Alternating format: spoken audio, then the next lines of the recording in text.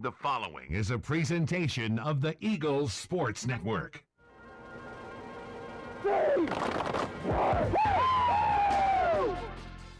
This is Carson-Newman football on the Eagles Sports Network. We're getting you set for kickoff with the Appalachian Electric Cooperative Tailgate Show. Over the next hour, we'll take you around the happenings on Mossy Creek, go in depth on games in the South Atlantic Conference, and head back in time with a flashback. Carson-Newman football is brought to you in part by Appalachian Electric Cooperative. We're AEC, powering the Eagles and Mossy Creek. By Domino's, the official pizza of the Carson-Newman Eagles. By the Eagle Club, the family of Eagles. By Pepsi, that's what I like. By Magaha Electric, providing quality electrical services and products to East Tennessee for more than 40 years. By InterDigital, IT support and marketing, laser focused on your success. By the Bible Insurance Agency, the agency that service built. By the Aramark, a foundation of fresh food and speedy service. By Lisa's Country Kitchen, the best food for the best prices.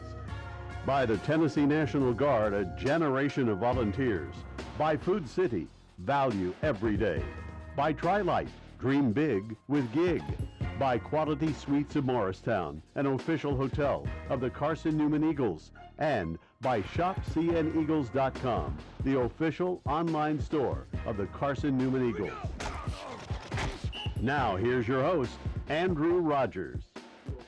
Good afternoon from a cloudy and chilly Saturday in Mossy Creek. Andrew Rogers, glad to have you alongside here on the Appalachian Electric Cooperative Tailgate Show as we get you set for Carson-Newman football as it welcomes number 7 Newberry to town. Today on the Tailgate Show, the voice of the Eagles, Adam Cavalier, talks with former CN All-American lineman Mark Isom.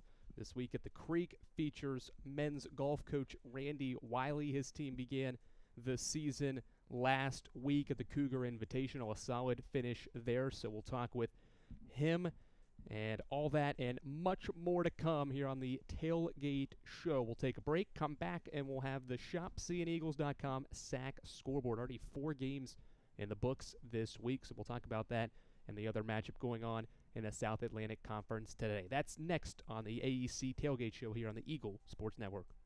Okay, let's see. I'm ready to do this.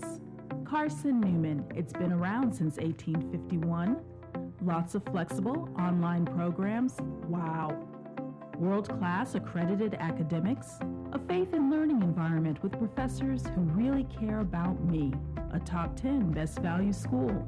Carson-Newman gives $48 million a year in financial aid. This is the perfect place. I'm in. At Aramark, this year we go back to our foundation. At Aramark, we are great food and great service with great guests. That is the Aramark way. From coffee at Maples to sandwiches in Stokely, Aramark is here to produce high-quality food for you. A foundation of fresh food, a foundation of speedy service, and a foundation that's built for you, now and for the future. That is the Aramark way.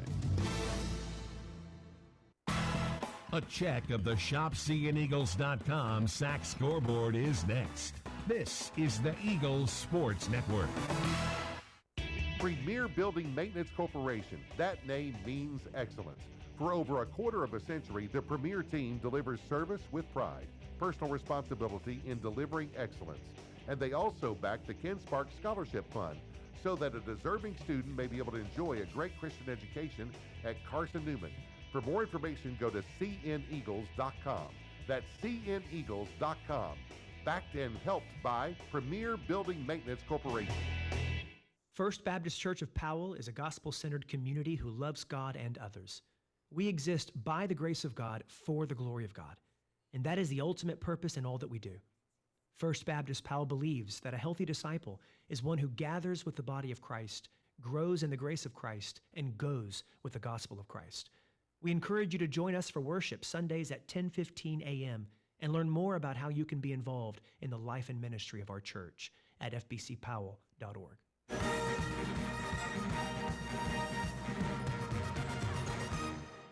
The Eagle Sports Network is a part of SAC Live, the official digital network of the South Atlantic Conference. SAC Live is the home of all your South Atlantic Conference sports action, including 20 SAC championships. Time to get caught up with some SACtion. Here are the happenings around the South Atlantic Conference and the nation. Let's go around the league with a ShopCNEagles.com scoreboard update. Now back to the field. Andrew Rogers back here on the AEC Tailgate Show. It's a relatively quiet day for South Atlantic Conference football action. There's only one other game going on this Saturday. Wingate will take on Erskine. That's a home kickoff for Erskine at 2 p.m. But already 4 games in the books. Will start on the Thursday set of games. There was 2 games played, and both were road victories. Tusculum took down Barton 14-13. A road victory for Tusculum to 2-1 in league play, and 4-1, a 1-point win over Barton, who now is 1-2 in the South Atlantic Conference play. Limestone continues its hot start to the season. They remain unbeaten in league play with a 17-14 win over Bars Hill, that being a road victory as well. So the Saints are 3-0 in SAC play and 4-1 this season. They're in a tie with Lenoir-Rhyne in the Piedmont Division in the South Atlantic Conference. So those were the 2 Thursday games, relatively low-scoring matchups. Friday did not have as many close matchups. Lenoir-Rhyne went on the road to take on UVA Wise and left with a multiple touchdown victory, 42-10 winner over UVA Wise. Lenoir-Rhyne, as mentioned, in a tie with Limestone, both 3-0 at the top of the Piedmont Division at 4-1 as well. UVA Wise falls to 0-3 in conference play and 1-4 overall this season. The other Friday matchup was Emory and Henry taking down Catawba at home 38-23. A good offensive performance from the Wasps to get past Catawba. Catawba remains winless in conference play. They're 1-4 overall, while Emory and Henry sit atop the Mountain Division at 2-1. They're tied with Tusculum and Mars Hill for 2-1 to lead this Mountain Division. Those are the only 3 teams in that division that actually have a conference win. Erskine, Carson-Newman, and UVA Wise are the other 3 teams in the Mountain Division, all winless in league play. And Erskine and Carson-Newman have chances to change that this afternoon. So 4 games already in the books, 1 and Carson-Newman's game to be played later today. Limestone and Tusculum road winners this week. Lenoir-Rhyne a road winner on Friday, and Emory and Henry a home win last night against Catawba by 2 touchdowns to get E&H at 2-1. We'll take a break. When we come back, we'll have This Week at the Creek, Carson-Newman men's golf coach Randy Wiley, as well as take a look and dive into the series history between Carson-Newman and Newberry. That's next on the AEC Tailgate Show here on the Eagles Sports Network. We select our insurance companies the same way you do, very carefully. When you work with us, you can count on receiving fast, courteous, and professional service and quality protection through Auto Owners Insurance. For a no-problem approach for your life, home, car, and business insurance needs, ask us about the No Problem Company, Auto Owners Insurance. Call Bible Insurance Agency at 423-586-4320 or go by 1600 East Andrew Johnson Highway in Morristown, serving the Lakeway area's insurance needs since 1931. Favorite thing about my street? It's quiet. Safe. The people. We rely on each other. And we rely on our Touchstone Energy Cooperative. The co-op isn't just about electricity. It's about power. The power of information, efficiency, safety, technology. That's why whenever I have a question about energy, I always call my Touchstone Energy Cooperative first. Because in my community, I am the co-op. And the co-op is me. AEC, member-owned and service-driven. This Week at the Creek is next. We're back to the stadium in a moment on the Eagles Sports Network. Oh, the places we'll go. When you're ready to start your next adventure, whether it's college, trade school, or your first job, get the tools to manage your money at Knoxville TVA Employees Credit Union. And parents, with mobile banking, you can help manage their accounts no matter where they go. At Knoxville TVA Employees Credit Union, we'll help you move mountains together. Visit tvacreditunion.com. Join us now Federally insured by NCUA. Restrictions may apply. Ask for details. Hey folks, Gerald Anderson with Ted Russell Nissan. Where can you find new Nissans? Kingston Pike. You want them? We got them. Armadas, Titans, Rogues, Ultima, Sentras, Pathfinders, Rogue Sports, even Versas. Brand new Nissans in stock. Ted Russell Nissan on Kingston Pike. Nissans, Nissans, Nissans. Hey folks, Gerald Anderson with Ted Russell Nissan. You want a new Nissan? Ted Russell Nissan's got new Nissans in stock. Plus, top dollar for your trade-in. What's that mean? Low, low payments. Ted Russell Nissan, right here in beautiful West Knoxville on Kingston Pike. Let's take a closer look around our Carson-Newman athletic family. It's time for This Week at the Creek.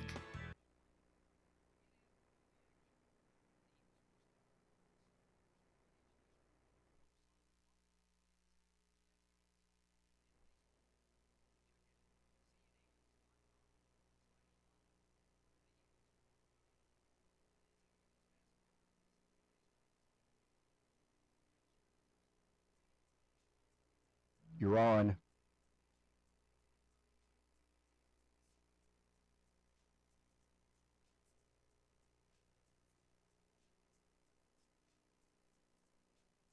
AM 620, WRJZ Knoxville.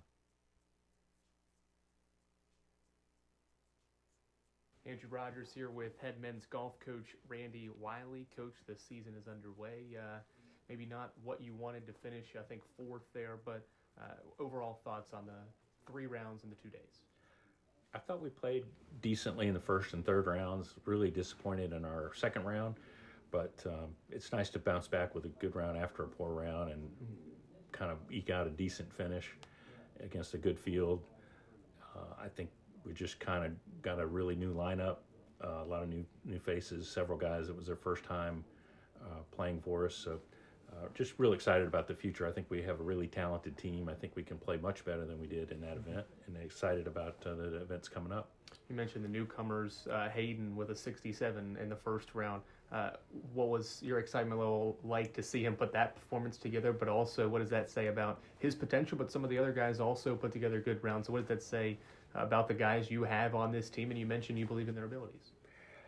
Yeah, I really think we have a talented team, so I'm excited about the team going forward. I think we just got to kind of get used to playing together and kind of playing as a team and kind of all,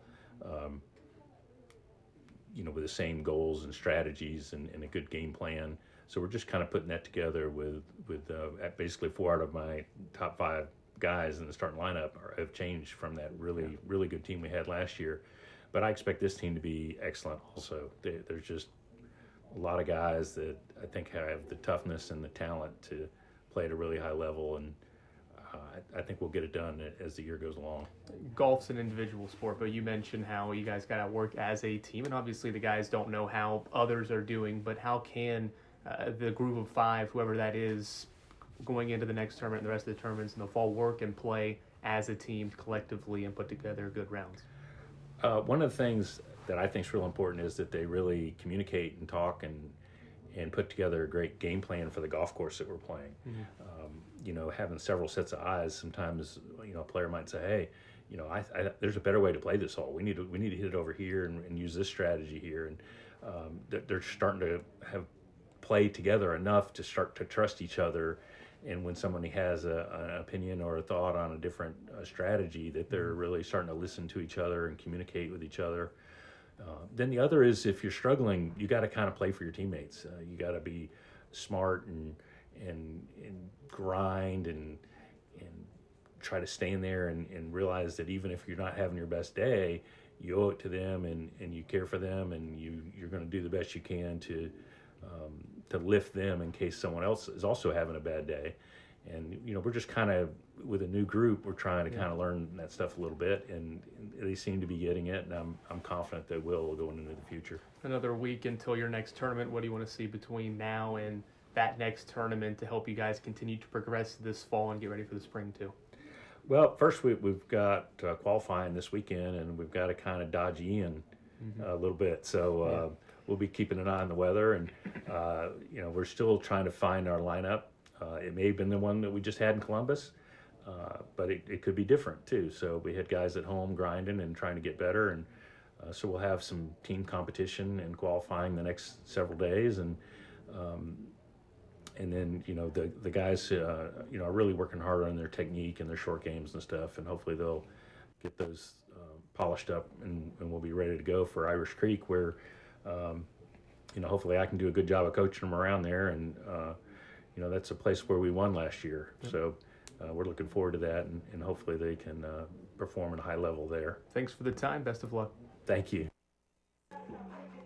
Appreciate Coach Wiley taking the time to talk with us on this Saturday. His team has mentioned back in action next week, Monday and Tuesday, October 10th and the 11th, in the Queen's Invitational played at Irish Creek in Kannapolis, North Carolina. Carson-Newman leads the all-time series with Newberry 32-24, and the Eagles have been pretty dominant at home in this series. 20 of the 32 wins come here at Berktar Stadium, leading the all-time series 20-5. Last year's meeting went in Newberry's direction. It was a 34-3 Newberry home victory a season ago. The Eagles scored first, but Newberry scored the next 34 points to hold serve on its homecoming game last year at Seltzer Field to win 34-3. That was an October 23rd game last season. A big theme for why Carson-Newman struggled last year is because the Wolves never gave Carson-Newman really the football. The Wolves had possession for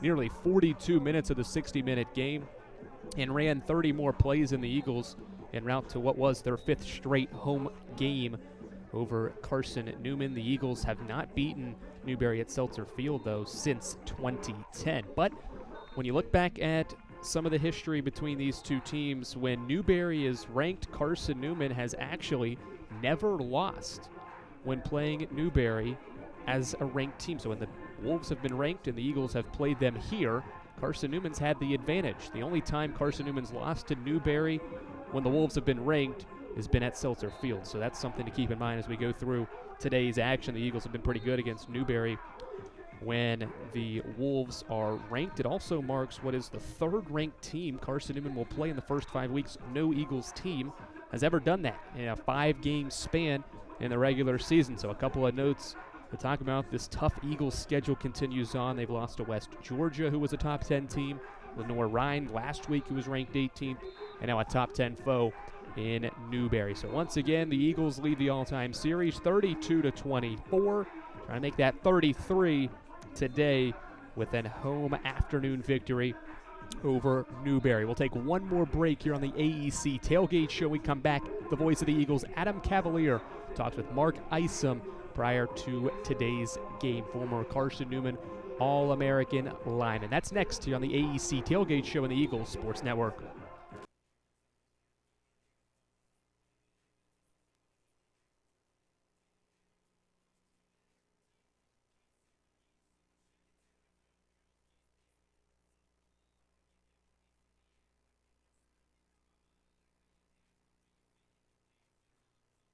Learn more at trilite.net or by calling 833-847-0824. Go Eagles! Domino's Pizza in Jefferson City and Morristown wants to help feed your business.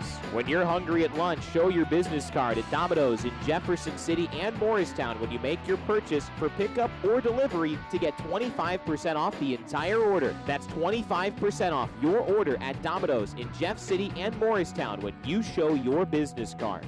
Call 865-471-6700 to get a pizza. Domino's, the official pizza of the Carson-Newman Eagles. This is the Eagles Sports Network. Back to the field after 60 seconds from your local stations. Drive safer longer when you visit your local Michelin dealer, Fleet Tire, for a set of Michelin Defender tires. Michelin is the brand drivers turn to for tire options that deliver a safe, quiet, and comfortable ride. Fleet Tire, Woodland Avenue, exit 1B, Knoxville. Based on internal wet braking results versus Goodyear, Assurance, Comfort Tread tires, and third-party wear test results versus Continental ProTrack tires with Eco Plus. See manufacturer's limited warranty book for details. Fleet Tire, Woodland Avenue. Premier Building Maintenance Corporation. That name means excellence. For over a quarter of a century, the Premier team delivers service with pride, personal responsibility in delivering excellence. And they also back the Ken Sparks Scholarship Fund so that a deserving student may be able to enjoy a great Christian education at Carson-Newman. For more information, go to cneagles.com. That's cneagles.com. Backed and helped by Premier Building Maintenance Corporation.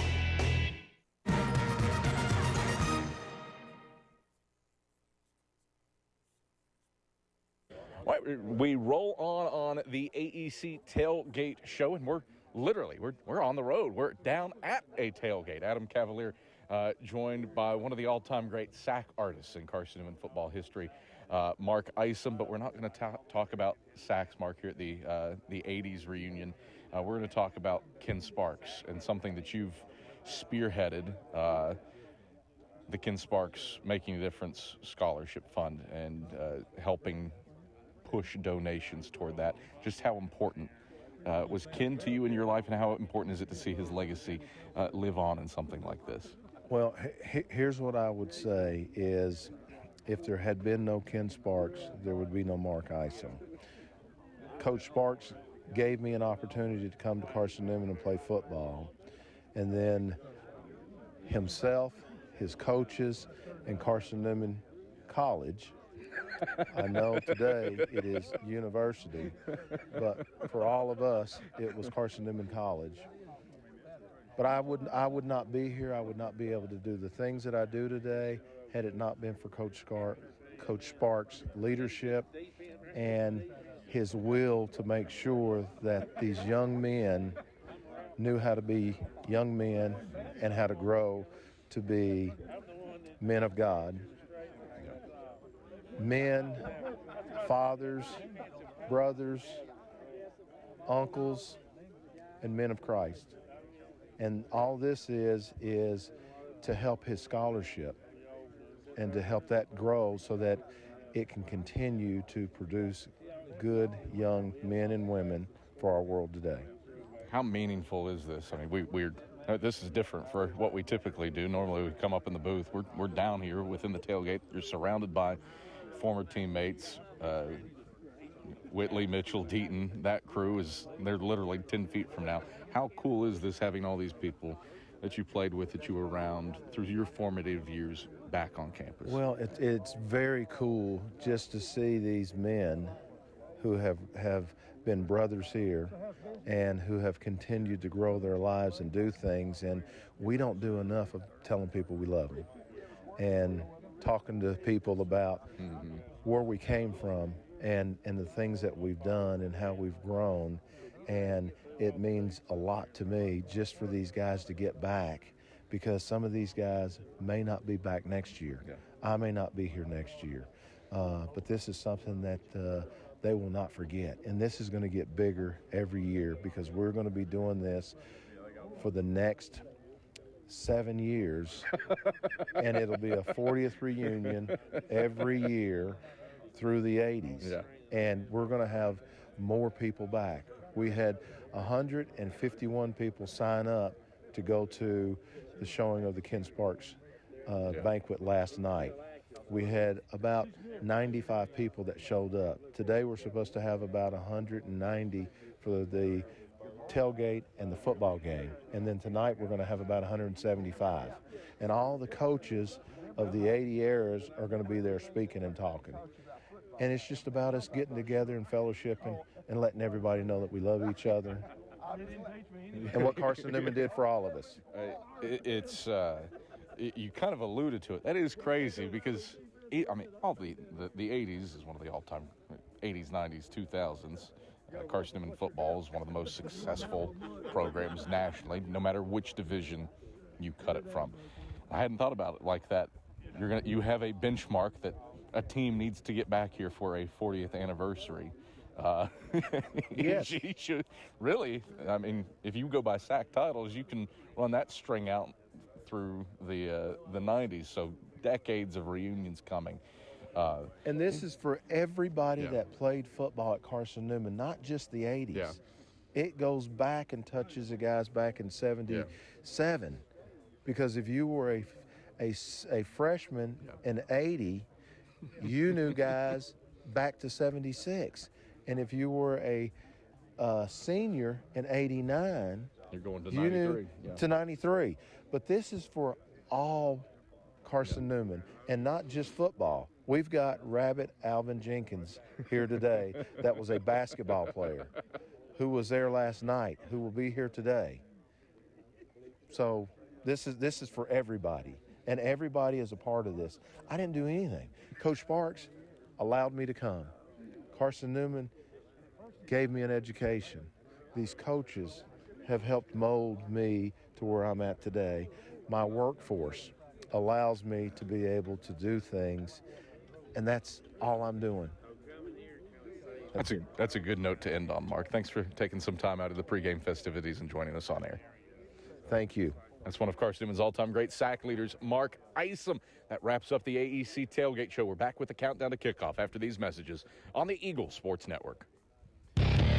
Dorm food got you down? Need a home-cooked meal? Then Lisa's Country Kitchen is for you. Lisa's Country Kitchen has been feeding Carson-Newman students for 15 years. Lisa's has a family-friendly atmosphere all day long, from the morning with her $2.99 breakfast specials to dinner with Lisa's fresh, never-frozen steaks.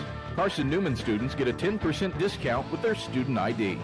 Lisa's Country Kitchen on Route 92 off Old Andrew Johnson Highway. The best food for the best prices. At InterDigital, we strive to be a leading provider of cutting-edge digital and marketing solutions. At InterDigital, we want to help our clients find success. Our team of technology gurus work together to ensure InterDigital continues to progress forward as technology advances. At InterDigital, we make technology work for you. Visit interdigital.com for IT support, web development, virtual tours, graphic design, internet marketing, mobile app, and film production services. InterDigital, laser-focused on your success. Touchdown, Carson-Newman! More great Carson-Newman memories are headed your way in 60 seconds on the Eagle Sports Network. First Baptist Church of Powell is a gospel-centered community who loves God and others. We exist by the grace of God for the glory of God, and that is the ultimate purpose in all that we do. First Baptist Powell believes that a healthy disciple is one who gathers with the body of Christ, grows in the grace of Christ, and goes with the gospel of Christ. We encourage you to join us for worship Sundays at 10:15 a.m. and learn more about how you can be involved in the life and ministry of our church at fbcpowell.org. Oh, the places we'll go. When you're ready to start your next adventure, whether it's college, trade school, or your first job, get the tools to manage your money at Knoxville TVA Employees Credit Union. And parents, with mobile banking, you can help manage their accounts no matter where they go. At Knoxville TVA Employees Credit Union, we'll help you move mountains together. Visit tvacreditunion.com. Join us now. Federally insured by NCUA. Restrictions may apply. Ask for details.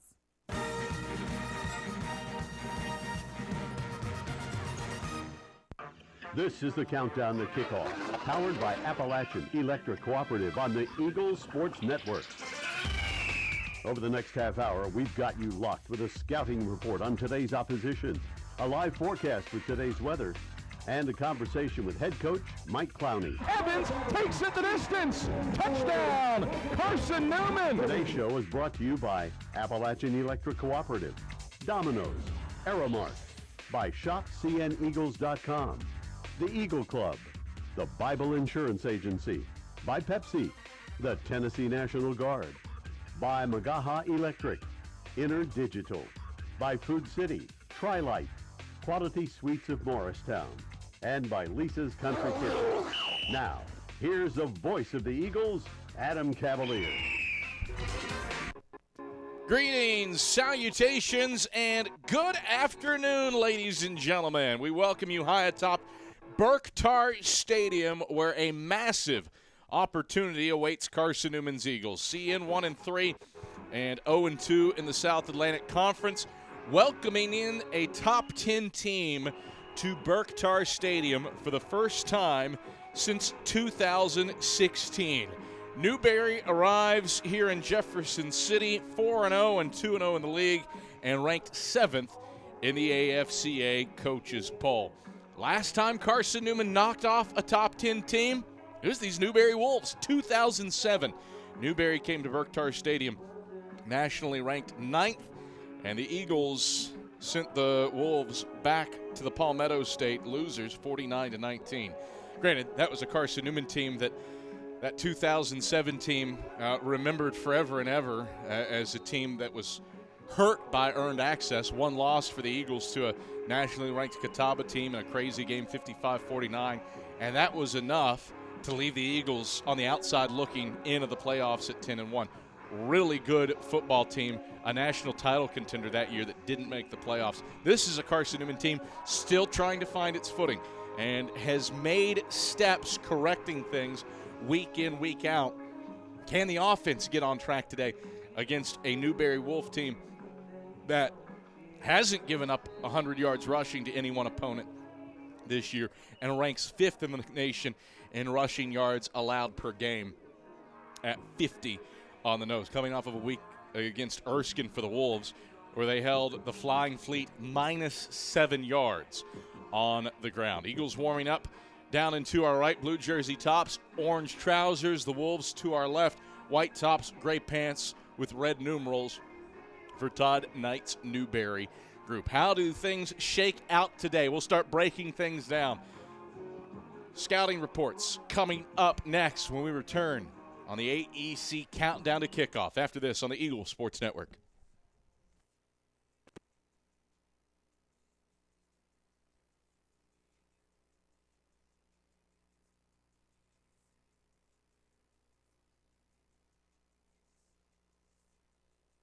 Aramark is here to produce high-quality food for you.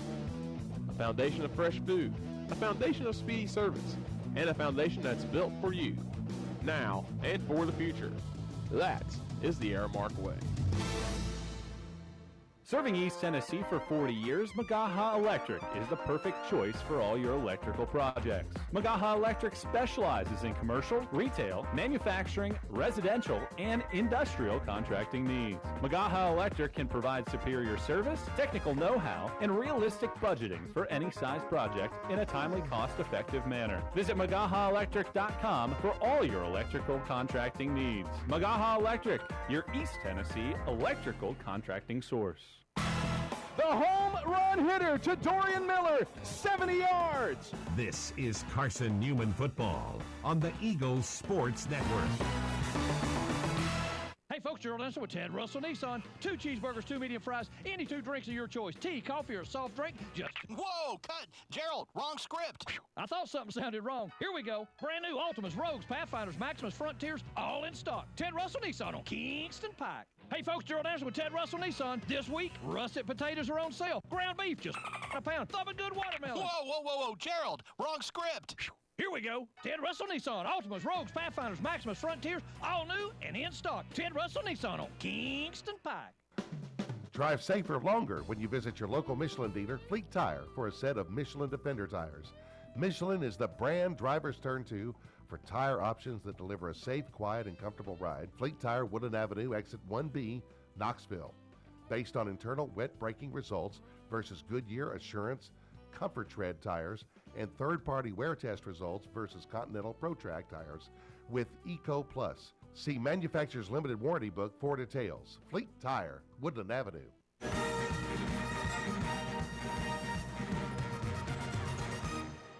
Carson-Newman defensive back Major Williams is here to help preview Newberry's offensive attack as it goes up against one of the dynamic quarterbacks in the SAC, and Newberry's Dre Harris. We're just going to box him in, keep him contained, and we got to cover our guys in the back end as long as we can.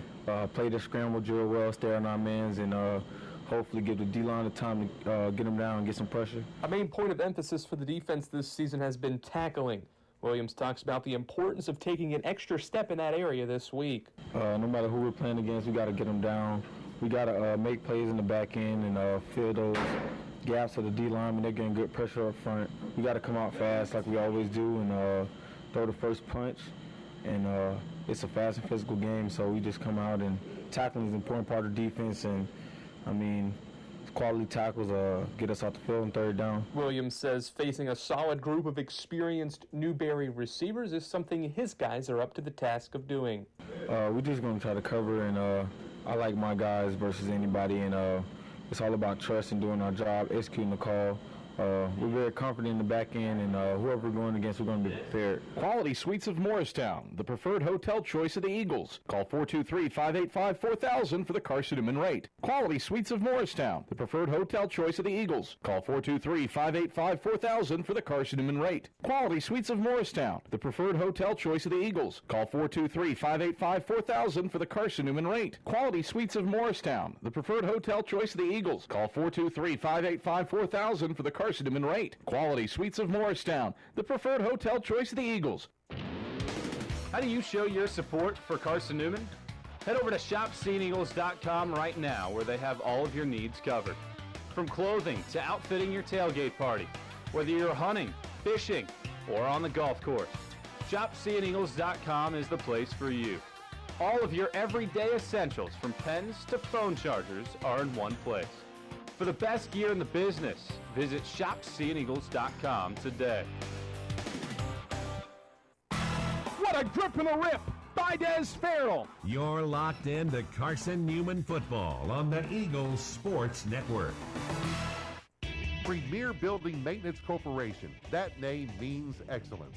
For over a quarter of a century, the Premier team delivers service with pride, personal responsibility in delivering excellence. And they also back the Ken Sparks Scholarship Fund so that a deserving student may be able to enjoy a great Christian education at Carson-Newman.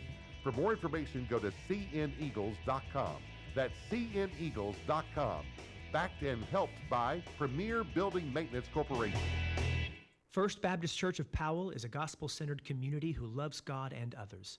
We exist by the grace of God for the glory of God, and that is the ultimate purpose in all that we do. First Baptist Powell believes that a healthy disciple is one who gathers with the body of Christ, grows in the grace of Christ, and goes with the gospel of Christ. We encourage you to join us for worship Sundays at 10:15 a.m. and learn more about how you can be involved in the life and ministry of our church at fbcpowell.org. Here to help preview the Newberry defense is offensive lineman Tyrell Ragland. He talked about facing yet another quality and stout defensive line in back-to-back weeks. For the offensive line, we're going to do what we've been doing for the whole season. We're going to move them off the ball, make them tired. Once we get them tired, we'll keep going. What it's going to be all about this week is can they last 4 quarters with us? And we haven't won against anybody that can last 4 quarters with the offensive line specifically. And we're going to get them spread out a little bit. We're just going to do what we do, roll them off the ball. Ragland says keeping the same mentality as weeks past will help Carson-Newman offensively move the football. They have some big guys up front, and they have a big guy, a very big guy, and then they have a very quick guy, and they slant quite a bit. But as long as we follow our rules, we'll be fine. Tri-Light is proud to support Carson-Newman Athletics. We salute the student athletes who are working hard to make great things happen on the field, in the classroom, and in the world. It takes vision, commitment, and teamwork, qualities we share at Tri-Light. Our mission is to provide life-changing opportunities by building a world-class fiber broadband network. If you'd like to learn more, please visit trilight.net or call us at 833-847-0824. If you're looking for official Eagle merchandise, look no further than the Carson-Newman Bookstore. With a large selection of Carson-Newman gifts and apparel, you're sure to find something to please the entire family. From stuffed eagles to towel sets, sweatshirts, shorts, hats, and slippers, we literally have you covered from head to toe. We have just the item you're looking for no matter what the season. So whether you're an Eagle student, parent, alumni, or fan, shop us for everything orange and blue. Call 865-471-3539 for more information and store hours. We'll see you at the Carson-Newman Bookstore. Derek Evans, 79 yards on the first play from scrimmage. You found the home of Carson-Newman football on the Eagles Sports Network. Oh, the places we'll go. When you're ready to start your next adventure, whether it's college, trade school, or your first job, get the tools to manage your money at Knoxville TVA Employees Credit Union. And parents, with mobile banking, you can help manage their accounts no matter where they go. At Knoxville TVA Employees Credit Union, we'll help you move mountains together. Visit tvacreditunion.com. Join us now. Federally insured by NCUA. Restrictions may apply. Ask for details. Ted Russell Nissan. We got it going on. Hey, folks, Gerald Dessa with Ted Russell Nissan. Listen to me. Full details, just $79. $79 for a full detail? I ain't lying. Our detail shop will detail your car for just $79. What about new vehicle inventory? We got them. Altimas, Pathfinders, Maximus, Frontiers, even brand new Rogues, all in stock. And remember, you always get top dollar for your trade. Slipping, dripping, skipping, rocking, knocking, it don't matter. Even wreck with a bad Carfax. Just bring that sled to Ted right here in beautiful West Knoxville on Kingston Pike.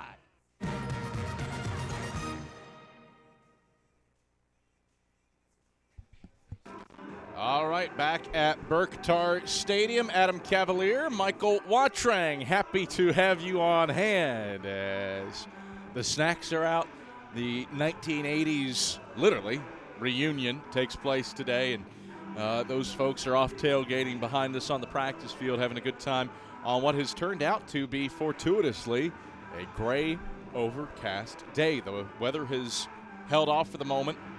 We'll let Leanda Carey get into that a little bit later on, but it should be a fine fall day for football here at Berktar Stadium. Carson-Newman, top 10 matchup with the Newberry Wolves. Michael Watrang, a lot that you can do today to have for at least this coaching staff, a defining win. Well, it's interesting because the forecast all week, you looked out, you thought, man, we are going to be in a swamp. Yeah. It is going to be pouring. And probably a lot of your game plan getting put in was, how do we handle that? Both sides. Obviously, with Newberry being a spread team, utilizing the shotgun snaps frequently, just like Carson-Newman, you have to worry about so much of that. You're practicing probably with wet balls throughout the week. Now you show up, game time, very overcast, potentially rain in the forecast at some point today. But right now, we haven't seen any precipitation in a few hours here in East Tennessee, so you wonder how both teams adjust to that here today. And like you said, an opportunity for Carson-Newman here at home to get a defining win for this coaching staff. You look at Newberry, you got to talk Trey Harris. First-team all-SAC quarterback, really an all-SAC backfield between he and tailback Mario Anderson.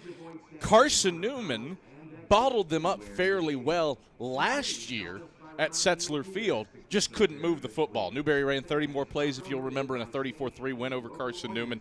But limited Mario Anderson, who at the time was the league's leading rusher. He only had 3.8 yards a carry. Trey Harris had a nice day, completed 65% of his passes, but just for 150 yards, and had 60 yards on the ground. But a dynamic duo that Carson-Newman, no question, has to contend with, as well as some pretty good receivers in Deshaun Kitchings and Bryson Woodruff. Last week, Carson-Newman did a great job against Dwayne McGee for pretty much the whole game, minus 1 30-yard rush in the fourth quarter. Trey Harris is the best dual-threat quarterback in this league, and we've seen it over the years with some of these mobile quarterbacks for Newberry. Raleigh Eldell comes to mind, that the Eagles have had some trouble bottling them up throughout the entirety of the football game. And I think for the Eagles in this one, you kind of have to pick your poison, make Trey Harris beat you with his arm, try to keep him in the pocket, try to keep him at bay, and understand as well that Newberry's going to have some big plays. Newberry's going to have some success. It's how you respond after that. It was something that Carson-Newman bottled up fairly well last year. Gave up some 20-yard plays in the passing game and had a couple of 20-yard end-arounds. And outside of that, not a ton of gash plays for Newberry. Meanwhile, for Carson-Newman, you feel like it boils down to, can the Eagles put together all three phases in one game? And you absolutely have to do it against a top 10 team. No question about it. I mean, look back at last week. It felt like there were some good things happening in that first quarter against Lenoir-Rhyne on the road. But then an interception and another interception, taking some points potentially off the board for yourselves and putting up 7 on a pick 6. Fortunately, they didn't score on that other interception at the end of the first half. But you dig yourselves a hole. There's been times where you could grade 2 of the 3 phases with an A or at least a B+, but that third phase just lets you down. And for Carson-Newman in a game like today, you have to come together as a unit and play consistently across all 3 phases. Eagles are playing at home, and historically in this season, in this series, I should say, the visiting team typically goes into a house of horrors. Carson-Newman has struggled at Setzler Field over the last decade, and the same true for Newberry here at Berktar Stadium. Granted, it's a new year. These teams are largely new, save for Newberry's offense, but the home team has had success throughout the years in this series. For Newberry defensively, there's no Avery Blue. A lot of the stars from that unit are gone, but A.J. Valentine is back to lead the linebacking core. He's a second-team All-SAC performer. Devontae Gambrell and Craig Barksdale have been around for a while on that defensive front. For Newberry, it starts with stopping the run, something that they've done very well historically against Carson-Newman. No question about it, and they've done a great job in that category, and somebody that you have to keep your eye on as well as the grad student, 6'2", 190, rangy, athletic safety, Marcus Morgan. Keep an eye on him and how he's able to handle this Carson-Newman group, because if you look over the years, really the key to stopping Carson-Newman's running attack comes from the secondary, not necessarily up front. It's the secondary players that have caused Carson-Newman to have a little bit of a rough go trying to rush the football. This is the AEC countdown to kickoff. Eagle fans, AEC is your Touchstone Energy cooperative. It's service you can trust and value you can depend on. Powering Mossy Creek, we're AEC, member-owned and service-driven. We check in with Mike Clowney. His pregame thoughts hit the air when we come back after this on the Eagle Sports Network. We select our insurance companies the same way you do, very carefully. When you work with us, you can count on receiving fast, courteous, and professional service and quality protection through auto owner's insurance. For a no-problem approach for your life, home, car, and business insurance needs, ask us about the No Problem Company, Auto Owners Insurance. Call Bible Insurance Agency at 423-586-4320 or go by 1600 East Andrew Johnson Highway in Morristown, serving the Lakeway area's insurance needs since 1931.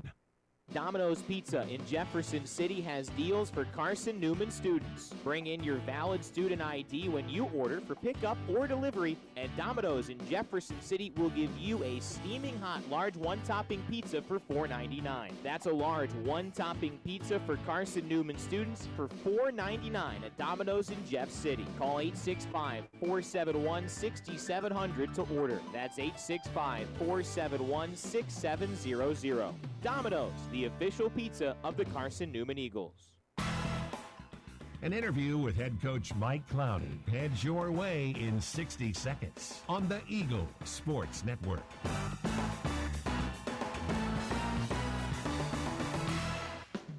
Drive safer longer when you visit your local Michelin dealer, Fleet Tire, for a set of Michelin Defender tires. Michelin is the brand drivers turn to for tire options that deliver a safe, quiet, and comfortable ride. Fleet Tire, Woodland Avenue, exit 1B, Knoxville. Based on internal wet braking results versus Goodyear Assurance Comfort Tread tires and third-party wear test results versus Continental ProTrack tires with Eco Plus. See manufacturer's limited warranty book for details. Fleet Tire, Woodland Avenue. Premier Building Maintenance Corporation. That name means excellence. For over a quarter of a century, the Premier team delivers service with pride, personal responsibility in delivering excellence. And they also back the Ken Sparks Scholarship Fund so that a deserving student may be able to enjoy a great Christian education at Carson-Newman. For more information, go to cneagles.com. That's cneagles.com. Backed and helped by Premier Building Maintenance Corporation.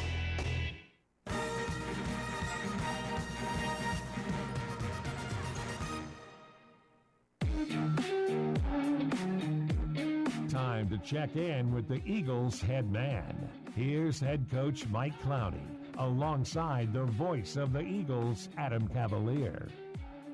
We roll on the AEC countdown to kickoff. It is a blustery, rainy day from inside Burke-Tar Stadium as Carson-Newman gears up for a matchup with a top 10 team in 7th-ranked Newberry. Adam Cavalier alongside Carson-Newman head football coach Mike Clowney. Mike, weather, Eagle sunshine. Eagle sunshine. How can rain help hurt the game today?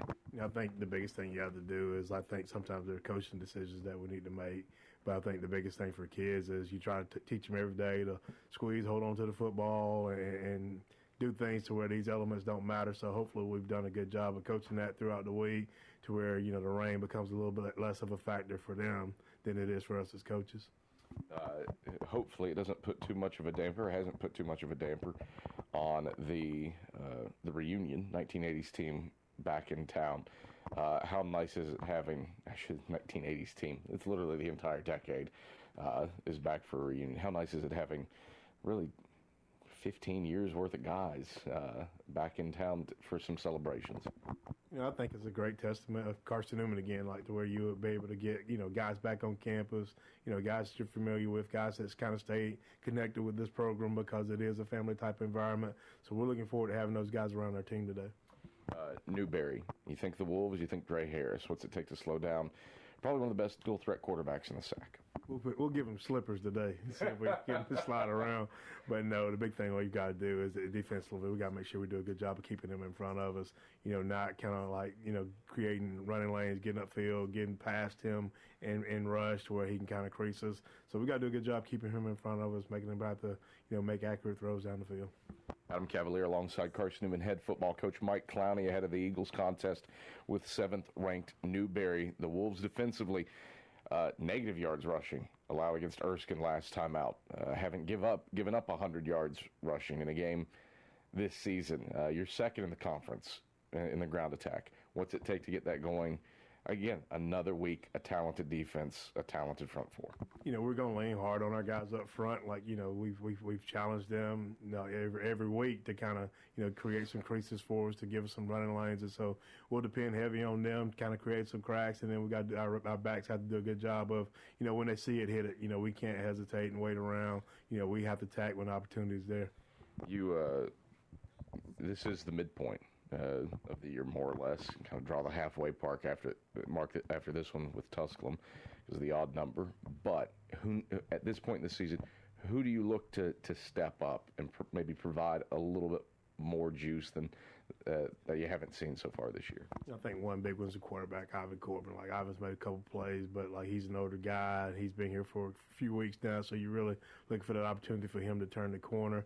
Even though Braxton's played well at points in times, I still think that there's some things out there that he can kind of help us push the needle a little bit.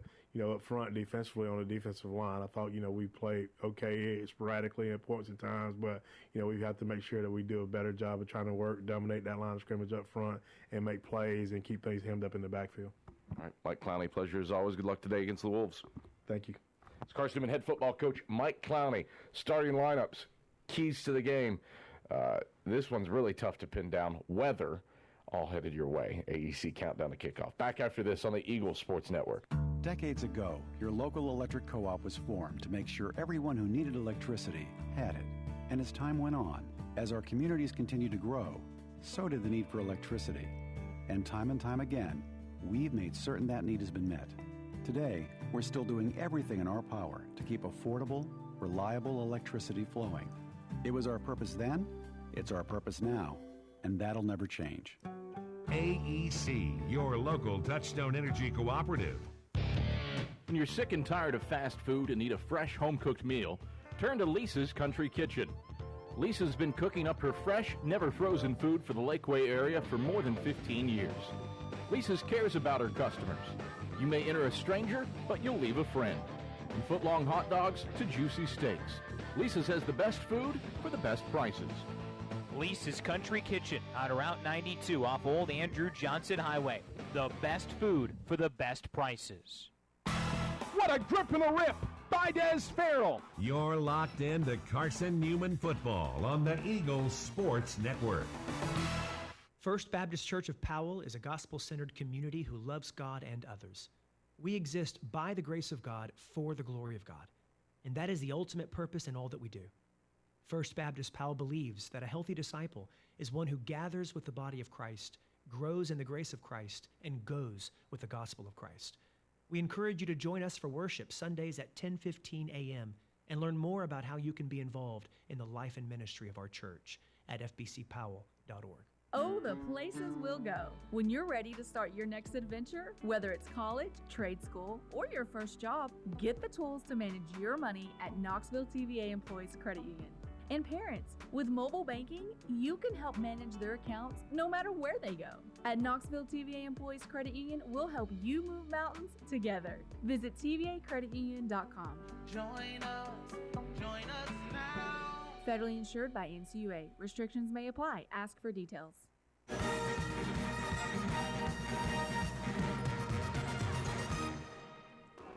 You're listening to the flagship station for Carson-Newman football, AM 620, WRJZ Knoxville. This is Carson-Newman football. Turner to the 40, the 30. Turner to the 20. Nobody's going to catch Vernon Turner. 80 yards.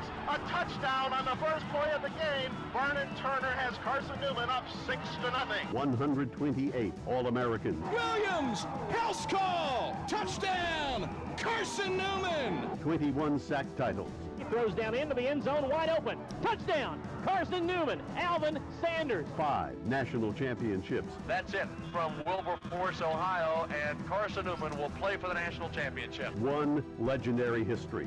And I think if we will become that one, then we will be number 1 in the South Atlantic Conference, and we'll be number 1 in the nation, and we'll be number 1 in God's heart.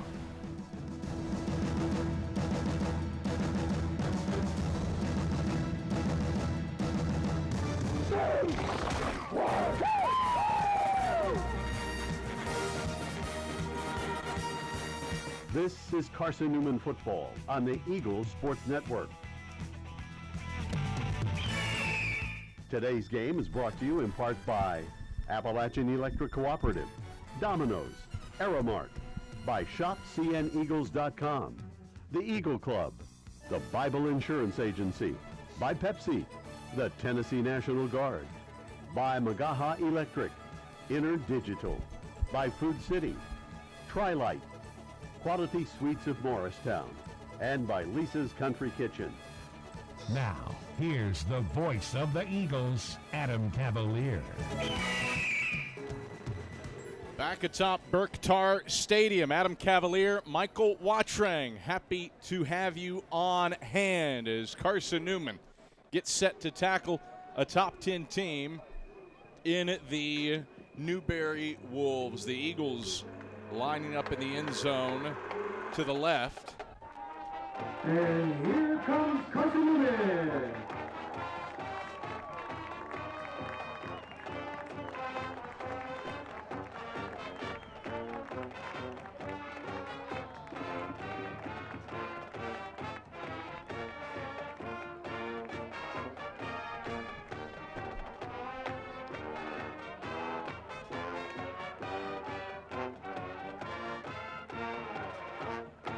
Captains making their way to midfield where Michael Madison, first time that he's been the lead official at a Carson-Newman football game, will conduct today's coin toss.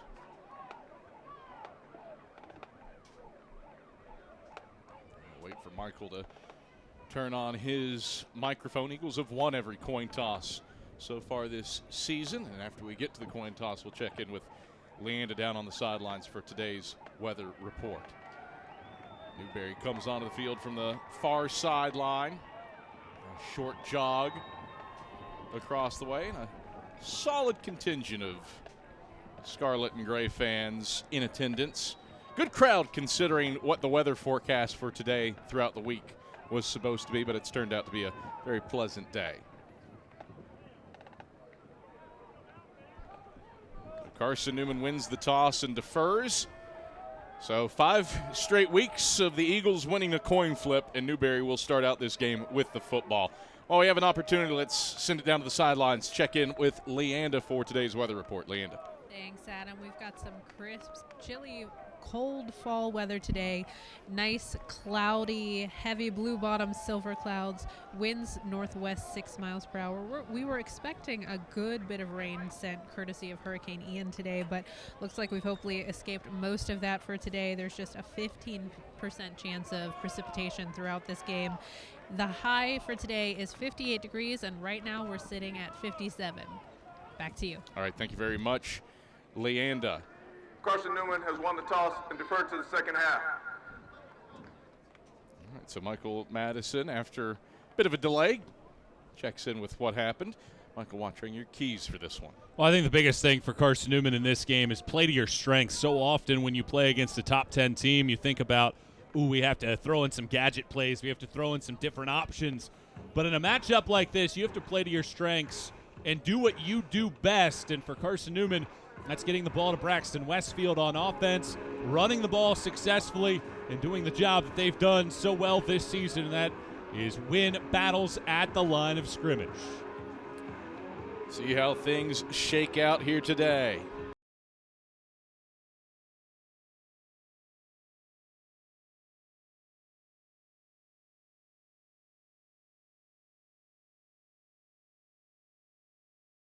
To go on defense first against LR proved to be a pretty good one. Eagles force the Bears off the field with a 3-and-out. We'll see if they can replicate that here today against the Newberry Wolves. Adam Cavalier, Michael Watrang, Andrew Rogers, Leada Carey, Dave Claybo, your radio crew.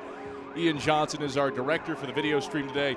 Phil Barger, our replay operation, and our fantastic camera crew. Jay West, Rick Gentahome, Mia Toribio, Mary Vandergriff. Just delighted that you've decided to spend part of a overcast and cool early October Saturday with us here on the Eagle Sports Network. Newberry out in the white tops, gray trousers. And the Wolves have two men back deep to receive this kick in Pat Fongsat and Kashawn Glover. Christian Irwin, blue top, orange trousers, orange helmet, has it teed up equidistant between the hashes. And will kick from left to right to open up this contest. Irwin, 9 yards back of the ball, holds up his right hand, now his left, his right again, strides forward, left toe to leather, and drives an end-over-end kick into the end zone where, shocker, a touchback will start things off. Carson-Newman's kicked off 19 times this season. That is the 16th that has gone for a touchback. Newberry starts out 1st and 10 at its own 25. So the Wolves trot out Dre Harris and Mario Anderson, an all-sack backfield for Todd Knight's Newberry crew. 2 wide receivers split to the wide side left, and Tommy Washington, who's actually a tight end, and Deshaun Kitchings. Washington in motion toward the formation. Snap back, play fake. Harris running right, throwing, complete into the flat right side to Andre Banks in the boundary right side up at the 38-yard line. 13-yard gain and a first down for the Wolves. Because they roll the pocket right, all the flow of Carson-Newman's defense goes in that direction as well, and Banks just sits down in a pocket of zone and makes a catch. 1st and 10 Wolves, right hash at their own 38. Handoff goes to Anderson left side, picks his way forward, but Alonzo Houston wraps himself around his waist and drags him down up at the 40-yard line. A 2-yard gain to bring up 2nd and 8. Good work by the Eagles' defensive line there. This will be an up-tempo style here for Newberry. 2nd down, 8 to go for the Wolves toward the right hash at their own 40. Harris out of the gun. Turns, everybody on the offense turns and looks toward the sideline to get in an adjustment. Bryson Woodruff tight to the line to the short side right. 2 wide receivers to the wide side left. Harris brings Kitchings in motion toward the formation. They'll fake the jet sweep to him. Harris back to pass. Jitterbugging around in the pocket. Sprints right. He's pursued. And Harris will chuck it sideways to the right side of the line with Alonzo Houston bearing him down. Incomplete. And that should be grounding because the ball never made it across the line of scrimmage. We should see that intentional grounding flag come out. We're waiting on Michael Madison and his crew. There was no receiver in the area. Carson-Newman crowd pleading for. There's no foul for intentional grounding. The quarterback was in the grasp. The quarterback was in the grasp? Doesn't make any sense. Is that what I heard? That's a new one. All right, 3rd and 8. Good pursuit, though, by Alonzo Houston. He sprinted right into the backfield and ensured that he would put a grasp on Harris and he wouldn't be able to slither away, which he does to so many teams. 13:51 to play first quarter. No score. Newberry faces 3rd and 8 on their own 40. Ball middle of the field. Harris takes the shotgun snap, pressured, hit as he throws, chucking it left sideline. incomplete. A flag flies in from the back judge, and as the receiver, the intended target, was pushed out of bounds, it was Kitchings at the 40, but that ball was chucked 20 yards downfield. Be interesting to see what the result of this is, if they pick up the flag or say uncatchable.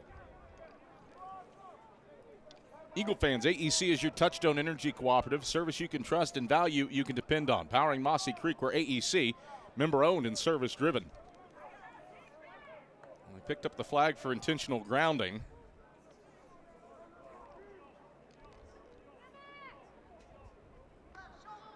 Pass interference. Defense. Number 1.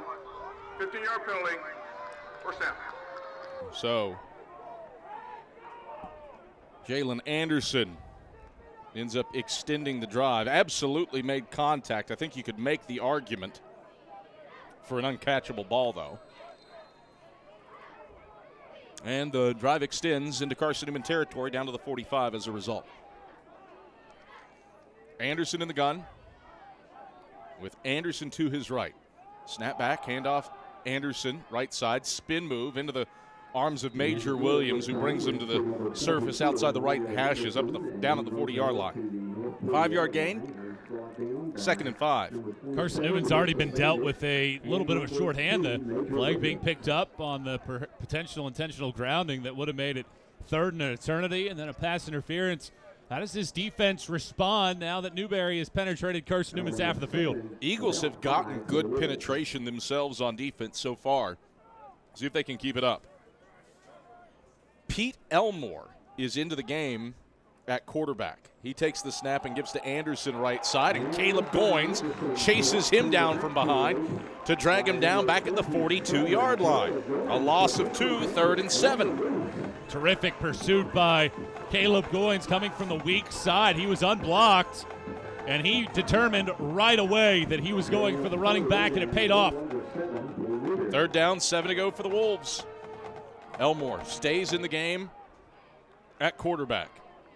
I'd say Dre Harris took a shot, and he's off to the tent where Newberry's trainers will tend to him. Trezell Giardini-Weiss was bearing down on him on the pass interference play. 3rd and 7 for the Wolves, right hash at the Eagle 42. Elmore out of the gun, 3-step drop, steps up, dumps middle of the field, incomplete. Jackson Ward comes over the top of Deshaun Kitchings to break it up, and the Eagles hold on 4th and 7. 12:16 to play first quarter, no score between Carson-Newman and 7th-ranked Newberry. Well, it's pretty good work by Carson-Newman's defense responding after the penalty gives Newberry the first down, and that's excellent coverage on the back end by Jackson Ward. Gibson Marsh back to punt. Gets his right leg into it, angles it to the right sideline. And this will bounce and take a nice Carson-Newman roll backward and get down at the 21-yard line. Just a 19-yard kick. And the Eagles take over 1st and 10 at its own 21-yard line. 12:05 to play first quarter. No score between Carson-Newman and 7th-ranked Newberry. Eagle fans, Domino's is the official pizza of the Carson-Newman Eagles, so when you're hungry, reach for Domino's. Get a large one-topping pie for $6.99 with your Carson-Newman ID. Domino's, the official pizza of the Carson-Newman Eagles. Vontae Brackett makes his first career start at running back. He's in the backfield to the right of Ivan Corbin in the gun. Handoff goes to Brackett, picks his way straight ahead. Brackett lowers his shoulders and powers the pile forward up to the 27-yard line. Taylor, the first man there, give him 6 yards to bring up 2nd and 4. I like the decision by Brock Persley and the coaching staff. Bring in the big boys right out of the gates. You have Brackett and John Curtis that are the 2 big running backs.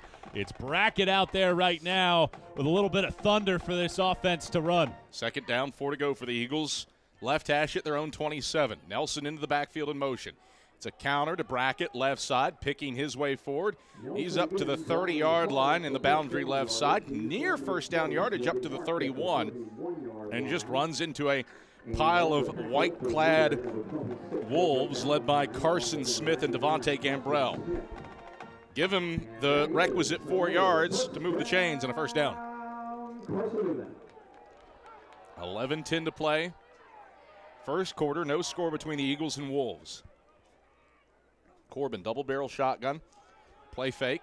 Pitch, right side. Nelson bobbled it, now hauls it in. Nelson caught from behind toward the right sideline by Alex Smith up at the 39-yard line. Eagles run the option. It goes for 8 yards, 2nd and 2. Well, that play was made by Ivan Corbin. He forced the decision on the outside. Newberry had it covered pretty well, but Alex Smith, the freshman linebacker, couldn't decide whether or not Corbin would keep it. Took one step in. Corbin saw that, flipped it out, 8-yard gain for the Eagles. 2nd down, 2 to go for the Eagles. Right hash at their own 39-yard line. Going up against the country's 5th best rush defense. Eagles moving the ball on the ground. Corbin out of the gun. Will zone read keep it right side. He's got the first down in the boundary up to the 44-yard line. Devontae Gambrell shimmied over, as did Alex Smith to stop it, but not before. Corbin gobbles up 5 yards to get a first down. It's an excellent read option play right there by Ivan Corbin. He carried that ball for an extra fraction of a second, forced the defensive end to crash, and he took advantage of it. 1st and 10 Eagles, right hash at their own 44. No score, first quarter, under 10 minutes to play. Corbin from the gun. Step back, play fake, throws middle of the field, high for Coulter, incomplete. Probably not a bad decision to airmail it. Coulter was the only man available, and it was such a quick developing play. And around him were Marcus Morgan and Malik Devine Brown.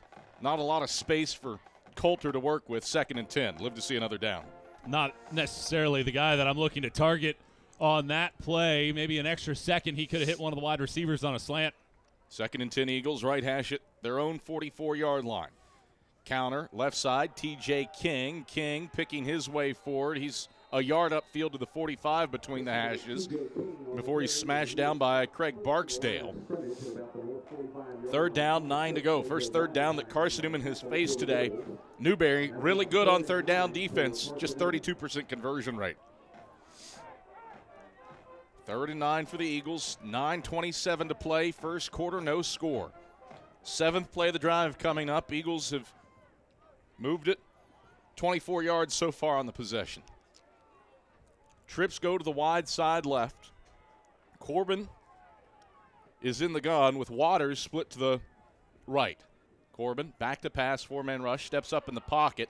Corbin bouncing around. He was caught, evades a man, now caught again, and he'll lose a yard back to the 43-yard line. Jawan Moy, the man that eventually catches up to Corbin, who was looking to scramble and run, tried the middle of the field, but that bottled up, and then Newberry able to bottle him up.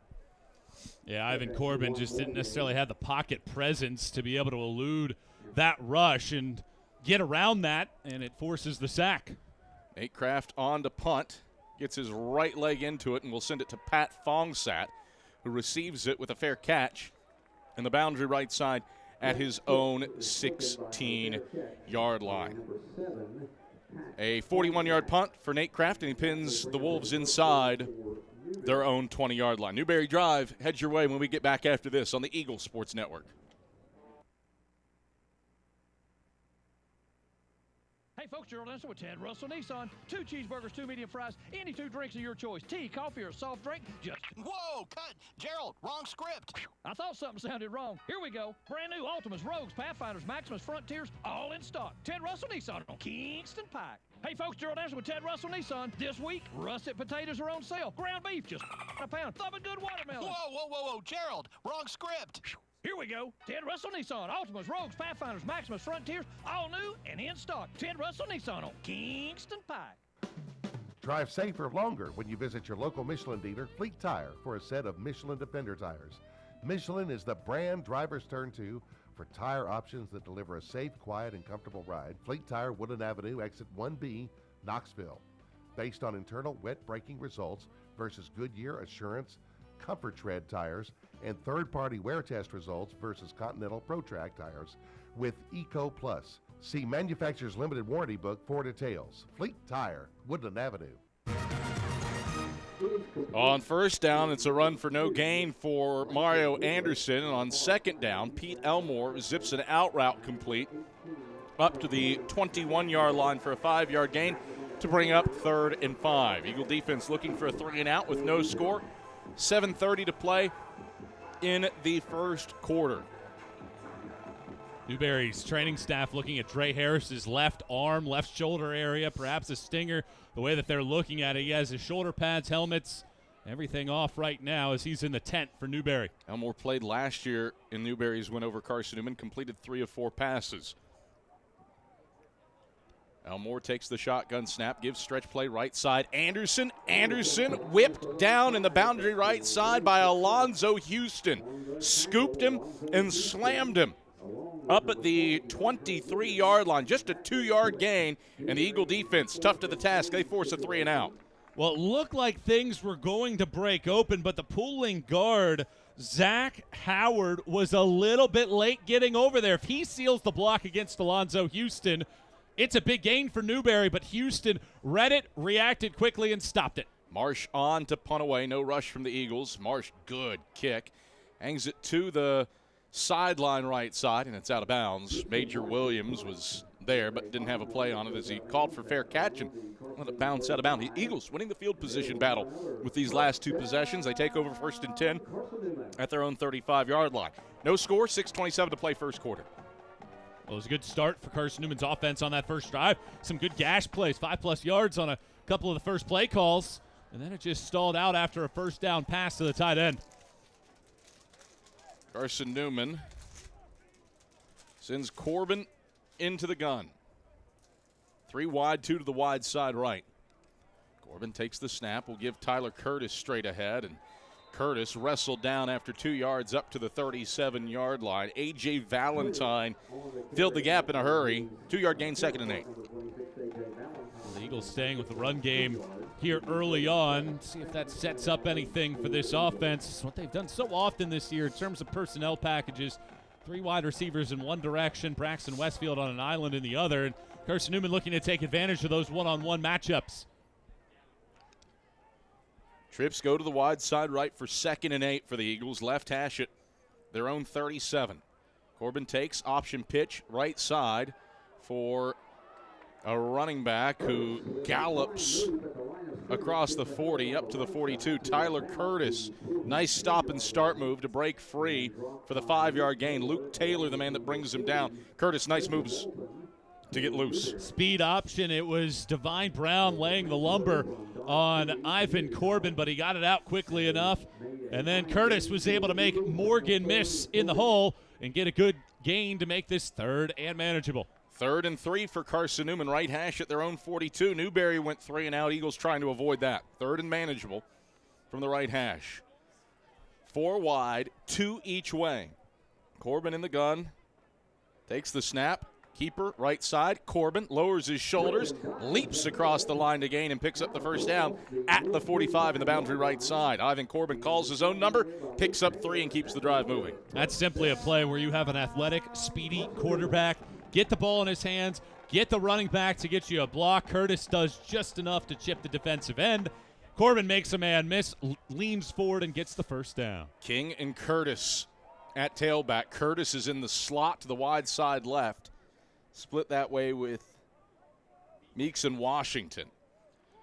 Corbin takes the snap, screen, right side. T.J. King, good stick to midfield, picks up 5 yards and gets brought down out of bounds by Quez Smith. And where's the spot? You got one guy at the 49, one at the 50, and 49. So give him 6 yards. That's in essence run-pass option right there. Different look where you just leak the running back out of the backfield, and if things are open, Corbin just takes off. Instead, works almost like a shovel pass, just flicks it out there for King for a good 6-yard gain. No score, 4 minutes, first quarter. Eagles into Newberry territory for the first time today. 2nd and 4, right hash at the Wolf 49. Corbin from the gun takes the snap, throws right side. Westfield got 2 hands on it and catches it. Complete down to the 42-yard line, and he steps out of bounds. Chico Oniquere in coverage.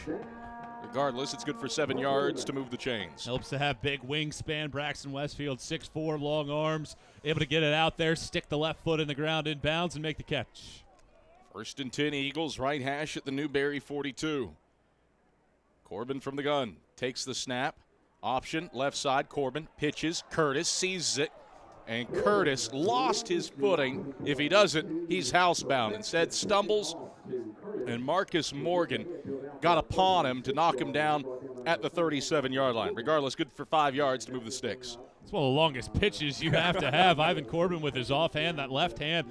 He had to get that out there 5 or 6 yards way out to the left, and if Curtis makes one man miss, he's got a shot to potentially break into the freedom and take it to the house. 2:50 left first quarter. No score, but the Eagles on the move. Second down, 5 to go. Left hash at the Wolf 37.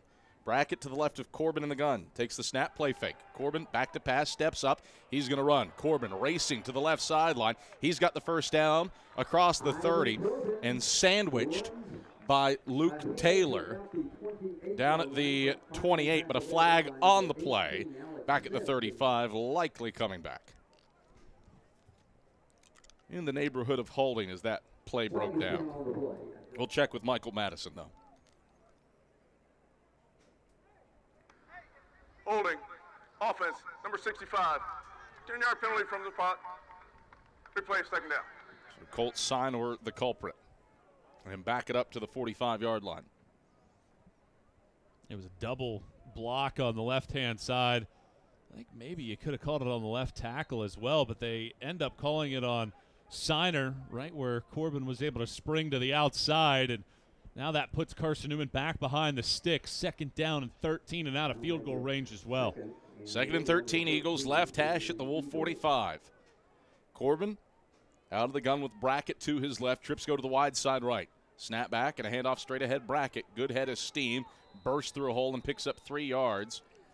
Down to the 42-yard line to bring up 3rd and 10. Ran square into Carson Smith and Devontae Gambrell.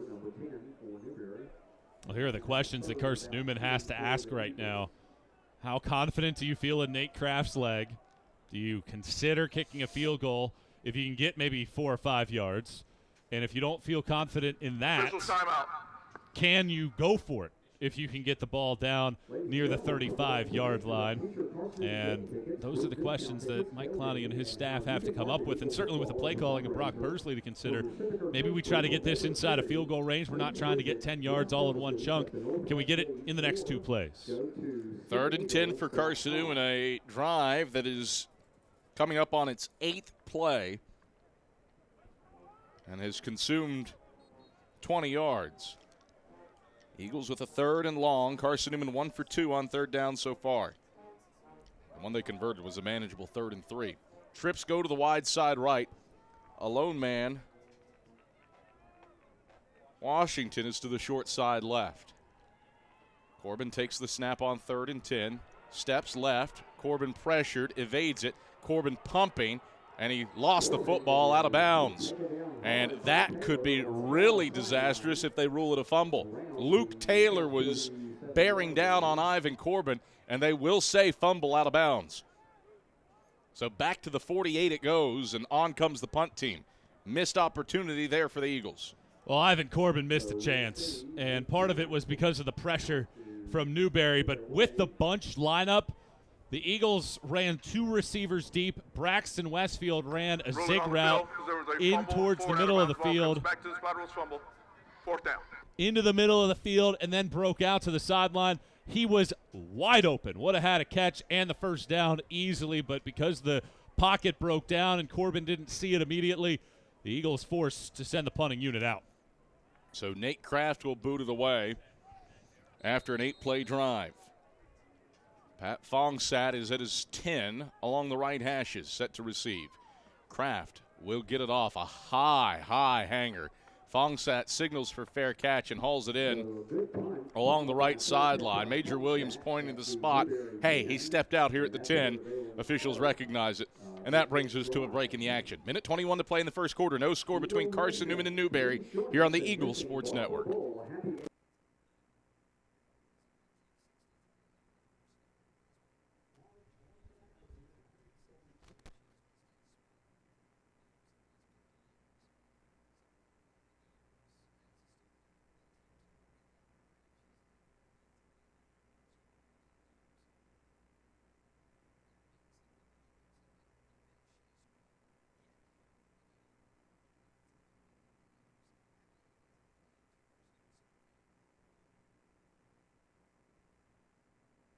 and marketing solutions.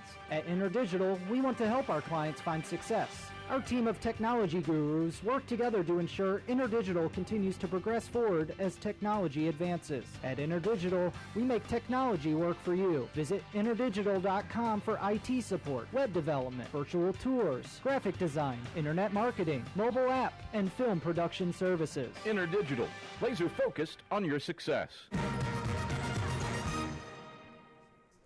All right, $1:21 to play in the first quarter. No score between Carson-Newman and Newberry.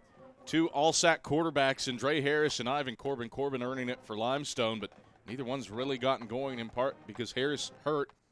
Corbin, couple of costly sacks to Carson-Newman, but the running game has been strong for the Eagles. 35 yards on the ground. That's 15 away from what Newberry gives up per game. But still, no points to show for it from either team. Yeah, Dre Harris is still in that tent down there. He was visited by one of his starting offensive linemen, Damari Joyner. The training staff was down there in that tent with him. It's not the most private tent. It faces Carson-Newman stands, so we can see directly in there. They've been working on that left arm of his, and now there's no trainers within about 30 yards. He's down there by himself, and as of right now, this looks like this is Elmore's game. Elmore is in the gun. Anderson, the all-SAC running back, SAC's third leading rusher to his left. And whistles blow everything dead. You got a flag and a false start likely coming on the Wolves. False start. Offense number 52. 5-yard penalty. Remains first down. So back the Wolves up 5 yards. Noah Mangum, the culprit. And the Wolves have it. 1st and 15 from the 5. No score. $1:19 to go. First quarter. That's an opportunity for Carson-Newman's defense to really impose their will and be a sledgehammer to this Newberry offense and get some points. Elmore from the gun takes the snap, hands off Anderson straight ahead. Anderson shifty move up to the 10 along the right hashes before DeAndre Williams and Frank Lee grip him up at the 12. A 7-yard gain. Second down and 8 to go. Important play there for Mario Anderson. Gets them out of the shadow of their own goalposts. Always frustrating as a defensive coach. You have them backed up at the 5, and you give up a 7-yard run. And now Newberry with a little bit of breathing room in front of the goal line. Elmore from the gun. Takes the snap. Hand off Anderson. Right side on the zone read. He's into the second level. And Anderson has space across the 30 and 35 and caught from behind at the waist by Callum Clements up at the 41-yard line. 29 yards on the gallop from Anderson, stepping out of a tackle and making the Eagles pay. Justin Triplett had a chance about 2 yards down the football field. Got a left arm on, but the block of Newberry's offensive line continues. Triplett can't get both arms around. Big gash play, and Newberry in fine form now. Clock at 17 seconds left in the first quarter, no score. 1st and 10 Wolves, right hash at their own 41. From the gun, it's Elmore. Takes the snap, screen, right side. That is complete to Bryson Woodruff. And he is immediately shoved out of bounds by Callum Clements up at the 45-yard line. Give him 4 yards to bring up 2nd and 6. And the clock rolls, and that is the final play of the first quarter. Well, we're no different from where we started 15 minutes ago. Carson-Newman and 7th-ranked Newberry scoreless after the opening frame. We're back. Second stanza. Head your way after this on the Eagle Sports Network. Premier Building Maintenance Corporation. That name means excellence. For over a quarter of a century, the Premier team delivers service with pride, personal responsibility in delivering excellence. And they also back the Ken Sparks Scholarship Fund, so that a deserving student may be able to enjoy a great Christian education at Carson-Newman. For more information, go to cneagles.com. That's cneagles.com. Backed and helped by Premier Building Maintenance Corporation. First Baptist Church of Powell is a gospel-centered community who loves God and others. We exist by the grace of God for the glory of God, and that is the ultimate purpose in all that we do. First Baptist Powell believes that a healthy disciple is one who gathers with the body of Christ, grows in the grace of Christ, and goes with the gospel of Christ. We encourage you to join us for worship Sundays at 10:15 a.m. and learn more about how you can be involved in the life and ministry of our church at fbcpowell.org. AM 620 WRJZ Knoxville.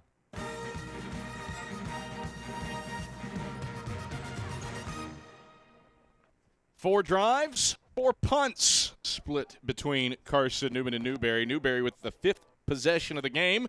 They've got it 2nd down and 6 to go from the right hash at their own 44-yard line, moving from left to right. Make it 2nd and 7, pardon me. As the story so far for the Wolves is no Dre Harris right now. Got hit on the 3rd play of the game, and since then Pete Elmore has been in the game at quarterback in place of the all-sack performing Dre Harris in his final year for the Wolves out of Greenville, South Carolina, pardon me. Been fairly even thus far, and a battle of field position. Both teams have had a possession that has gone into opposing territory and stalled out. And both coaching staffs are out to the numbers. Not sure what is at issue here. The media timeout that spans the quarter break has come to a close. Our Red Hat, Caleb Bridgewater, is off the field. And I have no idea what the cause for delay is. All right, we're ready now. 2nd down, 7 to go for the Wolves. Right hash at their own 44-yard line. Harris from the pistol for the first time with Anderson behind him. Pardon me, that's Elmore. Force a habit. Snap back and a handoff. Anderson left side. Good cut. Hits the hole hard and picks up the first down before DeAndre Williams slings him down at the 45-yard line. An 11-yard tote and a chain mover for the Wolves. Good hard cut for Anderson to break into the second level to pick up 11 yards and a first down. 8 carries for 52 yards now for Mario Anderson. 1st and 10 Wolves from the Carson-Newman 45 at the left hash. No score with 14:30 to play in the second quarter. Elmore from the gun. Fongsat in motion. Play fake, screen, left side, complete to Fongsat. And he's escorted out of bounds by DeAndre Williams down at the 43-yard line. 2-yard gain, 2nd and 8. A motion Fongsat from the right side to the left side behind the quarterback and the running back. Sling it out to him, trying to get him in space. Eagles wise to it, hold him to just 2 yards. 2nd down, 8 to go for the Wolves. Left hash at the Carson-Newman 42. Elmore from the gun, 3-man rush. Throws into the flat, complete to Fongsat. He's got the first down and a little bit more, running over the numbers left side. Grabbed from behind by Alonzo Houston, who wrenches him down at the waist, down at the 28-yard line. A 15-yard gain through the air, and the Wolves on the move, trying to break open a scoreless game. 13:50 to play in the first quarter. Carson-Newman's defense not prepared on that snap. Moving quickly, Elmore will give Anderson, jitterbugging his way forward. Runs into A.J. Hunter and Ja'Cory Long, and that's it.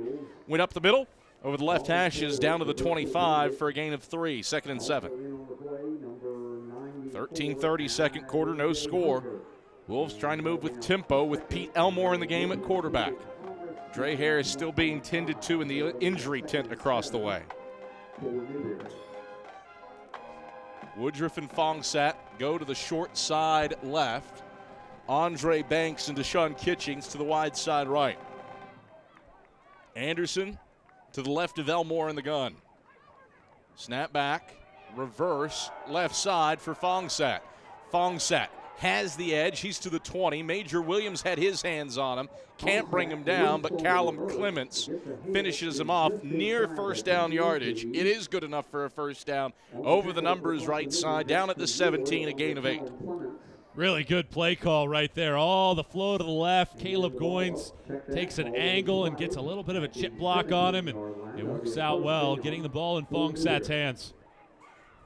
12:38 to play second quarter. No score between Carson and Newberry, but the Wolves in the red zone.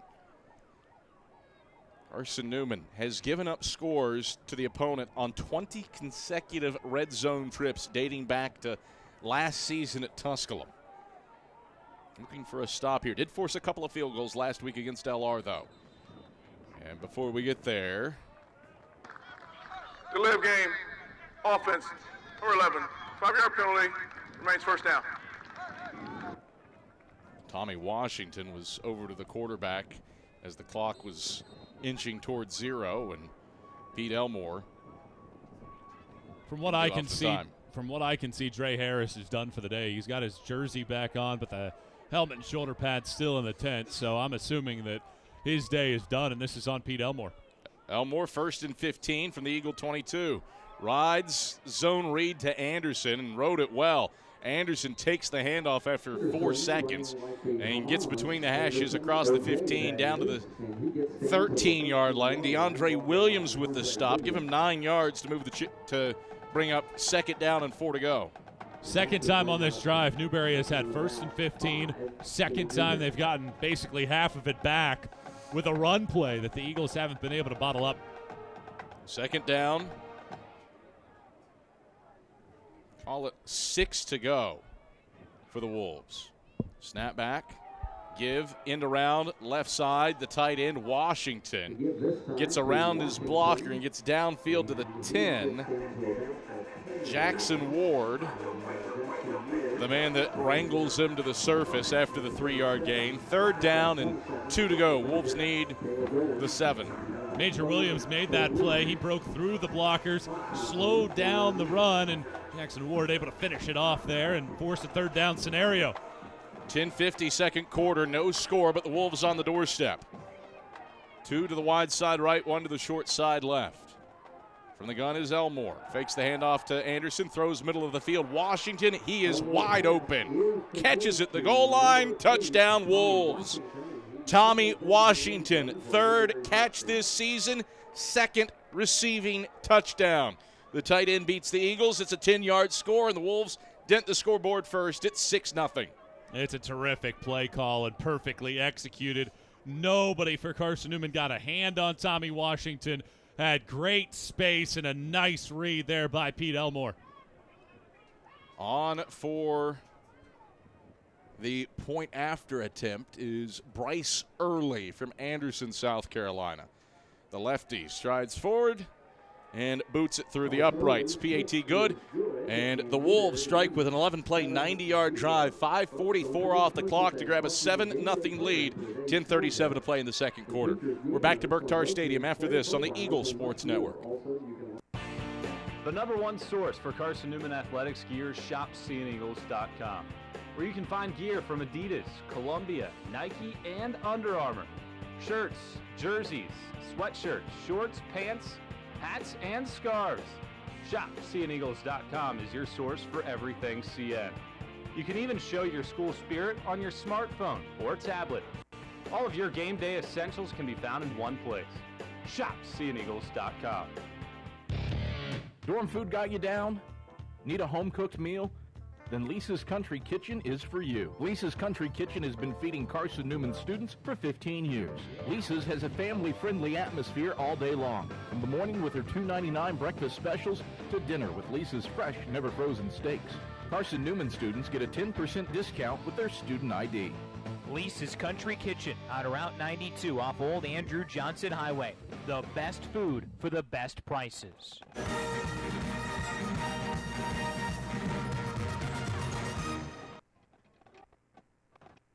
7-0 Newberry leading Carson-Newman with 10:37 to play in the second quarter.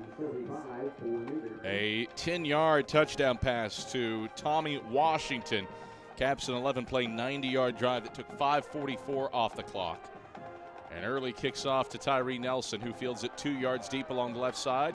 And Nelson brings it off. He's across the 20 and 25, steps through a tackle, burrows his head up to the 30 and the boundary left, and covers 31 yards, does Tyree Nelson with that return. And the Eagles, decent starting field position. Carson-Newman has a player shaken up in Daniel Dixon Brooks.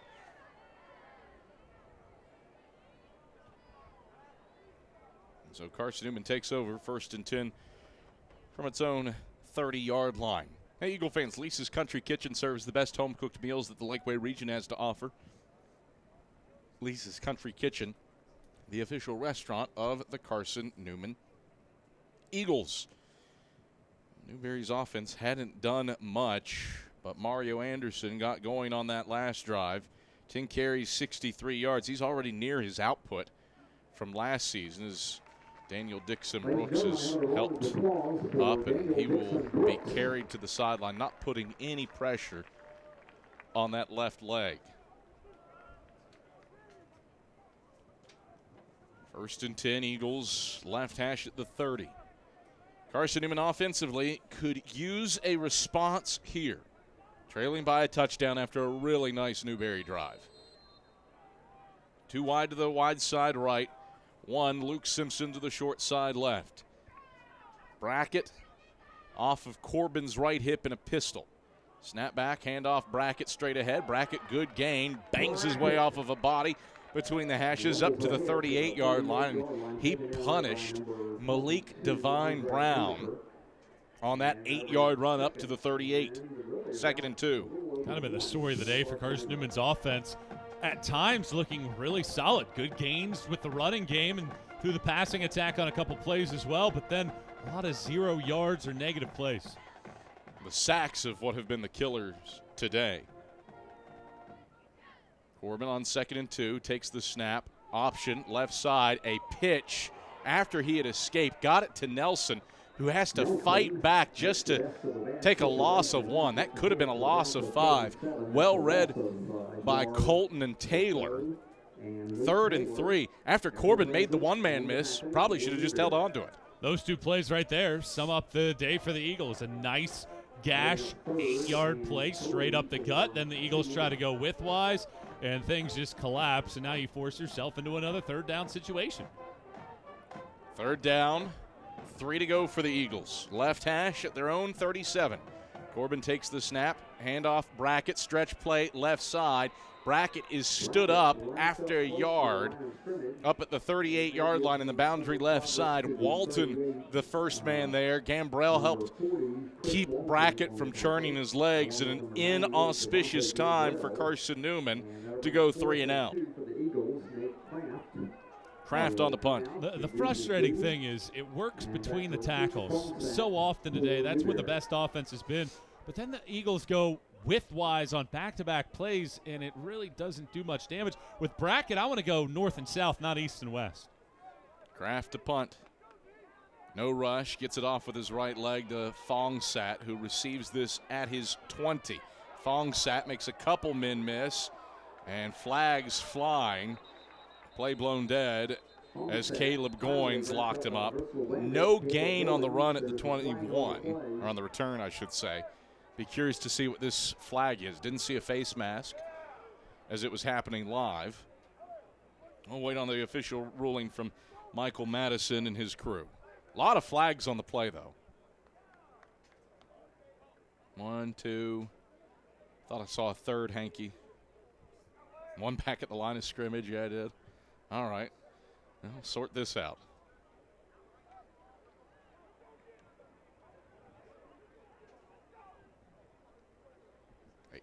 $8:25 to play. 2nd quarter, 7-0 Newberry on top. Eagles with 56 yards of offense, had 35 yards rushing through the first 2 possessions, but nothing going on drive 3 for the Eagles. This is a complex deal, whatever it is. Got a flag back at the line of scrimmage, 2 where Fongsat returned it. See what this is. There are 2 fouls on the play, both on the receiving team. During the kick, holding, number 9. Also, blocking the back, Got to check number the number. 82. Foul will be 10 yards from the end of the kick. First down. All right, so hold and a block in the back. You accept the block in the back and back it up to the 11-yard line. Well, once again, bad field position for Newberry. On the last drive, it didn't matter. It went 11 plays, 90 yards, and if you remember, that drive actually got backed up 5 more yards before the drive even got going, so they actually started at their 5 the last time around, but Carson-Newman's defense had no response for what Newberry was drawing up. Here's a big drive in this game, closing in on the end of the first half. If Newberry has another sustained drive, that could put Carson-Newman well behind the Cards. Dwayne Wright is into the game for the first time at running back. He's already got 202 yards rushing on the season as Anderson's primary backup. Elmore in the pistol. Takes the snap, turns, and hands off to Wright for a stretch play. Good gain as he bursts across the 15. DeAndre Williams stopped him up at the 20, just outside the sack logo. Flag flew in from the back judge way late, and he chucked it 20 yards to put it in there. So we'll see what this is. They're looking at Carson-Newman's direction, perhaps maybe contact to a helmet on the tackle. During the run, personal foul, face mask, defense number 2, 15-yard penalty from the end of the run, first down. Major Williams gets whistled for the face mask. And just like that, Newberry out of the shadow of their own goalpost. 1st and 10 at the 35. All told, 24 yards on the play as a result. Well, you win the field position battle there for a second, and now all of a sudden they're right out to the 35-yard line. Harris from the gun. Right to his right. 2 wide each way with the wide side to the right. Elmore takes the snap, hands off right, nowhere to run, nowhere to hide from Carson-Newman's interior line. Edward Verdree, the first man there, the Tuskegee transfer. Drops him for a loss of 3 back to the 32, 2nd and 13. And that was great work by the interior of the D-line, and Verdree, he was supposed to be blocked by the center, and he was so quick off of the ball and then settled down inside of the hole and made a good sure tackle before his teammates came to rally. 2nd and 13 for the Wolves toward the left hash at their own 32-yard line. 2 wide, stacked each way, wide side to the right. Elmore back to pass, slant, middle of the field, incomplete, off the hands of Bryson Woodruff. Up at the 45-yard line, Woodruff was in receivable position, had a nice 3-yard cushion of space. Elmore maybe just a scotch too far. 3rd and 13. Well, it was a first down, and it was a lot more than that. It was probably going to go into Carson-Newman territory. Great throw by Elmore. You can't place it any better than that. And it's just a simple drop, and now 3rd and long. Can Carson-Newman's D-line apply some pressure? What does Newberry have in store? Do they sense a blitz and throw a screen? 3rd down, 13 to go for the Wolves toward the left hash at their own 32. Elmore straight drop, back to pass. Pressured by Weiss, rolls right. Elmore chucks it to the right sideline, comeback route. That is complete, depending on the spot. Bryson Woodruff came back and grabbed it, and he is right at the sticks. Move the chains, good enough for a first down on the scramble drill by Elmore. 13 yards. Elmore just had so much speed. Trezell Giardini Weiss won on the outside, but because he didn't break down, he got beaten to his right, and that allowed Elmore to race away from Carson-Newman's pressure, make a good on-target throw. And yet again, Newberry successful on one of these plays, and Carson-Newman's defense giving up a big first down. Wolves 2 for 4 on 3rd downs. 1st and 15, Newberry from the 45, their own 45. Elmore back to pass, sprints left, he's going to run. Elmore to midfield where he ambles out of bounds with an escort from Caleb Goins down at the CN 49. Give him 6 yards, 2nd and 4. Well, that is terrific work there by Carson-Newman's defense, but it's almost too good because everybody is covered, but Elmore, and because he's able to get to the outside, Carson-Newman doesn't have anybody responsible for Elmore in that situation, and a good gain by the quarterback. 2nd and 4, Wolves left hash at the Eagle 49, leading 7-0 against Carson-Newman with 6:02 to play in the second quarter. 2 wide each way, right to the right of Elmore in the gun. Elmore takes the shotgun snap at the waist, steps up in the pocket. He's jetting. Elmore gives himself up and has first down yardage, splitting the hashes down to the 42-yard line. Alonzo Houston, the man that pressures him down, but good for 7 yards to move the sticks. 1st and 10 Wolves.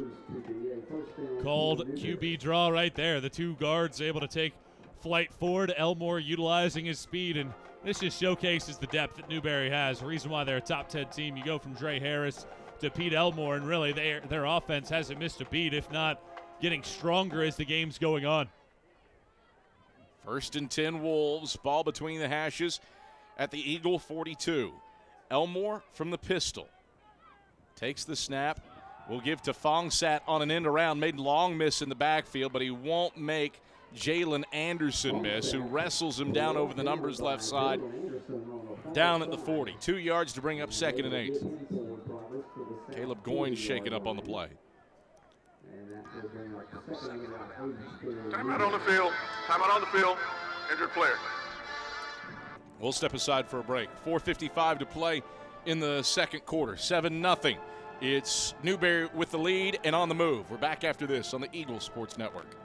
Oh, the places we'll go. When you're ready to start your next adventure, whether it's college, trade school, or your first job, get the tools to manage your money at Knoxville TVA Employees Credit Union.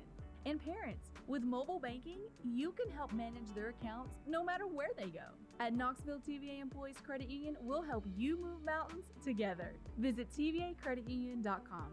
Join us now. Federally insured by NCUA. Restrictions may apply. Ask for details. Ted Russell Nissan. We got it going on. Hey, folks, Gerald Dancer with Ted Russell Nissan. Listen to me. Full details, just $79. $79 for a full detail? I ain't lying. Our detail shop will detail your car for just $79. What about new vehicle inventory? We got them. Ultimas, Pathfinders, Maximus, Frontiers, even brand new Rogues, all in stock. And remember, you always get top dollar for your trade. Slipping, dripping, skipping, rocking, knocking, it don't matter. Even wreck with a bad Carfax. Just bring that sled to Ted right here in beautiful West Knoxville on Kingston Pike. 4:55 left in the second quarter. Caleb Goins will exit the field under his own power. Seems to be favoring his left arm, at least how it's positioned on his side and to his chest. It is walking off the field under his own. 4:55 to play second quarter. 7-0 Newberry on top. Eagle defense looking for a stop in a low possession game. This is just the fourth time that Newberry has had the football. Punt, 3 and out. The 11-play, 90-yard drive for a touchdown so far for the Wolves. 2nd and 8 Newberry, left hash at the Eagle 40. Pete Elmore in place for the injured Dre Harris at quarterback. Elmore takes the shotgun snap, throws middle of the field. That's picked off by Alonzo Houston. Houston from the 35 returns it along the right sideline up to the 41 for a 6-yard tote, and the Eagles get some sudden change out of the senior Alonzo Houston. 2nd career pick and the first since his freshman season. We'll have another first down, Carson-Newman. Houston back in coverage for Carson-Newman. He baited the quarterback to throw that ball, read it perfectly, snatches it out of the air, and that's a big sudden change. Newberry was thinking about going up 2 scores. Here comes Carson-Newman's offense, and this is a critical drive for this offense. They've been stagnant the last couple weeks. You have to find a way to get some big plays out of this group. 1st and 10 Eagles, right hash at their own 41. Corbin from the gun. Takes the snap, counter, left side, pitch for Nelson. Nelson, good boom, lowers his shoulders and bursts up to the 45-yard line, driving through Alex Smith. A gain of 4 up to the 45, 2nd and 6. Carson-Newman's game plan offensively obvious. They're trying to get to the edges with this speed package of this group, and we'll see if Carson-Newman's able to take advantage of that turnover by the defense. 2nd down and 6 to go for the Eagles. Left hash at their own 45. Corbin takes, gives straight ahead. T.J. King powers the pile up to midfield over the left hashes. Brought down by the waist by Sean Swearinger. Timeout on the field for an injured player. It's a gain of 5 to bring up 3rd and 1, and Carson-Newman with its starting center Brian Doe shaken up. And this will be interesting to see how Carson-Newman handles a potential injury to Brian Doe. He's kind of the do-it-all guy who can play guard or center. And with Doe out, it probably means Colt Sinor moves to center. And then who do you stick at that left guard spot? You're already 3 deep there with Sinor. It was either going to be Pepin or Lucy, Mike Pepin or Hunter Lucy. So how this sorts out will be curious. Again, Signer's going to be your center. He started the season second on the depth chart at that position and then was thrust into starting duties at left guard. You got Claude Vangelis, the transfer out of Millersville, who you can turn to. Christian Bass is more of a tackle than a guard. We'll see how Joe Ray and this staff shuffle that. We'll step aside for a break while the training staff tends to Brian Doe. 3rd and 1 for the Eagles after this on the Eagles Sports Network. Serving East Tennessee for 40 years, Magaha Electric is the perfect choice for all your electrical projects. Magaha Electric specializes in commercial, retail, manufacturing, residential, and industrial contracting needs. Magaha Electric can provide superior service, technical know-how, and realistic budgeting for any size project in a timely, cost-effective manner. Visit MagahaElectric.com for all your electrical contracting needs. Magaha Electric, your East Tennessee electrical contracting source. Tri-Light is proud to support Carson-Newman Athletics. We salute the student athletes who are working hard to make great things happen on the field, in the classroom, and in the world. It takes vision, commitment, and teamwork, qualities we share at Tri-Light. Our mission is to provide life-changing opportunities by building a world-class fiber broadband network. If you'd like to learn more, please visit trilight.net or call us at 833-847-0824. All right, so offsetting penalties coming after Brian Doe is helped off the field. Newberry jumped off sides, then Ivan Corbin unleashed a jump ball on the free play to the right sideline that was incomplete to Braxton Westfield. Going to be a first down for Carson-Newman. Should be. There are 2 fouls on the play, both against the defense. Offside, defense. Number 2, that penalty is declined. Pass interference, defense. Number 1, that penalty is accepted 15 yards from the previous spot. Automatic first down. All right, so Carson-Newman gets something out of that situation. The line changes. Christian Jones is going to take his first career snaps at left guard.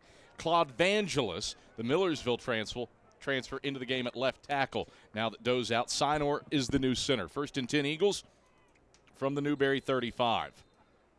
Corbin in the gun, TJ King to his right. Corbin takes the shotgun snap, play fake, 3-step drop, stands in, throws, left sideline, incomplete. Tyree Nelson, the intended target. Corbin sailed it over his head down at the 15. Luke Taylor was in the neighborhood. 2nd down, 10 to go. Well, here's all you need to know. Carson-Newman's run 21 plays. 8 of those 21 plays have gone for 2 yards or fewer. So that's more than 1 out of every 3. That tells the tale right there. You're putting yourself in a lot of situations where even if you do get that 5 or 6 yard gain, which the Eagles have a lot of today, you're getting 0 the next time. Brackett to the left of Corbin in the gun. Takes the snap, delayed handoff. Brackett bursts through a hole, lowers his shoulders, drives his feet to the right, hashes down to the 30. Smith throws him to the surface. 5 yard gain to bring up 3rd and 5. Eagles trailing 7-0 with 3:27 to play in the second quarter. Bad mesh point right there. Brackett and Corbin basically running into each other, but it ends up working out because it gives the offensive line time to set their stage on the blocks. Carson-Newman 1 for 4 on 3rd downs today. This is 3rd and 5 toward the right hash at the 30. Corbin takes the snap, rolls the pocket left. Corbin pressured, chucks it left side, tipped. Curtis snatches it. There's a flag on the play, though. As it stands, it's a first down, though. Probably coming back with Corbin outside of the pocket in the area of holding. Great tip drill catch by Tyler Curtis. Down at the 19. At the 24, pardon me. Harriet was the one in coverage on Curtis. But Holding. Offense, number 13. 10-yard penalty from the previous spot. Big play, 3rd down. Trey Abner, the culprit, and after the Eagles had some schoolyard movement as Abner gets a piece of the outside of the jersey before releasing. Nickel dimer, maybe? Certainly it would have been a situation there for Corbin where rather than continue on that rollout, settle in behind Abner, sit in the pocket, see if you can make a decision there. Instead, you put your tight end in a bad spot. Trips to the wide side left, Meeks, Simpson, and Westfield. Corbin on 3rd and 15. Pressured, screen. It's scooped up, but not going to go for much. Tyree Nelson had it, and Luke Taylor immediately hits him from behind and drops him down at the 38. Hadn't used the screen a lot. Had Carson-Newman, and unable to convert it there. 2:30 to play, second quarter. 7-0 Newberry leading. Eagles with 4th and forever.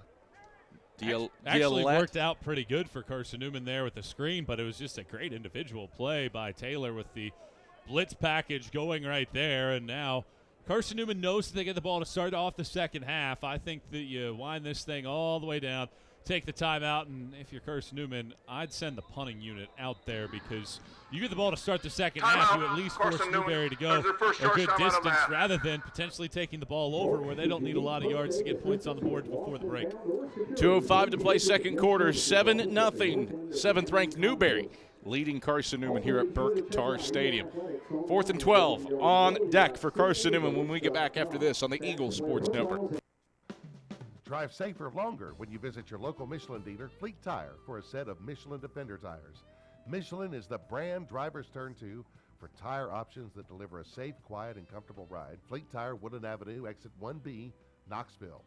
Based on internal wet braking results versus Goodyear Assurance Comfort Tread tires and third-party wear test results versus Continental ProTrack tires with Eco Plus. See manufacturer's limited warranty book for details. Fleet Tire, Woodland Avenue. Premier Building Maintenance Corporation. That name means excellence. For over a quarter of a century, the Premier team delivers service with pride, personal responsibility in delivering excellence. And they also back the Ken Sparks Scholarship Fund so that a deserving student may be able to enjoy a great Christian education at Carson-Newman. For more information, go to cneagles.com. That's cneagles.com. Backed and helped by Premier Building Maintenance Corporation. AM 620, WRJZ Knoxville.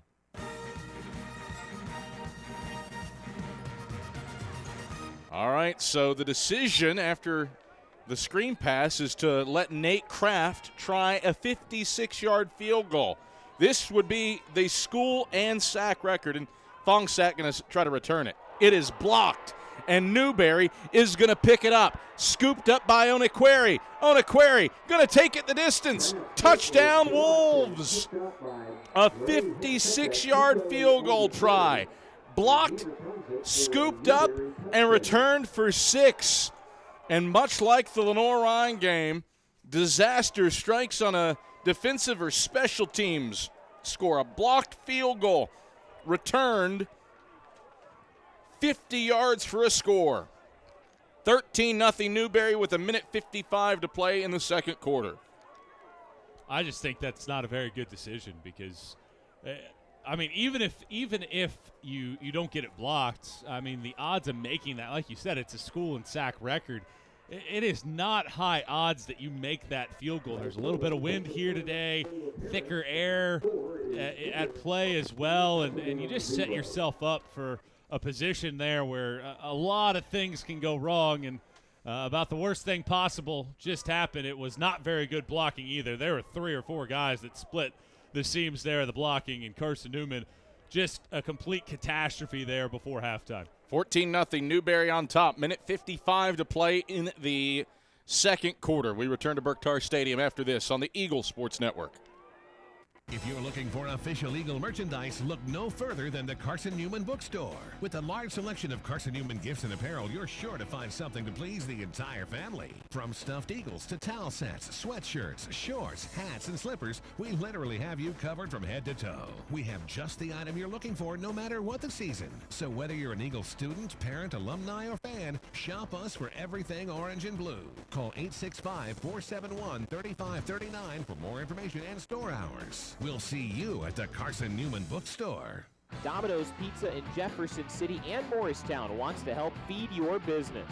When you're hungry at lunch, show your business card at Domino's in Jefferson City and Morristown when you make your purchase for pickup or delivery to get 25% off the entire order. That's 25% off your order at Domino's in Jeff City and Morristown when you show your business card.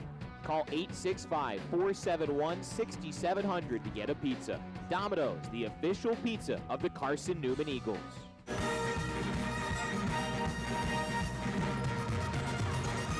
14-0 Newberry leads after a blocked kick return, or blocked field goal returned, and Tyree Nelson is going to bring out a bobbled kickoff return from the end zone. He gets up to the 20, and that's it. Cost Carson-Newman 5 yards because Nelson didn't take the knee. And 1st and 10, Carson-Newman from its 20-yard line in what becomes a must-score 2-minute drill. 1:51 to play second quarter. 14-0, Newberry leading. Eagles do get the football to start the second half. Let's head downstairs to Leanda for an update. Adam, I've got good news and bad news for Carson-Newman fans on defense. Caleb Goins, after tweaking his arm a little bit ago, is able to return to the game. On the other hand, Daniel Dixon-Brooks will not be returning. He is now on crutches after a left leg injury. Back to you. All right, thank you very much, Leanda. Corbin out of the gun will hand off Nelson straight ahead on first down, and Nelson carves his way between the hashes up to the 26-yard line. A flag in after the fact. Kind of felt like a horse collar. Brought him to the ground after Sean Swearinger got his paws on him. 5-yard gain as it stands. We'll wait for Michael Madison and this crew to officially confer. Turn and run. Personal foul. Face mask. Defense number 22. 15-yard penalty from the end of the run. First down. All right, so much needed for Carson-Newman to move it up to the 40. 104 seconds left, first half. 14-0, 7th-ranked Newberry on top. Ball toward the right hash for Carson-Newman at its own 40. Newberry outgaining the Eagles 2-1 at present standing. Buck 49-71. Corbin from the gun. Takes the snap, throws, right side, Waters, high and out of bounds. Waters is open on an out route. Corbin misfires, 2nd and 10. Well, he's trying to get it over that first wave of defenders there. A couple tight routes to each other and just trying to make sure that he gets it all the way to the sideline and airmails it. Well, for Carson-Newman, you can go 2 for 1 and erase what has happened here in this first half and at least get some points on the board and get back into the game receiving the second half kickoff, but you have to score here. 95 seconds left first half. Eagles down 2 touchdowns. Handoff goes to Nelson right side. Nelson bursts free into the second level and gobbles up 12 yards into Newberry territory for a first down, skittering along the right hashes by Luke Taylor down to the 48. 12 yards, move the chains. Dive plays have been perfect for Carson-Newman all day long. Newberry people late getting off the field, and the Wolves will burn a timeout as Todd Knight throws his hat to the ground in frustration. That's their first charge timeout of the half. We'll step aside for a break as well. Eagles 1st and 10 from Newberry territory, down 14-0 with 82 seconds left in the first half. You're on the Eagles Sports Network. First Baptist Church of Powell is a gospel-centered community who loves God and others. We exist by the grace of God for the glory of God, and that is the ultimate purpose in all that we do. First Baptist Powell believes that a healthy disciple is one who gathers with the body of Christ, grows in the grace of Christ, and goes with the gospel of Christ. We encourage you to join us for worship Sundays at 10:15 a.m. and learn more about how you can be involved in the life and ministry of our church at fbcpowell.org. Oh, the places we'll go. When you're ready to start your next adventure, whether it's college, trade school, or your first job, get the tools to manage your money at Knoxville TVA Employees Credit Union. And parents, with mobile banking, you can help manage their accounts no matter where they go. At Knoxville TVA Employees Credit Union, we'll help you move mountains together. Visit tvacreditunion.com. Join us now. Federally insured by NCUA. Restrictions may apply. Ask for details. 82 seconds left in the first half. Carson-Newman trailing 14-0 to Newberry after a blocked field goal return for a touchdown for the Wolves. Corbin from the gun on 1st and 10 gives Nelson right side. No, Corbin kept it. Corbin play fake, rolling left, has Meeks, settles, chucks it down the middle of the field into double coverage. Luke Simpson had it in his hands but couldn't complete it. Lands at the 3, and it jars loose 2nd and 10. Yeah, he actually had Meeks wide open. The Newberry defenders left him after he was going down the field, but there were a couple other chances. He had Braxton Westfield wide open in the flat. It would have been a 15, 20-yard pickup. Simpson had a real good chance at catching that ball and setting up the Eagles inside the 5. Just couldn't hold on to it. Nevertheless, not bad work there by Corbin, making a man miss in the backfield and taking a chance. Quality work by Quez Smith to help dislodge it on Simpson's way down. 2nd and 10 for the Eagles toward the right hash at the Newberry 48. Give is to Nelson straight ahead, picks his way. There's a flag on the play. Nelson splitting the hashes. He's across the 35, down to the 31-yard line for a 17-yard gain. A.J. Valentine gobbles him up from behind. But a flag back on the eye of the Eagle head. Holding, offense, number 65. 6 penalties, 67 yards for the Eagles given up. 10-yard penalty. Replay, 2nd down. And it's not just the penalty yardage that they're missing out on. It's plays like that. Think about that. Instead of being down near the 25, 30-yard line, you're backpedaled into your own territory at the 42 now. And just the mistakes from Carson-Newman all game long, from the decision to go for a record field goal attempt that cost you 7 points to some of these penalties. And that's what you could not have against a top 10 team. Trips to the wide side left for the Eagles, 2nd and 20 from their own 42. Corbin takes from the gun. He'll keep it himself. Corbin has running room across midfield, the 45 into Newberry territory, and he hustles his way out of bounds down at the 40. Wes Smith knocks him out with 49 seconds left. And the Wolves let Corbin scamper for 18 yards to bring up 3rd and 2. Well, here's 2 things. 2 timeouts still left in your pocket. Critical that Corbin gets out of bounds there. But now on 3rd and 2, you absolutely have to be able to get this first down because you're not kicking a field goal from here. And then the decision might loom. If you don't get it, do you go for it? Trips to the wide side left for the Eagles. Corbin from the gun. Curtis to his left. 3rd and 2 Eagles from the right hash at the Newberry 40. Corbin back to pass, throws Waters right sideline.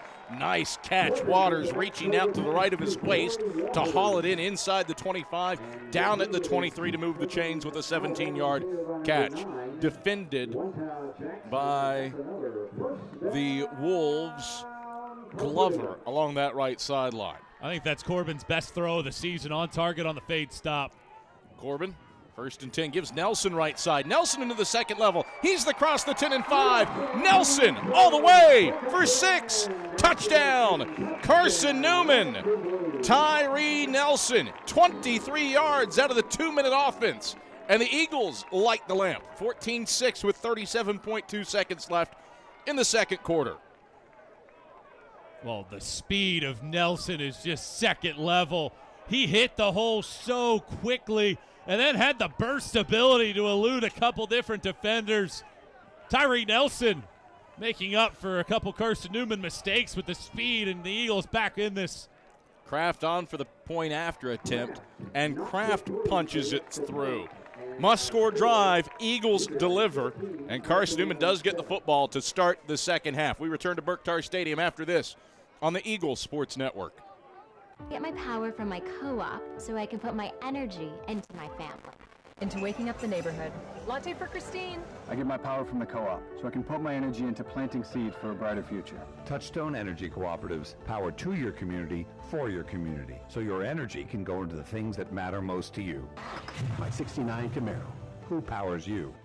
AEC, the right call for your energy needs. Let us help you score success. Quality Suites of Morristown, the preferred hotel choice of the Eagles. Call 423-585-4000 for the Carson-Newman rate. Quality Suites of Morristown, the preferred hotel choice of the Eagles. Call 423-585-4000 for the Carson-Newman rate. Quality Suites of Morristown, the preferred hotel choice of the Eagles. Call 423-585-4000 for the Carson-Newman rate. Quality Suites of Morristown, the preferred hotel choice of the Eagles. Call 423-585-4000 for the Carson-Newman rate. Quality Suites of Morristown, the preferred hotel choice of the Eagles.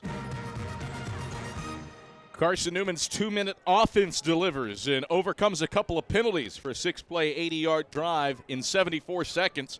Tyree Nelson caps it with his 2nd career rushing touchdown, a 23-yard scamper around right tackle to get Carson-Newman within a touchdown. And the Eagles do get the football to start the 2nd half. Fongsat and Jackson off to the left to receive this Christian Irwin kickoff, booting it from right to left. Irwin, left foot, puts a charge into it, and it'll come down at the 5 to Fongsat. Fongsat splitting the hashes, and gets dragged down from behind up at the 30-yard line by Cam Hinson. So a 25-yard return for Pat Thongsat, who did earn Special Teams Players of the Week honors in Week 2. And while we have an opportunity, let's send it down to the sidelines for an update on Brian Doe from Leanda Carey. Thanks, Adam. He has a little bit of a sore left leg favoring his right leg right now, but Director of Sports Medicine Mike Van Bruggen tells me center Brian Doe should be able to return in the second half. Back to you. All right, thank you very much, Leanda. Eagles move the ball well with him on the sideline, and that makeshift left side, Sinor at center, Christian Jones at guard, and Claude Evangelist, the Millersville transfer, at left tackle. 31 seconds left. Wolves up 14-7. Elmore out of the gun will hand off Anderson left side. Racing over is Clements and Williams, Major Williams that is, to wrench him down to the boundary left side up at the 34-yard line. A 4-yard gain to bring up 2nd and 6. And that can be the final play of the half if Newberry so chooses. Wolves do have 2 timeouts left, keeping it in their pocket right now. Trying one more play. 3, 2, 1, and Elmore, just kidding, doesn't snap it. Halftime at Berktar Stadium, 14-7. Newberry the lead. That blocked kick looms large. Could be a 7-7 ball game at the break against the number 7 team in the country. However, Carson-Newman does get the football to start the second half. That's crucial. Michael Watring, got to have more of what you had on that final drive of the half. Well, it's a great job by this Carson-Newman team after getting punched in the face, making that mistake on the from the long-distance kick, giving up the touchdown, coming right back and having an answer. Really critical work there by this group. Great response. 30 more minutes to go on your home football field. You got a backup quarterback out there for Newberry. What adjustments are being made by this coaching staff in the locker room? Halftime at Berktar Stadium. And Carson-Newman trails Newberry by a score of 14-7 at the halftime break. ShopSeeingEagles.com halftime report is ahead. That's when we come back after this on the Eagles Sports Network. Don't know what to wear on game day? Head over to ShopSeeingEagles.com for all of your Carson-Newman athletics gear. You can find clothing from Adidas, Columbia, Nike, and Under Armour to cover you from head to toe. ShopSeeingEagles.com also has duffel bags, backpacks, jewelry, pet supplies, and gifts. Don't waste any more time. Prove you are the ultimate Carson-Newman fan with the official gear of the Eagles at ShopSeeingEagles.com. Visit today. At Aramark, this year we go back to our foundation. At Aramark, we are great food and great service with great guests. That is the Aramark way. From coffee and Maples to sandwiches in Stokely, Aramark is here to produce high-quality food for you. A foundation of fresh food, a foundation of speedy service, and a foundation that's built for you, now and for the future. That is the Aramark way. Touchdown, Carson-Newman! More great Carson-Newman memories are headed your way in 60 seconds on the Eagles Sports Network. Hey folks, Gerald Ensign with Ted Russell Nissan. 2 cheeseburgers, 2 medium fries, any 2 drinks of your choice. Tea, coffee, or soft drink, just... Whoa, cut! Gerald, wrong script. I thought something sounded wrong. Here we go. Brand new Ultimas, Rogues, Pathfinders, Maximus, Frontiers, all in stock. Ted Russell Nissan on Kingston Pike. Hey folks, Gerald Anderson with Ted Russell Nissan. This week, russet potatoes are on sale. Ground beef, just a pound. Thumping good watermelon. Whoa, Gerald, wrong script. Here we go. Ted Russell Nissan. Ultimas, Rogues, Pathfinders, Maximus, Frontiers, all new and in stock. Ted Russell Nissan on Kingston Pike. Drive safer longer when you visit your local Michelin dealer, Fleet Tire, for a set of Michelin Defender tires. Michelin is the brand drivers turn to for tire options that deliver a safe, quiet, and comfortable ride. Fleet Tire, Woodland Avenue, exit 1B, Knoxville. Based on internal wet braking results versus Goodyear Assurance Comfort Tread tires and third-party wear test results versus Continental ProTrack tires with Eco Plus. See manufacturer's limited warranty book for details. Fleet Tire, Woodland Avenue.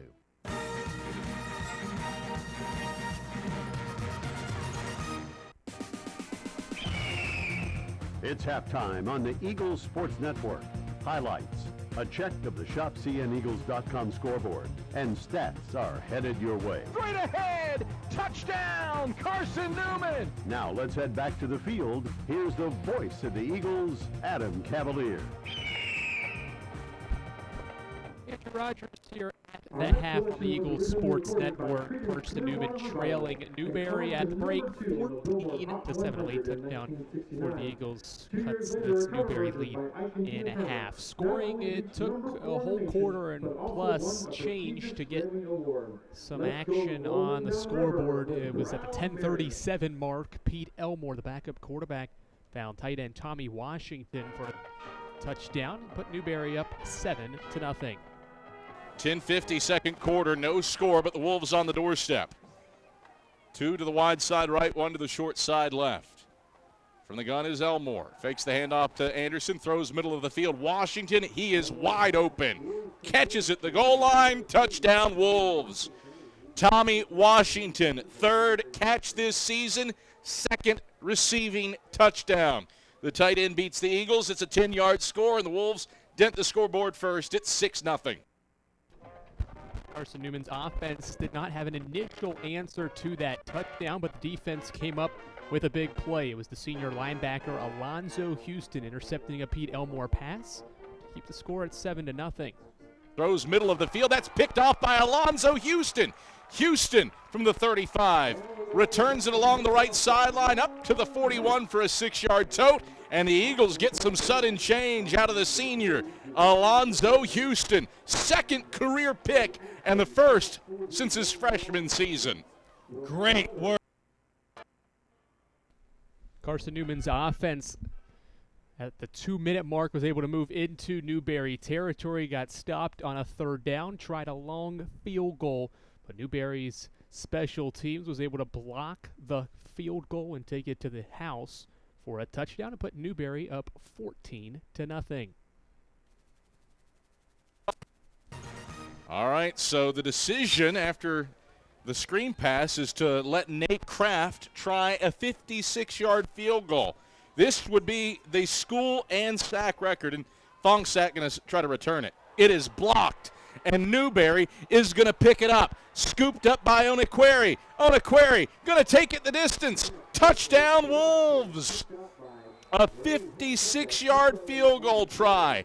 Blocked, scooped up, and returned for 6. And much like the Lenore-Ryan game, disaster strikes on a defensive or special teams score. A blocked field goal, returned 50 yards for a score. Carson-Newman's offense was put to the test for a 2-minute drill, and it delivered as Tyree Nelson punched one in from 23 yards out to make it 14-7 at the half. First and 10 gives Nelson right side. Nelson into the second level. He's across the 10 and 5. Nelson all the way for 6. Touchdown, Carson-Newman. Tyree Nelson, 23 yards out of the 2-minute offense. And the Eagles light the lamp. 14-6 with 37.2 seconds left in the second quarter. Nate Kraft's extra point was good, and that brings us to our halftime score of 14-7 with Carson-Newman set to receive the second half kickoff. We'll take a break, come back, we'll let you know what's going on around the South Atlantic Conference on this 1st October Saturday in the college football season, as well as some other D2 scores. That's next here on the Eagles Sports Network. Looking to make your home more comfortable and affordable? Maybe a new electric heat pump or new attic insulation? And don't forget new doors and windows. AEC is here to help. We've got a quality contractor network, easy financing, and ANC inspects every job to assure the highest quality satisfaction. Visit our website at aecoop.org for application, contractor list, and more details. AEC, we're power with purpose. When you're sick and tired of fast food and need a fresh home-cooked meal, turn to Lisa's Country Kitchen. Lisa's been cooking up her fresh, never frozen food for the Lakeway area for more than 15 years. Lisa's cares about her customers. You may enter a stranger, but you'll leave a friend. From foot-long hot dogs to juicy steaks, Lisa's has the best food for the best prices. Lisa's Country Kitchen on Route 92 off Old Andrew Johnson Highway.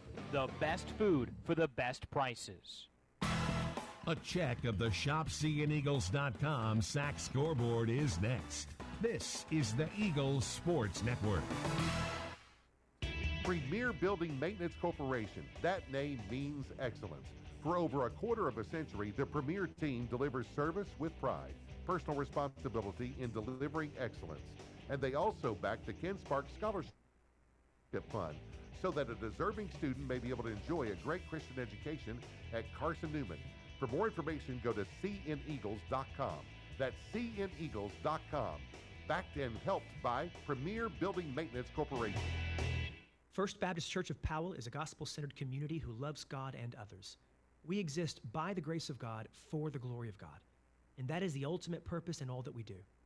First Baptist Powell believes that a healthy disciple is one who gathers with the body of Christ, grows in the grace of Christ, and goes with the gospel of Christ. We encourage you to join us for worship Sundays at 10:15 a.m. and learn more about how you can be involved in the life and ministry of our church at fbcpowell.org.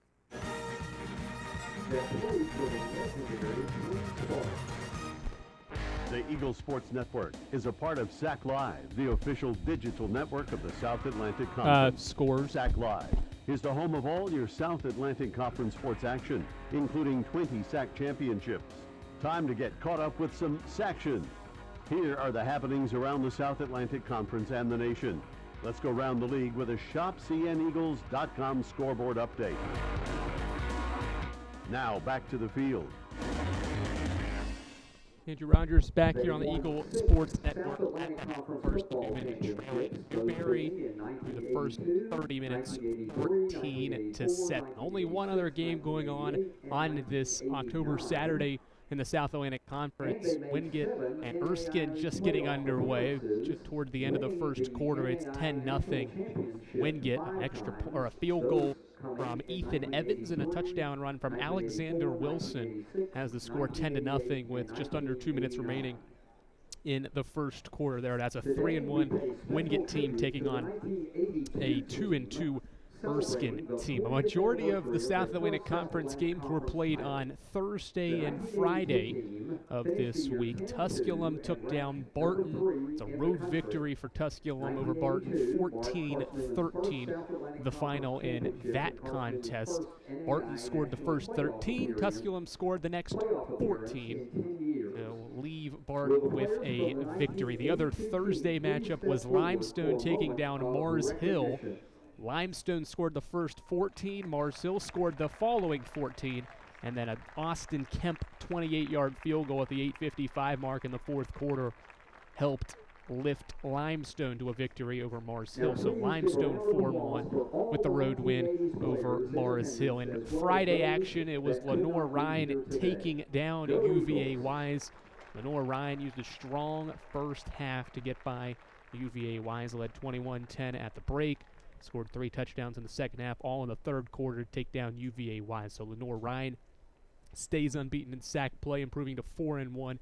UVA-Wise the opposite, still winless in sack play and 1-4. The other Friday night matchup was Emory and Henry in Catawba.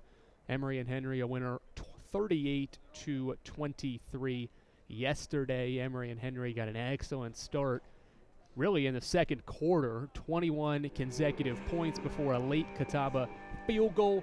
Emory and Henry was up 21-3 at the break, used that strong first half to propel them past Catawba for a 38-23 final. Again, our score at the half, Newberry 14, Carson-Newman 7. Wingate and Erskine in action. We'll update you on that score in the post-game show as they'll be well along into that contest. Just a couple of other scores to mention throughout the D2 national scene. Ferris State over Findlay, 38-7 is the score. Seton Hill and Gannon, 14-10 contest. Gannon's got the advantage. Notre Dame has got the advantage over Charleston. That's 22-ranked Notre Dame leading Charleston 35-10. Assumption over Southern Connecticut 26-16. Fairmont State 10, Concord 3. And then West Liberty over Glenville State, or actually, I should say they're tied at half. It's 14-14. Once again, our halftime score, 14 for Newberry, 7 for Carson-Newman. We'll take another break, come back, run through some statistics, and update you on some other Carson-Newman athletics in action on this Saturday. That's next on the Eagle Sports Network. Quality Suites of Morristown, the preferred hotel choice of the Eagles. Call 423-585-4000 for the Carson-Newman rate. Quality Suites of Morristown, the preferred hotel choice of the Eagles. Call 423-585-4000 for the Carson-Newman rate. Quality Suites of Morristown, the preferred hotel choice of the Eagles. Call 423-585-4000 for the Carson-Newman rate. Quality Suites of Morristown, the preferred hotel choice of the Eagles. Call 423-585-4000 for the Carson-Newman rate. Quality Suites of Morristown, the preferred hotel choice of the Eagles. Serving East Tennessee for 40 years, Magaha Electric is the perfect choice for all your electrical projects. Magaha Electric specializes in commercial, retail, manufacturing, residential, and industrial contracting needs. Magaha Electric can provide superior service, technical know-how, and realistic budgeting for any size project in a timely, cost-effective manner. Visit MagahaElectric.com for all your electrical contracting needs. Magaha Electric, your East Tennessee electrical contracting source. Derek Evans, 79 yards on the first play from scrimmage. You found the home of Carson-Newman football on the Eagles Sports Network. Oh, the places we'll go. When you're ready to start your next adventure, whether it's college, trade school, or your first job, get the tools to manage your money at Knoxville TVA Employees Credit Union. And parents, with mobile banking, you can help manage their accounts no matter where they go. At Knoxville TVA Employees Credit Union, we'll help you move mountains together. Visit tvacreditunion.com.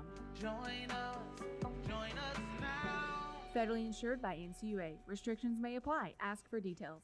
Hey folks, Gerald Ensign with Ted Russell Nissan. 2 cheeseburgers, 2 medium fries, any 2 drinks of your choice. Tea, coffee, or a soft drink, just... Whoa, cut! Gerald, wrong script. I thought something sounded wrong. Here we go. Brand new Altimas, Rogues, Pathfinders, Maximus, Frontiers, all in stock. Ted Russell Nissan on Kingston Pike. Hey folks, Gerald Ensign with Ted Russell Nissan. This week, russet potatoes are on sale. Ground beef, just a pound. Thumping good watermelon. Whoa, Gerald, wrong script. Here we go. Ted Russell Nissan. Altimas, Rogues, Pathfinders, Maximus, Frontiers, all new and in stock. Ted Russell Nissan on Kingston Pike. Andrew Rogers back on the ShopSeeingEagles.com halftime show on the Eagle Sports Network. First half numbers from this one. Both teams about the same in terms of total yardage in that first half. Newberry 153, Carson-Newman 141. Both teams running the ball better in that first half. Newberry with 90, the Eagles with 110 yards of that 141 on the ground. And leading the way in that area was Tyree Nelson, largely thanks to that 23-yard touchdown run. That made up half of his yardage in that first half. He's got 46 yards. And the touchdown, Vontae Brackett got the start at running back. He's got 6 carries for 27 yards. The quarterback, Ivan Corbin, has 5 carries, 19 yards. 18 of the 19 came on the long 18-yard run on that 2-minute drive. Tyler Curtis has 3 touches for 12 yards, and TJ King's got 2 carries for 6 yards. Corbin through the air, 50%, 4 of 8, 31 yards.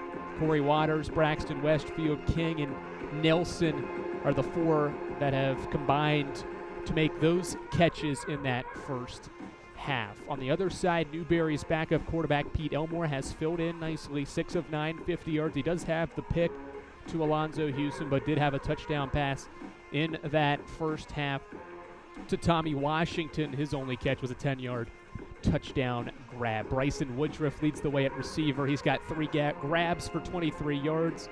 Pat Fongstat, 2 grabs, 17 yards. Andre Banks, 1 catch, 13 yards. At running back, it's been Mario Anderson's game. 11 carries, 67 yards for the running back, a long run of 29 yards. His backup, Dwayne Wright, has 1 carry for -3 yards. Pete Elmore, the quarterback's got a couple of runs that total up 13 yards. 11 combined penalties between these two teams, 6 for Carson-Newman, 5 for Newberry. We mentioned really the offensive game being pretty balanced. Both teams combined 19 first downs, 10 for Newberry, 9 for Carson-Newman.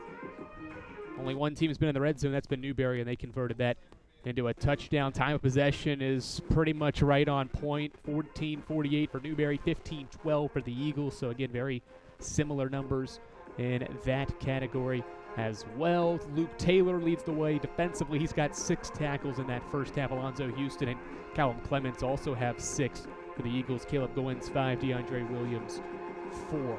Only one other Carson-Newman athletic program in action on this Saturday. The soccer teams were in action last night because of rain from Hurricane Ian. They weren't sure if it would be a good idea to play today and to see later this evening, so they decided to move it up to a Friday. Both teams won yesterday over Newberry. The volleyball team in action already up 1-0 against 3-10 Catawba. It's 8-6 currently in the second set. Carson-Newman's already got 9 kills to this point. The Eagles looking for yet another sweep. That volleyball program headed up by Ashley Tiernan has done a fabulous job. They're scorching hot right now. They're playing their best volleyball, 11-2, overall 4-1 in sack play. Once again, our halftime score here at Berktar Stadium, it's 14-7. Number 7, Newberry, just leading by a touchdown against these feisty Eagles. Carson-Newman set to receive this second half kickoff. We'll take another break, come back. Adam Cavalier and Michael Watrang will take you through the second half of action here on the Eagles Sports Network.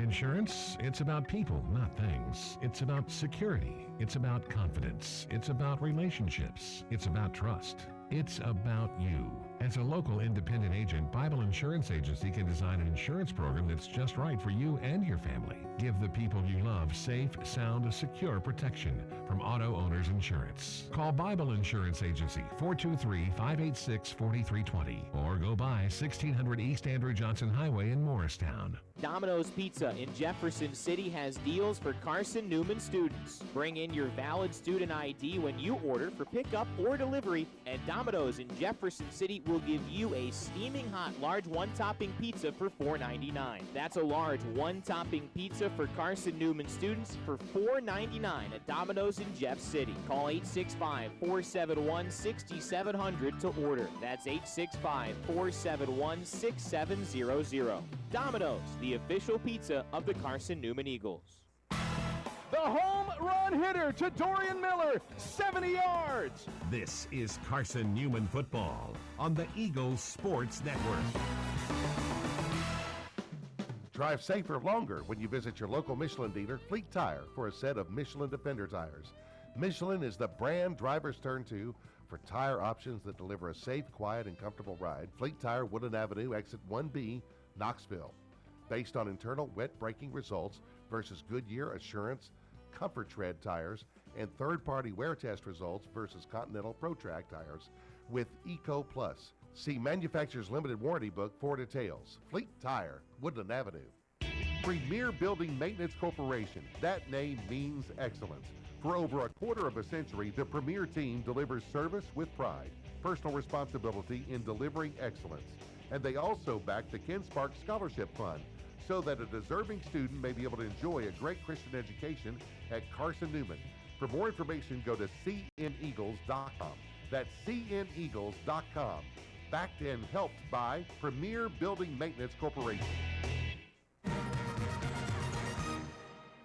All right, back atop Berktar Stadium. Adam Cavalier, Michael Watrang, happy to have you on hand. For Carson-Newman and Newberry, 7th-ranked Wolves up 14-7 at the halftime break. But Carson-Newman does get the football to open up the second half. Our fantastic crew, Dave Claybo, as always, running the show back inside of network control.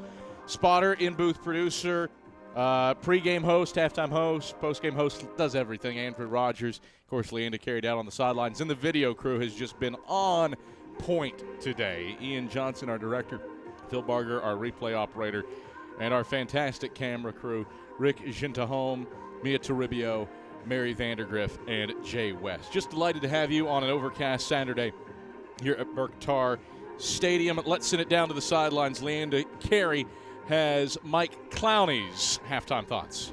Thanks, Adam. And halftime head coach Mike Clowney told me he thought that that the Eagles did a good job defensively getting stops, especially early on. He said he thought the Eagle defense has really been able to prove they could perform consistently.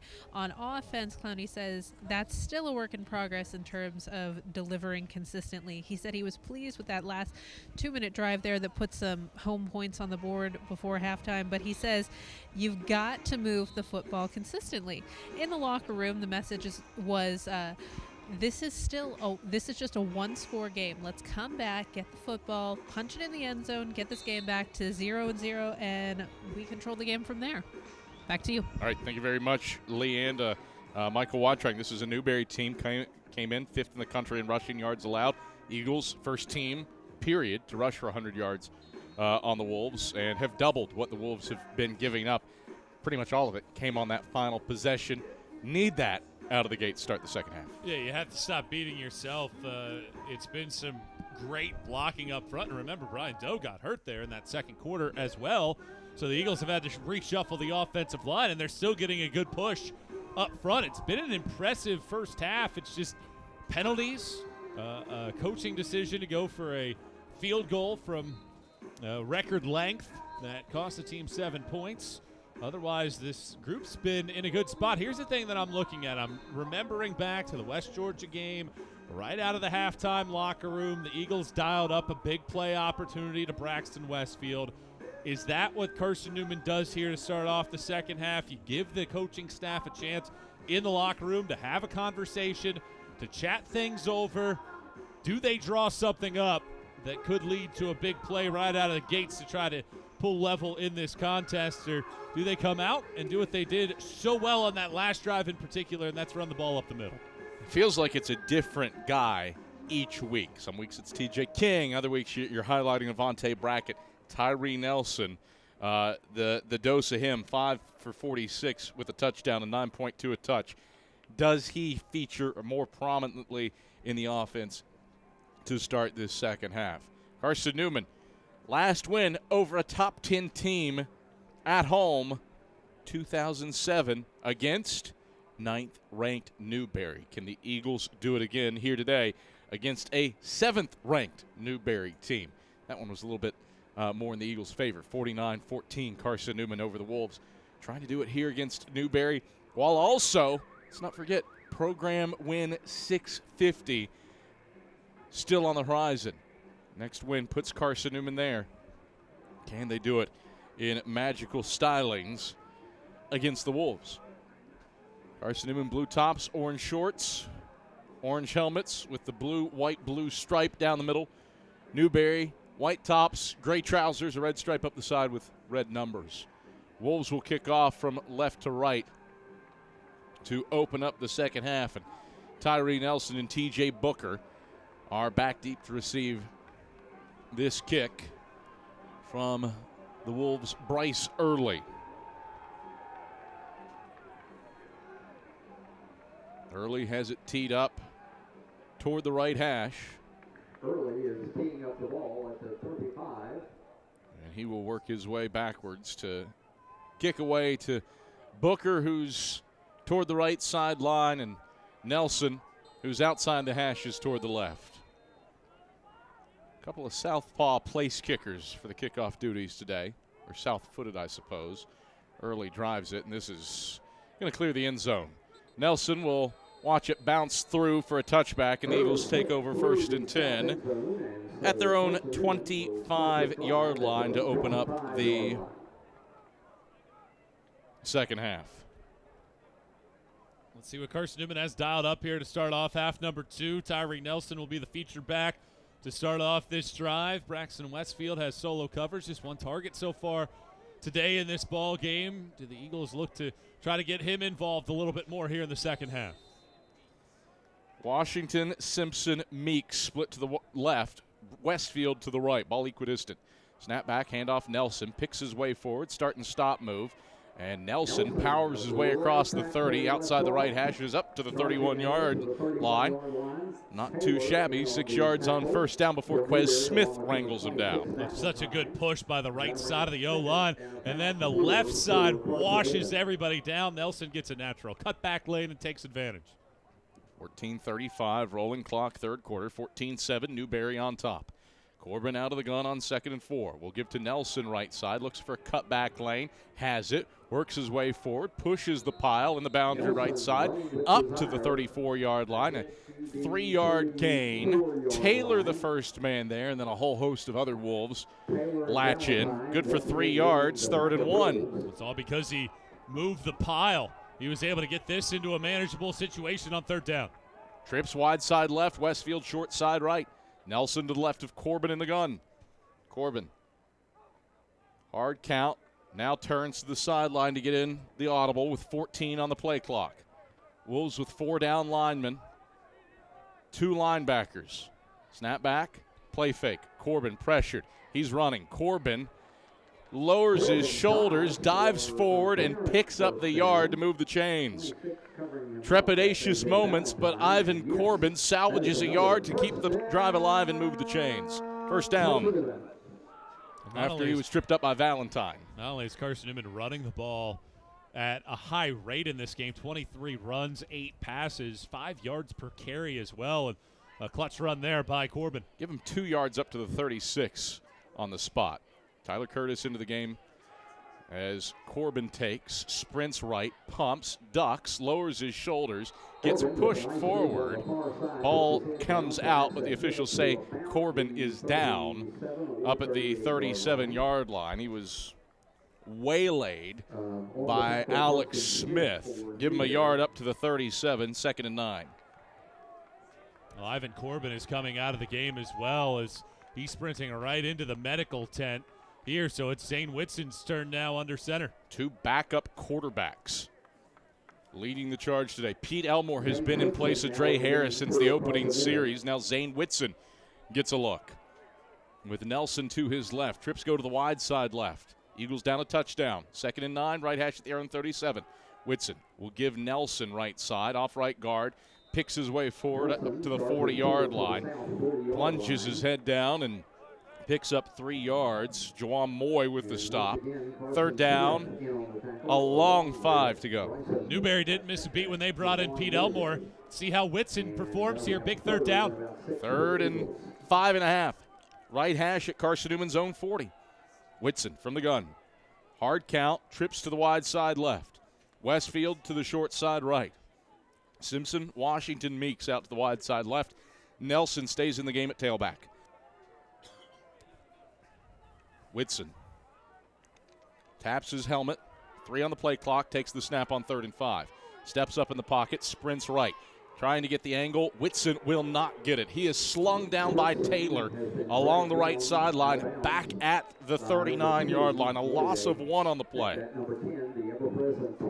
And it's 4th down and 7 to go. Eagles have to punt. Ivan Corbin probably makes a man miss in that situation, but Whitson doesn't have the same type of speed, and because of that, he didn't necessarily trust his read, and that's such a problem with quarterbacks at the collegiate level sometimes, is it's one read and go rather than read your progressions and find the open man. Kraft on the punt to Fongsat. Newberry comes after it, but Kraft gets off a line drive kick. Fongsat comes up to the 27 to field it, and he is wrenched down by Christian Jones. Big hit by Jones and some pushing and shoving after the fact. T.J. King was sent to the turf well after the play came to a close. And yet to see a hanky. Christian Jones was the guy that came in and really finished off the play hard. It's a return of 6 yards up to the 31-yard line for Pat Fongsat. Somehow, no flags after everything's all said and done. Certainly a lot of activity after the fact, but the officials elect to keep the hankies in the pockets. And now Carson-Newman's defense back out there, so Carson-Newman had a chance to tie this game up or at least get a field goal to start the second half and get 2 straight scoring drives, unable to do so. Eagles trail 14-7, 10:50 to play in the 3rd quarter. Elmore in the gun.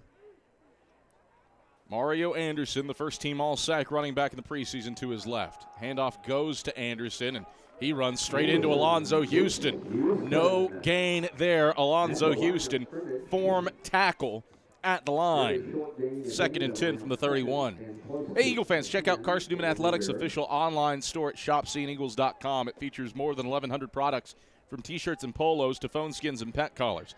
Shopseeingeagles.com, the official online store of the Carson-Newman Eagles. 2nd and 10 for the Wolves, left hash at their own 33-yard line. Elmore from the gun takes the snap. Will delay handoff Anderson, stepping through arm tackles. He's up across the 35 and wrenched down in the boundary left side up at the 36 by Williams after the 3-yard gain. 3rd down, 7 to go. Eagle defense looking for a 3 and out. Pretty good work on the first 2 plays of this drive by Carson-Newman's defense to be able to slice into the backfield, cut off some blockers, and ensure that Anderson doesn't get going. And here's a 3rd down scenario for Newberry after Carson-Newman failed on its 3rd down chance on their first drive of the second half. Wolves are 2 for 4 on 3rd down so far today. Haven't had a ton of them. Elmore is from the gun. Takes the snap at the chest. 4-man rush. Throws left sideline. Incomplete and out of bounds. The intended target was Bryson Woodruff. Jalen Anderson was in coverage on him. It was always going to be an incompletion as Elmore fired it behind and back of Bryson Woodruff, the first team all-sack receiver. 3 and out. Eagles defense holds. 2nd 3 and out that they've forced today. Well, it's great work by Jalen Anderson on that coverage and good overall effort by Carson-Newman's defense that go-around. The question for this Eagle group, do they learn how to win a football game here at home against a top 10 team? They have been stride for stride here with the Wolves all game. Marsh back to punt, gets it off with his right leg.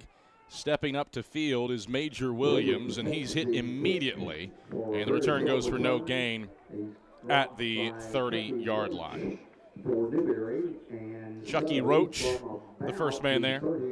And Carson-Newman takes over 1st and 10 from its own 30-yard line. Serving East Tennessee for 40 years, Magaha Electric is the perfect choice for all your electrical projects. Visit MagahaElectric.com for all your electrical contracting needs.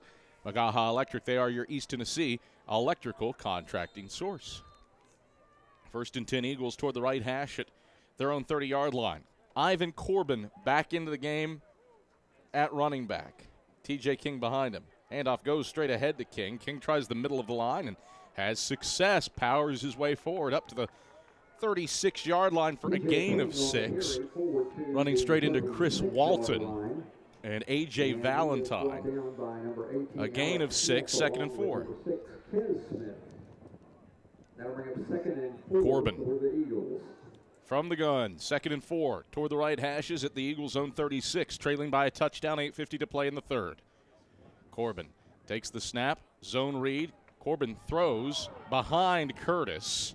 They're going to call incomplete on a nice little RPO for Curtis, but Corbin fired the fastball when he probably needed the touch to Curtis to the edge.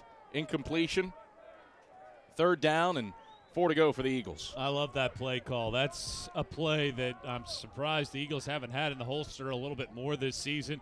You get everybody focused on Corbin. You sling it to the outside and get some easy yardage out of that. I think the Buffalo Bills might have ran that maybe last week or 2 weeks ago with Josh Allen, and it worked out really well. 3rd down, 4 to go for the Eagles. Snap back, handoff Nelson straight ahead. He's got the first down across the 40 and bursts up to the 45, brought down by Taylor after 9 yards to move the chains. Well, this game right now reminds me a lot of the Ken Sparks, Mike Turner days. Newberry has no ability to stop Carson-Newman's dive plays right up the middle. Why not just keep running them? 1st and 10 Eagles toward the right hash at the Newberry 40 or at the Carson-Newman 45. Snap back to Corbin. Takes the snap. Stands in the pocket. He's hit in the backfield. Escapes one man. Rolling left. Corbin hit. Still on his feet. And chucks it.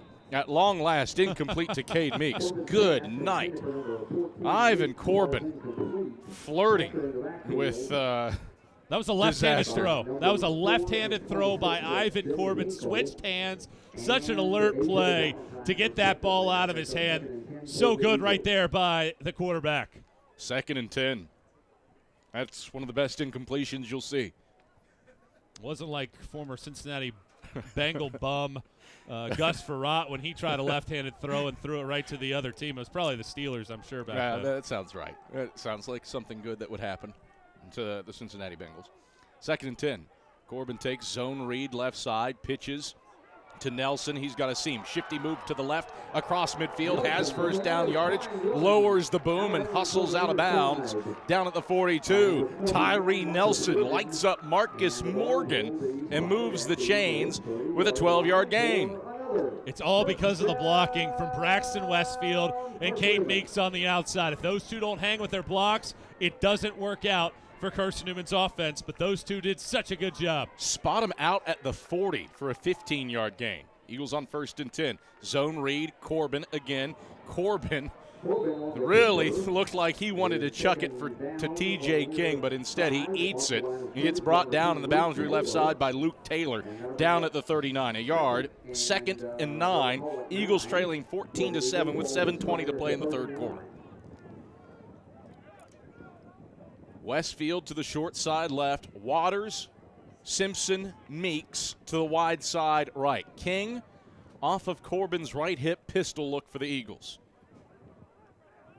Sanders stays in the game at center in place of the injured Brian Doe. Corbin, play fake, going to chuck it. Westfield, left sideline, in and out of his hands. Incomplete at the 15. There's the flag. Pass interference coming. Should be on Chico Oniqueri. That's who I'm presuming anyway, but we'll confer with Michael Madison. Should be a Carson-Newman first down. Pass interference. Defense. Number 1. 15-yard penalty.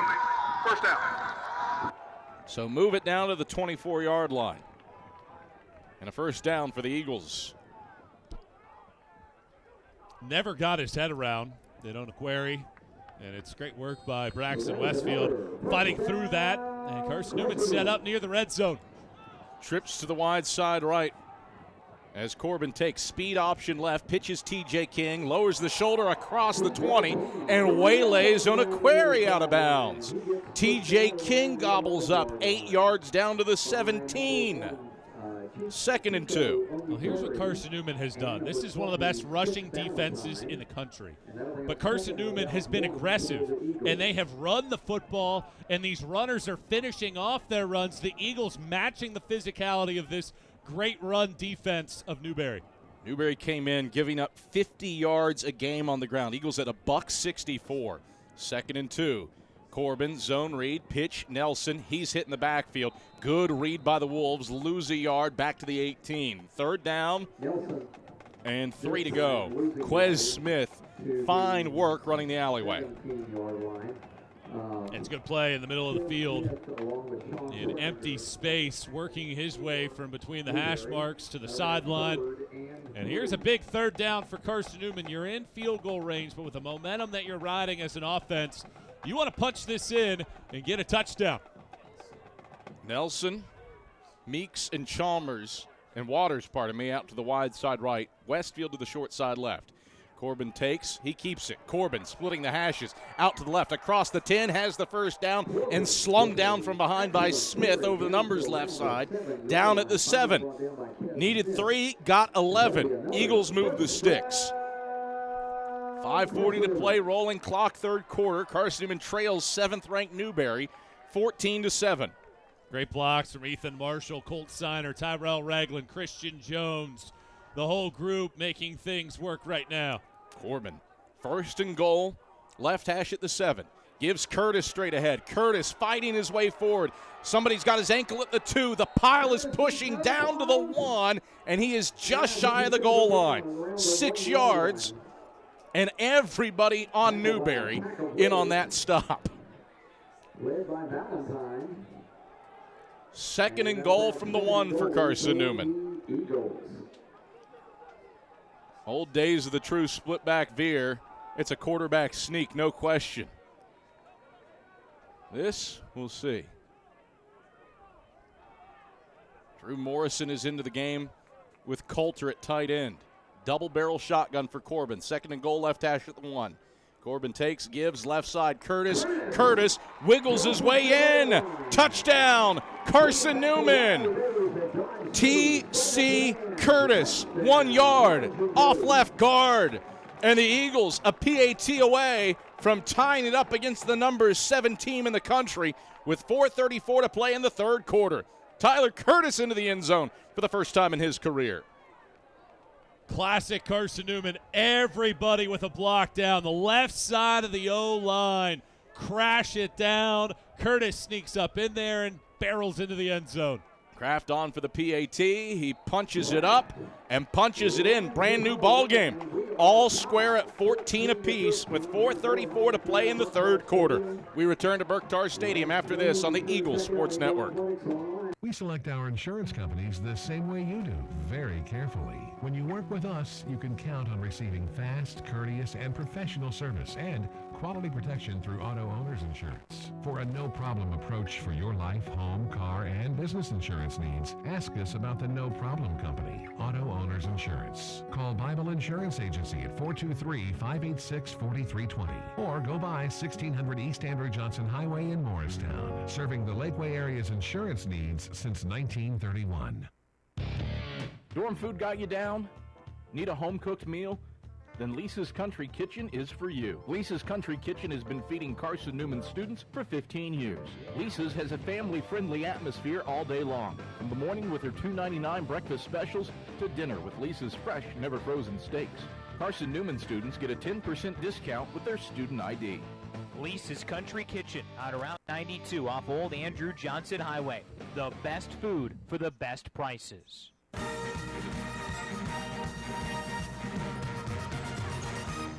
4:34 left in the third quarter. Brand new ball game, 14-14 between Carson-Newman and Newberry. The Wolves scored the first 14. Carson-Newman has scored the last 14. And Eagles all level with a top 10 team here inside of Berktar Stadium. Adam Cavalier, Michael Watrang, Dave Clabo, Andrew Rogers, Leanda Carey. Happy to have you on hand for this contest.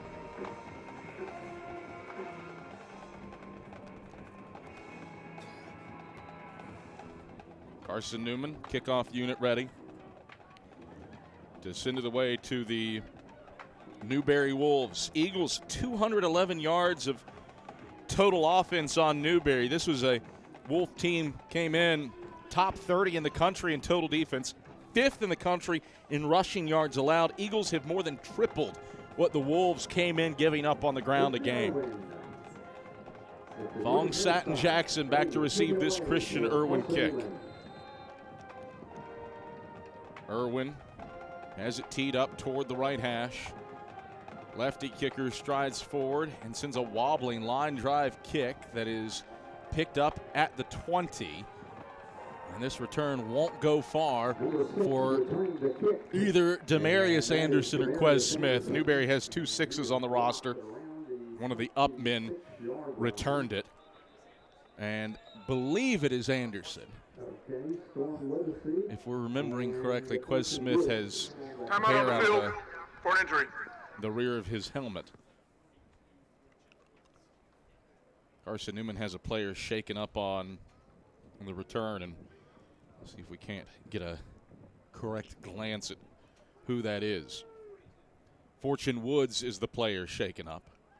InterDigital strives to be a leading provider of cutting-edge digital and marketing solutions. Visit interdigital.com for IT support, web development, virtual tours, graphic design, internet marketing, mobile app, and film production services. InterDigital, they are laser-focused on your success.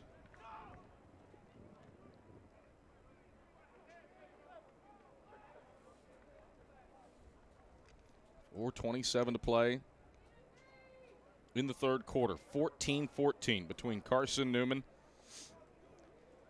and 7th-ranked Newberry. Eagles looking for program win 650, and what a signature one it would be. Pete Elmore, he's pretty much gone the distance after Dre Harris got hurt early. Takes the shotgun snap, hands off Anderson left side. Anderson is wrapped up and driven to the surface by Major Williams up at the 32-yard line, but that still goes down as a 6-yard run, 2nd and 4.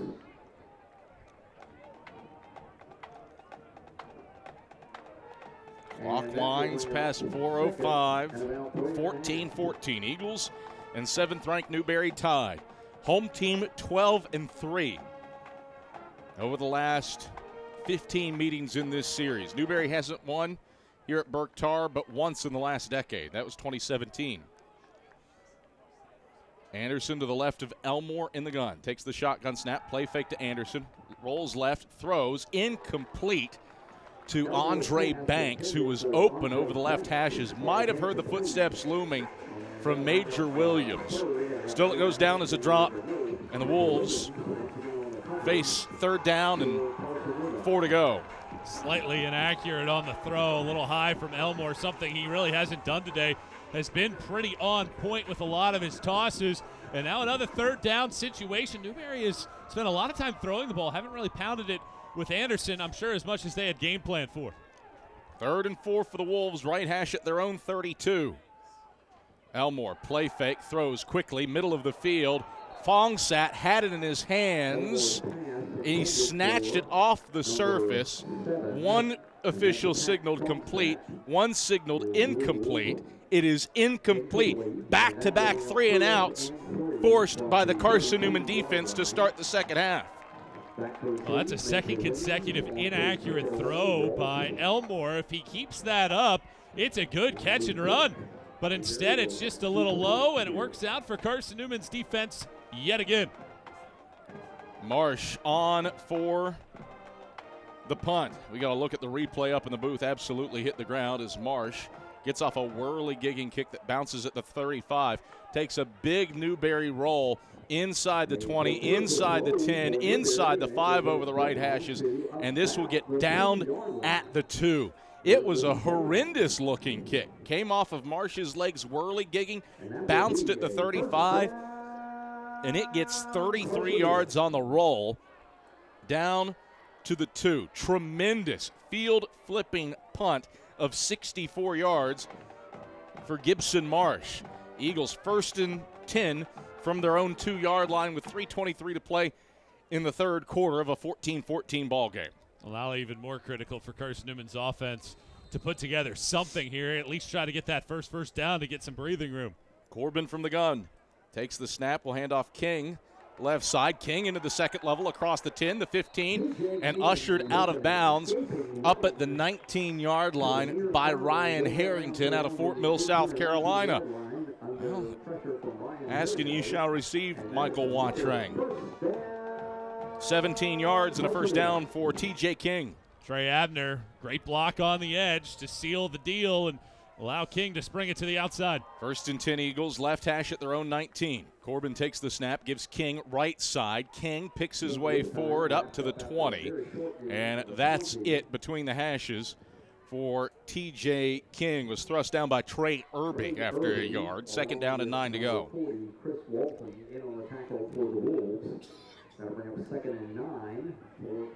2:40 rolling clock, 3rd quarter, 14-14. All square between Carson-Newman and 7th-ranked Newberry. Newberry has had trouble on the road. Just a pair of single-score games in wins at Emory and Henry and North Greenville.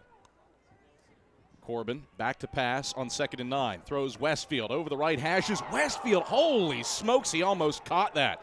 Braxton Westfield went backhand stab and reached around Chico Onequeri, had it in his right hand but couldn't bring it in. That was nearly astonishing. The fact that he held it as long as he did is just insane. As he was bringing it across his body to pull it in, that's when Westfield lost it. Great camera work by our guy Rick down there as well. He had a great angle on that, stuck with it. Good work by our camera crew to show us that Westfield nearly a great catch. 3rd and 9 for the Eagles. Toward the left hashes at their own 20. Corbin back to pass, pressured, screen is batted in the air and it's incomplete. Bearing down on Corbin was Jay Hinkle. He's the guy that poked it up in the air, as the target was Tyree Nelson on the screen pass, but Newberry does a nice job blowing it up. And Carson-Newman does a nice job of at least getting that first down, and now send the punting unit out there to see if they can gain a little bit more space. 2:12 to play, third quarter, 14-14. Carson-Newman and 7th-ranked Newberry tied. Nate Kraft is on the punt. Pat Fong sat back at his own 40. Kraft gets it. Right leg puts it into it. A flag on the play. Kraft was run into. As Fongsat returns it to the 45, and we'll see if it's running or roughing, but at least you're going to have a second crack at the punt. Flag on the play. Let's see what happens. I'm guessing it's running. That would be my first inclination, too. It was a graze.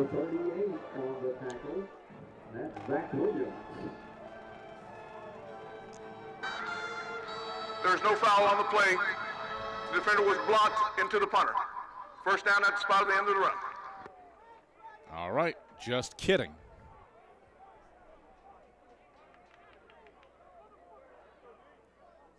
Yeah, he got pushed into it. You know, definitely a push there that aided in the cause. So Carson-Newman will now have to bow up defensively with great starting field position here for this Newberry group. 14-14, 2:02 to play in the third. All square, but Newberry has it 1st and 10 from the Carson-Newman 46 after the 64-yard Marsh punt flipped field. Elmore from the gun takes the snap. Will give Anderson left side. Works quickly through a hole, but it closes quickly. Jordan Wilson slams down on his shoulders and drives him down at the 42-yard line. A gain of 2, 2nd and 8.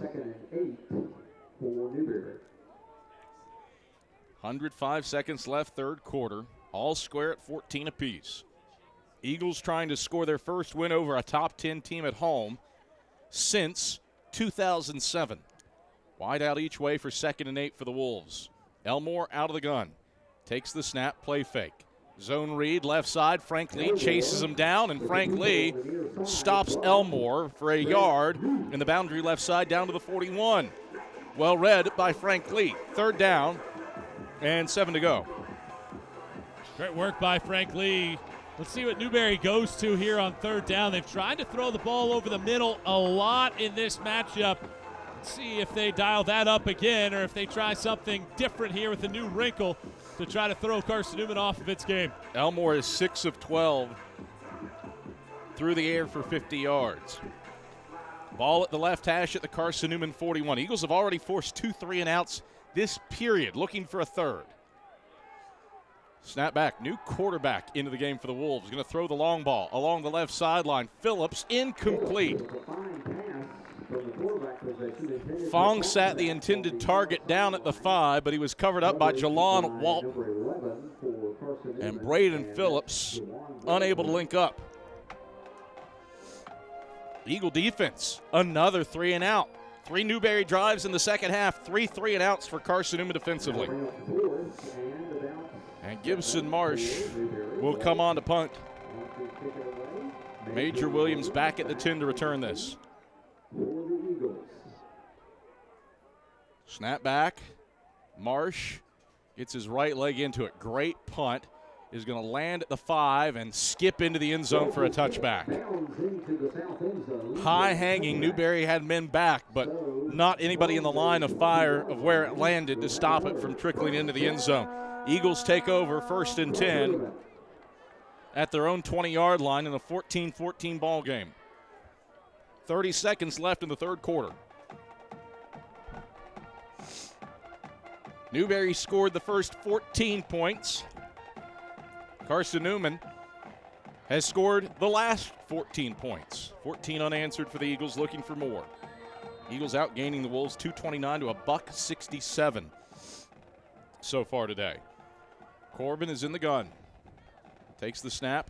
Play fake to Brackett. Pumps. Going to throw the long ball. Westfield left sideline. Should be a flag. Westfield was impeded by Chico Onaqueri. Hankey stay in the pocket. Pass was probably always going to be incomplete out of bounds to the left sideline. Would have been tough for Westfield there. 2nd and 10. There's Carson-Newman taking a shot, though. You knew it would happen at some point here in the second half. They decided to dial it up here and just a little out of the reach of Braxton Westfield. 24 seconds left, third quarter, 14-14 the score between Carson-Newman and 7th-ranked Newberry. Corbin out of the gun. Will hand off Brackett straight ahead, and he will not get away from the Wolves' Carson Smith and Devontae Gambrell. A loss of 2, back to the 18, and Eagles with an opportunity to at least flip field position. Can they pick up a first down after the defense has come through with 3 straight 3-and-out stops? We'll have to wait on it. No different from where we started at 1 p.m. 15 minutes left. Carson-Newman and Newberry tied at 14. Eagles trying to get program win 650. A chance to become just the 4th D2 school there while beating a top 10 team at home. Find out if Carson-Newman can pull it off when we get back after this on the Eagles Sports Network. First Baptist Church of Powell is a gospel-centered community who loves God and others. We exist by the grace of God for the glory of God, and that is the ultimate purpose in all that we do. First Baptist Powell believes that a healthy disciple is one who gathers with the body of Christ, grows in the grace of Christ, and goes with the gospel of Christ. We encourage you to join us for worship Sundays at 10:15 a.m. and learn more about how you can be involved in the life and ministry of our church at fbcpowell.org. Oh, the places we'll go. When you're ready to start your next adventure, whether it's college, trade school, or your first job, get the tools to manage your money at Knoxville TVA Employees Credit Union. And parents, with mobile banking, you can help manage their accounts no matter where they go. At Knoxville TVA Employees Credit Union, we'll help you move mountains together. Visit tvacreditunion.com. Join us now. Federally insured by NCUA. Restrictions may apply. Ask for details. AM 620 WRJZ Knoxville.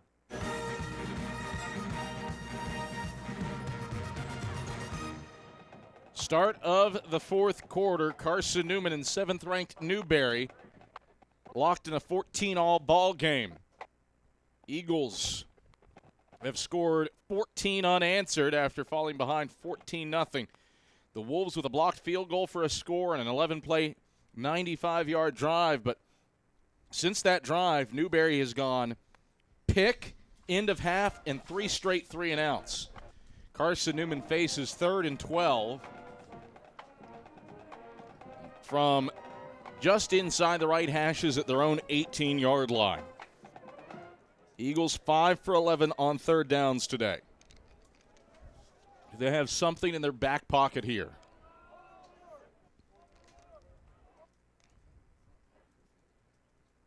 Westfield and Meeks split to the short side right.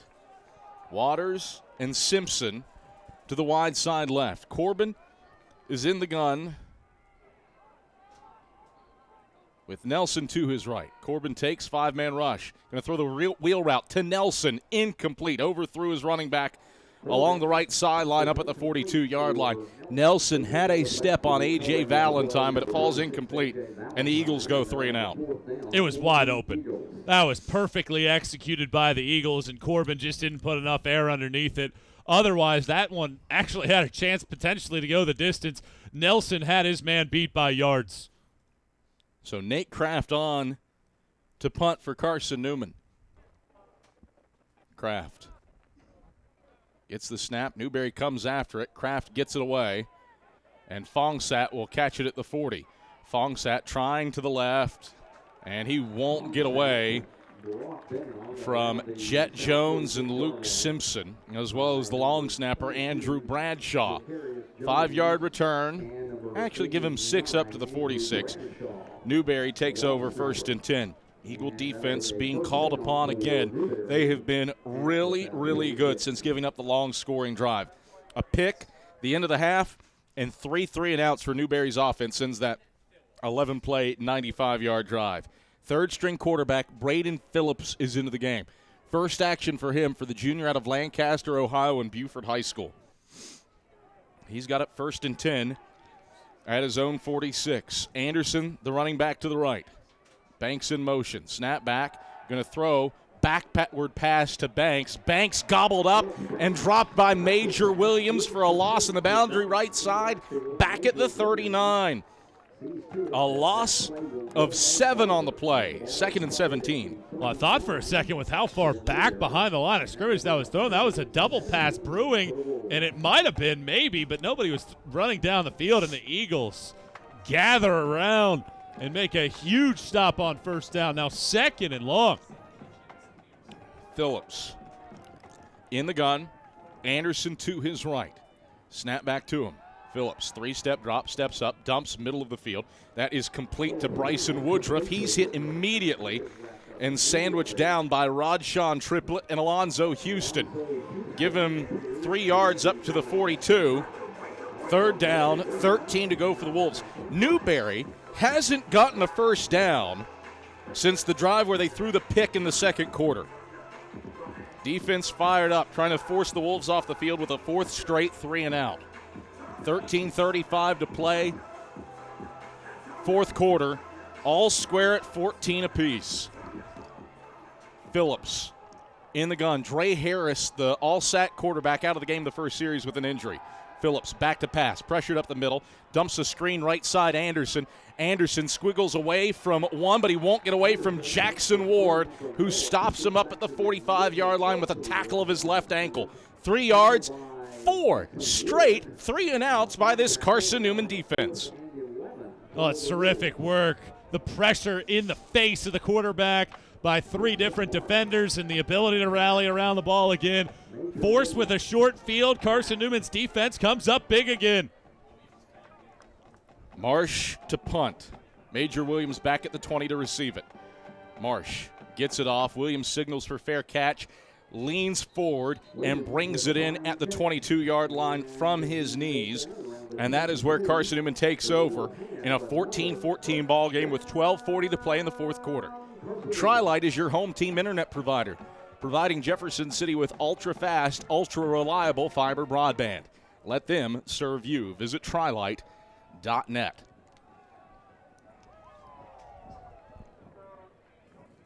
What can Carson-Newman put together offensively? Eagles have gone 7 plays and 2 punts their last 2 possessions after the 11-play, 70-yard drive gave the Eagles a tie game in the 3rd. Corbin takes on 1st and 10. Option keeper left side for Corbin. He races to the left sideline and gets brought down by Taylor up at the 24-yard line, a 2-yard gain. 2nd and 8.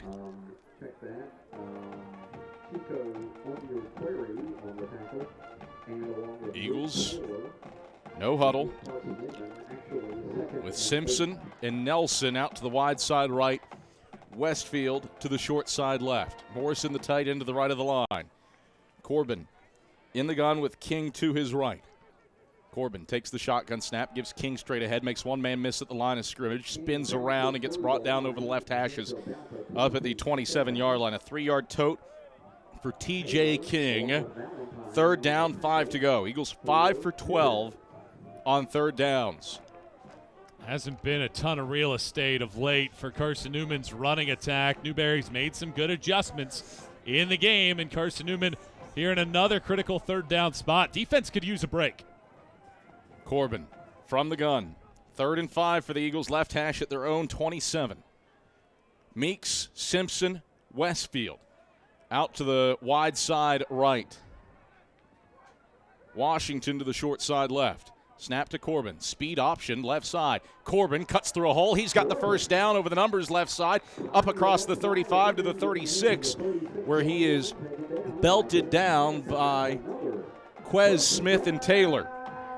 A gain of, call it 9, and a first down for the Eagles. Well, great work by Ivan Corbin. Knew that he needed the first down on that situation. Rather than string it out, just sprint forward and seal the deal on the first down to extend the drive. 1st and 10 Eagles. Left hash at their own 36-yard line. Corbin from the gun. Takes the snap. Hands off Nelson right side. No, Corbin keeps it left side. And Corbin spun out of bounds by Taylor. And where's the mark out? Give him a yard, maybe 2. Give him a yard up to the 37. 2nd and 9. Ivan Corbin, 12 rushes, 46 yards. Eagles up over 200 yards rushing on the day. 211 to be exact, for a Newberry team that came in 5th in the country, giving up 50 a night. Eagles have moved the ball well. Can they finish a drive here in the fourth quarter against a top 10 team?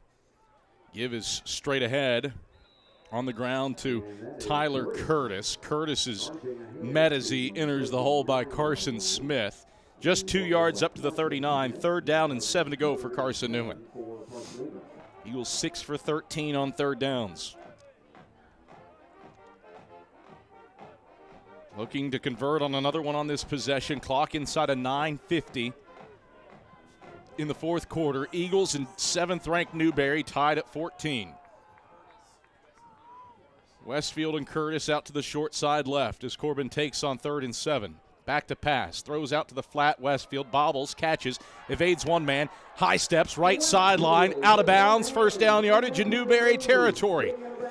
Braxton Westfield shimmied and shook Luke Taylor and gallops inside Wolf territory down to the 46 to pick up 15 yards and a 1st down. That's another really impressive catch by Braxton Westfield, having to extend the arms out, maintain the reaction after the ball was tipped, and sprint down for a good gain. 1st and 10 Eagles, right hash at Newberry's 46. Curtis and King to either side of Corbin. Give us to King straight ahead. Stop and start move into the 2nd level. 1st down yardage. Right hashes for TJ King. He's down to the 35, knocked down by the all-sack linebacker, A.J. Valentine, but not after King rips it 11 yards for a 1st down. King, 8 carries, 52 yards now. Eagles with 3 men with more than 40 yards rushing. Eagles moving quickly, trying to break open a 14-14 ball game with 8:40 to play in the fourth. Corbin, double-barrel shotgun. Takes the snap, give King. Picks his way, left guard, flag on the play. Got his way down to the 31 between the hashes before he was wrapped up by Sean Swearinger and Carson Smith. This one in the area of holding. Holding. Offense. Number 50. 10-yard penalty from the previous spot. Remains 1st down. So back the Eagles up 10 yards to the 45 where it's 1st and 20. 14-14 ball game. 8:31 to play in the fourth quarter. Carson-Newman, the offense trying to put the Eagles in front here in the fourth. Trips to the wide side left for Ivan Corbin. Takes the snap and just going to keep it right side. A lot of running room for Corbin. Corbin with the cutback lane to the 30. He's got the 1st down across the 25 and ripped down from behind by Gambrell down at the 21. It was Ivan Corbin all the way, and it goes 24 yards for a 1st down. Such good work by Ivan Corbin. That's playing into his strengths. Everything that he can do well is running the football, making men miss, and a big 1st down, and the Eagles with a chance for points. 1st and 10 Eagles, right hash at the Wolf 21. Corbin takes, will hand it off for Tyree Nelson. He is picked up, and Nelson being held, cradled, if you will, by Chris Walton. Walton rocking Nelson to sleep to finish the run. No gain to the 21. Well, that's a new one. How about Walton? That's some good elevation. Just literally picked him up and was carrying him. Good on Walton to also let him down instead of drawing a flag. 2nd and 10. Corbin takes. Option. That's blown up. I think Tyler Curtis ran the wrong way. Newberry was in the grill immediately, and Alex Smith drops Corbin for a loss back at the 27-yard line. -6 on the play. 3rd and 16. 7:02 to play in the fourth quarter of a 14-14 ball game. It's the last thing that you could have afforded there was to move backward at that rate, because now field goal getting a little more challenging. You put yourself in a bad position here against this Newberry attack. I think Tyler Curtis was supposed to bounce out back to the left as a pitch man and just didn't. 3rd and 16. Eagles need the Newberry 11. Toward the right hash, the ball's at the Wolf 27. Corbin back to pass, 4-man rush, pressured, hit as he throws to the left sideline, and there's the flag. Absolutely. Luke Simpson just ran square into Alex Smith, and Smith, frustrated, walking his way toward the first aid station, knowing that he's likely giving Carson-Newman a first down. Pass interference. Defense, number 18. It's a spot foul. All right, a first down. Definitely didn't need to happen either. I mean, that ball was well overthrown. There was no chance Simpson was catching up to that. I'm curious. The spot is the 12. I'm very curious. It should be half the distance to the goal. They're calling it a spot foul and 15 yards to the 12. So Carson-Newman, the benefactor there. 11th play of the drive coming up. 1st and 10 Eagles, middle of the field at the Newberry 12 in a 14-14 ball game. 6:29 to play in the 4th. Corbin takes, give Nelson left side. Nelson picking his way forward. He's inside the 10 and stopped at the 10. Luke Taylor grabbed his waist and drove him down. Give him 2 yards, 2nd and 8. Tyree Nelson, 13 carries, 83 yards. This drive started 6 minutes ago. 6 minutes, 50 seconds ago to be exact. Back at the 22. 12th play of the drive coming up. Now 14-14 ball game. Eagles trying to take the lead for the first time today. Corbin out of the gun. Speed option to the right. Corbin lowers his shoulders, gets inside the 10, and gets dropped by Taylor along the right hashes down at the 9. Just a yard for Ivan Corbin. 3rd down and 7 to go. Taylor's had a really good game from his middle linebacking spot. He's been all over the football field, and he's been really the key piece to this rushing defense for Newberry all season long. And right now, Carson-Newman, another 3rd down situation. Obviously, you want points out of this. It'd be a little sweeter if you can punch it into the end zone. Luke Taylor, 15 tackles on the day for Newberry. Trips go to the wide side left for 3rd and 7 for the Eagles. Corbin takes, option left, pitch, Curtis. Curtis, the Red Sea parts. He walks in. Touchdown, Carson-Newman. Tyler Curtis, 9 yards. And the Eagles lead a top 10 team with 5 minutes left in the 4th. Blocking from the receivers again. It is Meeks out in front. He paves the way with a pancake. And Carson-Newman has a lead with 5 minutes to go at home. Nate Kraft on for the PAT. Snap back. Hyatt's hold down. Kraft kick. Good. 21-14. Carson-Newman by a touchdown with 5:09 to play in the 4th quarter. We step out for a break. Back after this on the Eagle Sports Network. At Aramark, this year we go back to our foundation. At Aramark, we are great food and great service with great guests. That is the Aramark way. From coffee at Maples to sandwiches in Stokely, Aramark is here to produce high-quality food for you. A foundation of fresh food, a foundation of speedy service, and a foundation that's built for you, now and for the future. That is the Aramark way.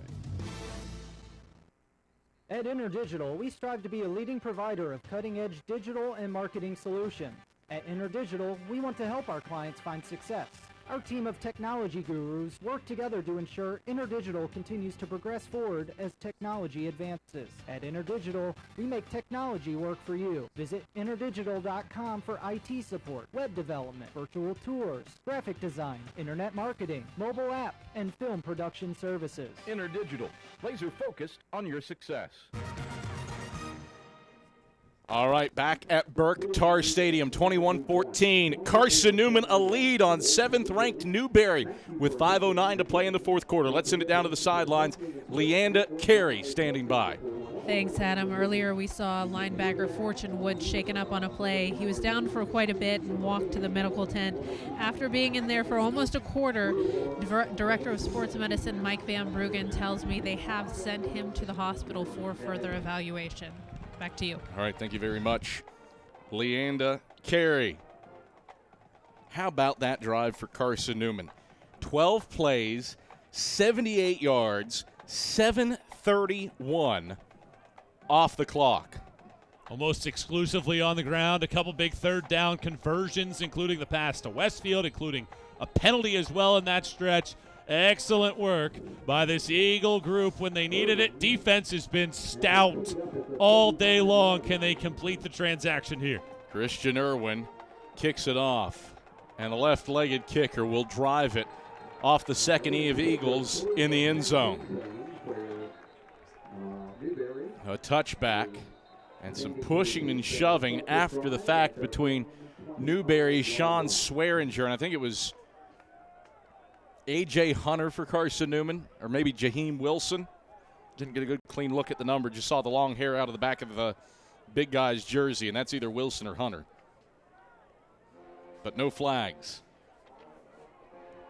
1st and 10 Newberry at their own 25, and Braden Phillips, who had not seen action this season, third-string quarterback, is in. He hands off Anderson right side, runs into Caleb Goins, who twists him down over the sack logo up at the 27-yard line. Williams also in on the stop with Ja'Cory Long. 2 yards, 2nd and 8. Newberry moving with tempo. Phillips from the gun takes the snap, 3-step drop, airs it left side, incomplete for Fongsat, overthrew him at the 48-yard line. Callum Clements was in coverage, 3rd down, 8 to go. Newberry drive charts in the second half, 3 and out, 3 and out, 3 and out, 3 and out. Eagle defense looking for a 5th, and they are keyed up on the sideline. Well, it's a great play by Callum Clements because he could have came in and laid the boom and picked up a penalty. Instead, he decided to sit back. Great work.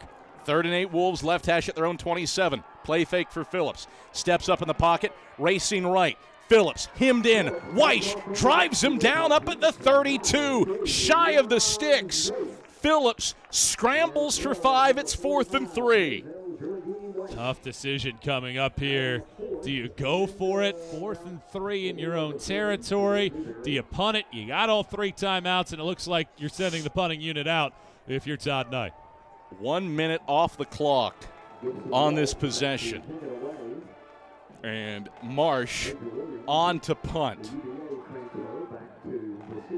Marsh will get it off to the right sideline. Major Williams signals for fair catch. It fell off of his hands. You're going to have a legal touching. A flag comes in. Maybe some kick-catch interference here on Newberry. Flag on the play. Williams got back the muff punt. We'll let Michael Madison and company tell us what's up. 3:56 to play in the 4th quarter. Carson-Newman 21, 7th-ranked Newberry 14. During the kick catch interference on the kicking team, 15-yard penalty from the end of the kick. 1st down, Carson-Newman. Well, Carson-Newman set up with great field position as a result of that penalty. 3:56 to play in the 4th quarter, 21-14. Carson-Newman has the lead and the football at their own 48. Well, you have to credit this Carson-Newman team. Remember, at the end of the first half, the Eagles kicked a field goal for a potential record. It got blocked, returned to the house. You're down 14-0. Eagles have been nothing but great in their response. 1st and 10 Eagles, left hash at their own 48. Corbin takes, gives right side Nelson. Nelson picks his way around right tackle up to the 49. And that's it. A.J. Valentine, the all-sack linebacker, makes the stop after a yard. 2nd and 9 for the Eagles. Newberry, all 3 timeouts left. Carson-Newman has the same. 2nd and 9, and the Eagles content to let that clock roll.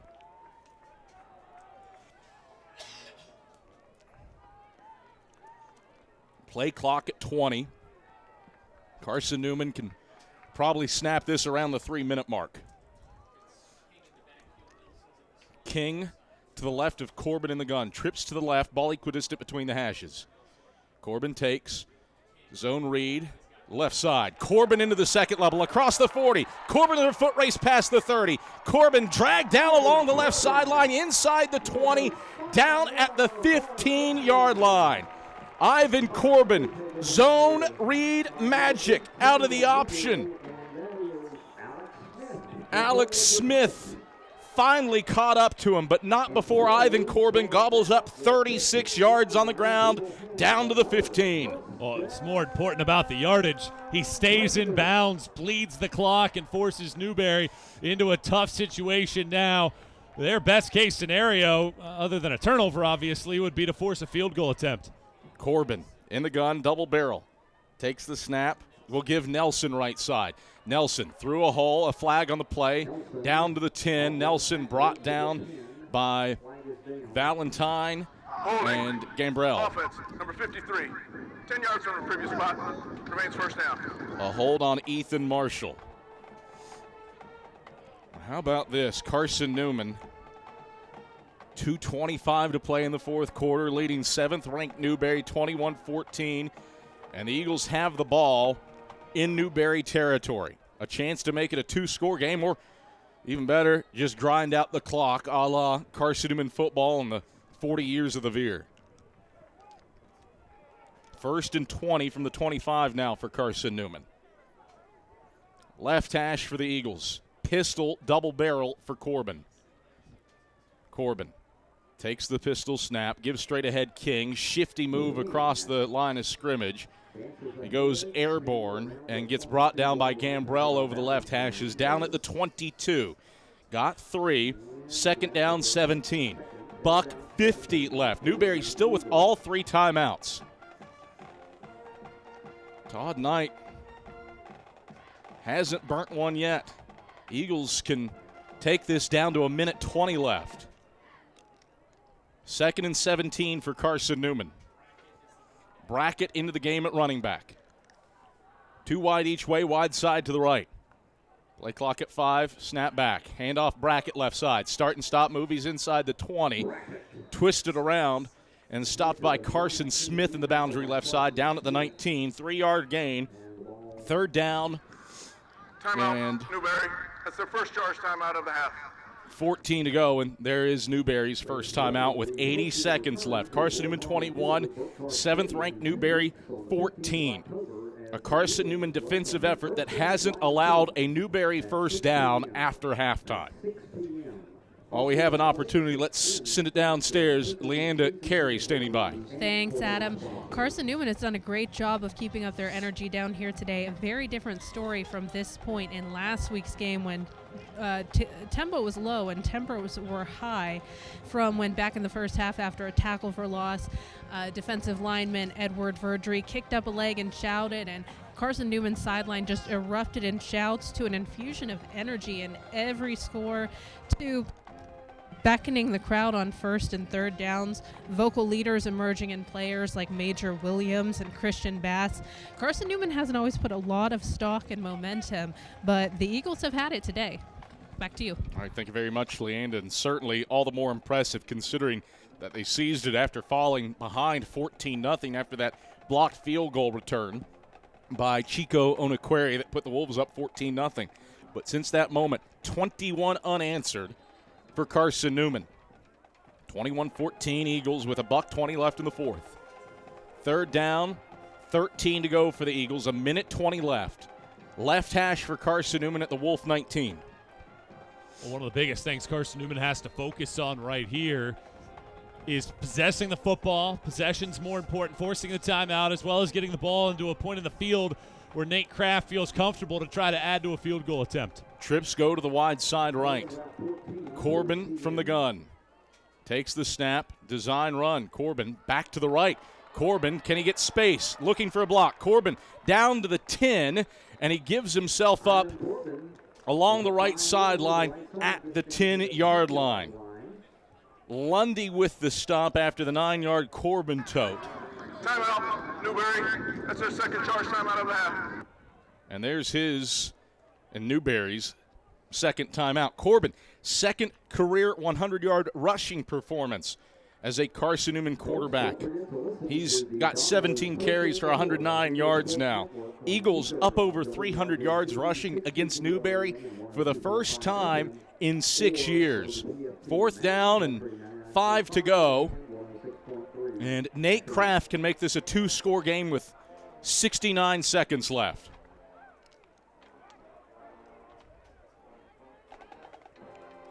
What an opportunity here at home for Carson-Newman. They have the 7th-ranked team in the country on the ropes. Can this kicking unit deliver the knockout blow?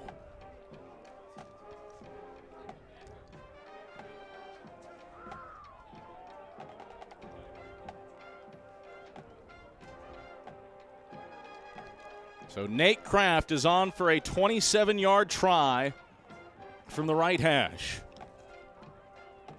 This to make it a 2-score game with 69 seconds left. Newberry with 1 timeout left. Wolves have already blocked 1 today. Bradshaw snap back. Hyatt hold down. Kraft kick. It's through! 24-14. Eagles by 10. The coaches to our left charged up. Eagles with a 27-yard field goal from Nate Kraft. Deliver a potential knockout blow to Newberry with 66 seconds left. Great blocking by Carson-Newman's group on the left side in particular, holding their water that time, and Kraft was perfect on his kick. 1:06 to go. Still have to lock into this football game. Newberry kept one of those timeouts in the back pocket. Obviously sitting deep in their depth chart at the quarterback position. Defense has been fabulous. Right now, if you're Carson-Newman, the yardage isn't that big of a deal. You're just trying to make sure that there isn't one play that gashes you for a huge chunk. Minute 6 left, 24 for Carson-Newman, 14 for Newberry. The 7th-ranked team in the country has come into Berktar Stadium and not gotten one single solitary first down since the middle of the second quarter. It has been an overwhelming defensive effort for the Eagles here inside of Berktar Stadium. Christian Irwin set to boot it away. Fongsat and Glover back to return. Irwin strides forward, puts his left leg into it. It's an end-over-end kick, fielded with a fair catch by Fongsat. So fair catch, touchback, doesn't matter. Newberry's going to take over 1st and 10 at its own 25-yard line. The Wolves' drive summaries after their touchdown early in the second quarter, pick, end of half, and then 1, 2, 3, 4, count them 5, 3-and-outs after halftime. Defense has been locked in. Braden Phillips, the third-string quarterback in place of the injured Dre Harris in the game. He's back to pass, has time, he's pressured, he's hit. Phillips is bound for the turf, sacked. Back at the 22, David Alexander, Ja'Cory Long, Trevon Barnett, all in the mix. Newberry, that is their 3rd and final timeout of the half. And the Wolves have to burn their final timeout to boot. 2nd and 13. That's a huge play. Not only do you get sacked, you have to burn that final timeout. And you are still 75-plus yards away from the end zone. What an effort by Carson-Newman defensively. The Eagles have just been sensational after halftime. You think about Newberry, 153 yards in the first half, 17 after halftime. 1.2 yards a rush, and they're 2 of 7 through the air for 6 yards. That's the tale of this 24 unanswered points for Carson-Newman today. 57.9 ticks left. 2nd and 13 for the Wolves from their own 23. Phillips back to pass. 3-man rush. Steps up in the pocket. Dumps middle of the field. Incomplete.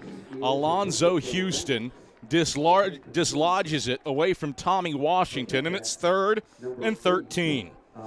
Honestly, probably the best thing that could have happened to Newberry there. There was potential of a sack in the backfield, but because you elude that, I mean, the 3 or 4 yards that you're gaining is not as valuable as the time on the clock.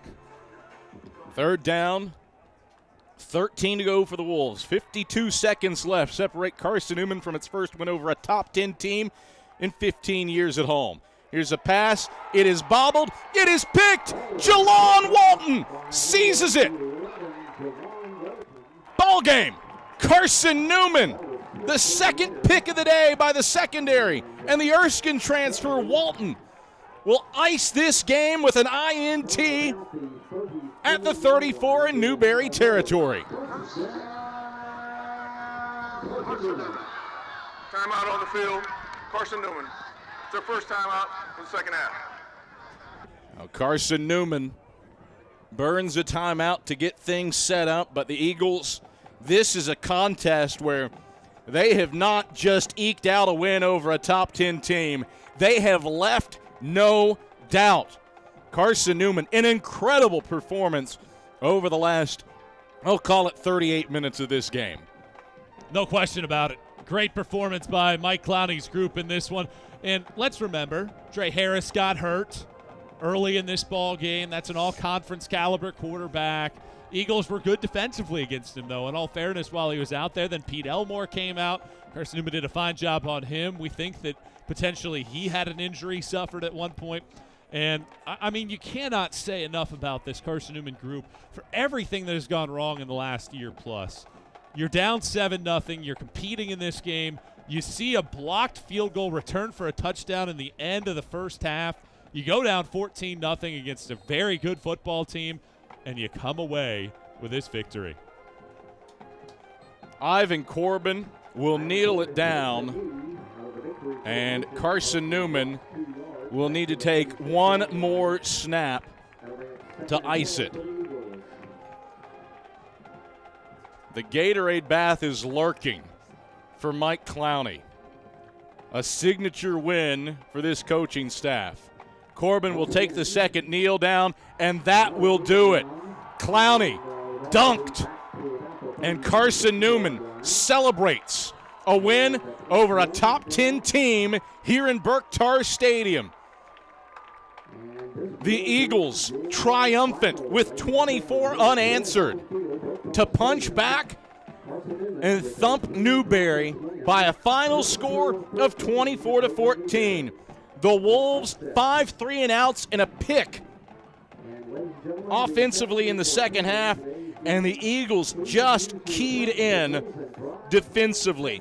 Carson-Newman did not give up a first down after halftime and gave up a whopping 17 yards of total offense to Newberry in the second half, while rushing for more than 300 yards against the Wolves for the first time in 7 seasons.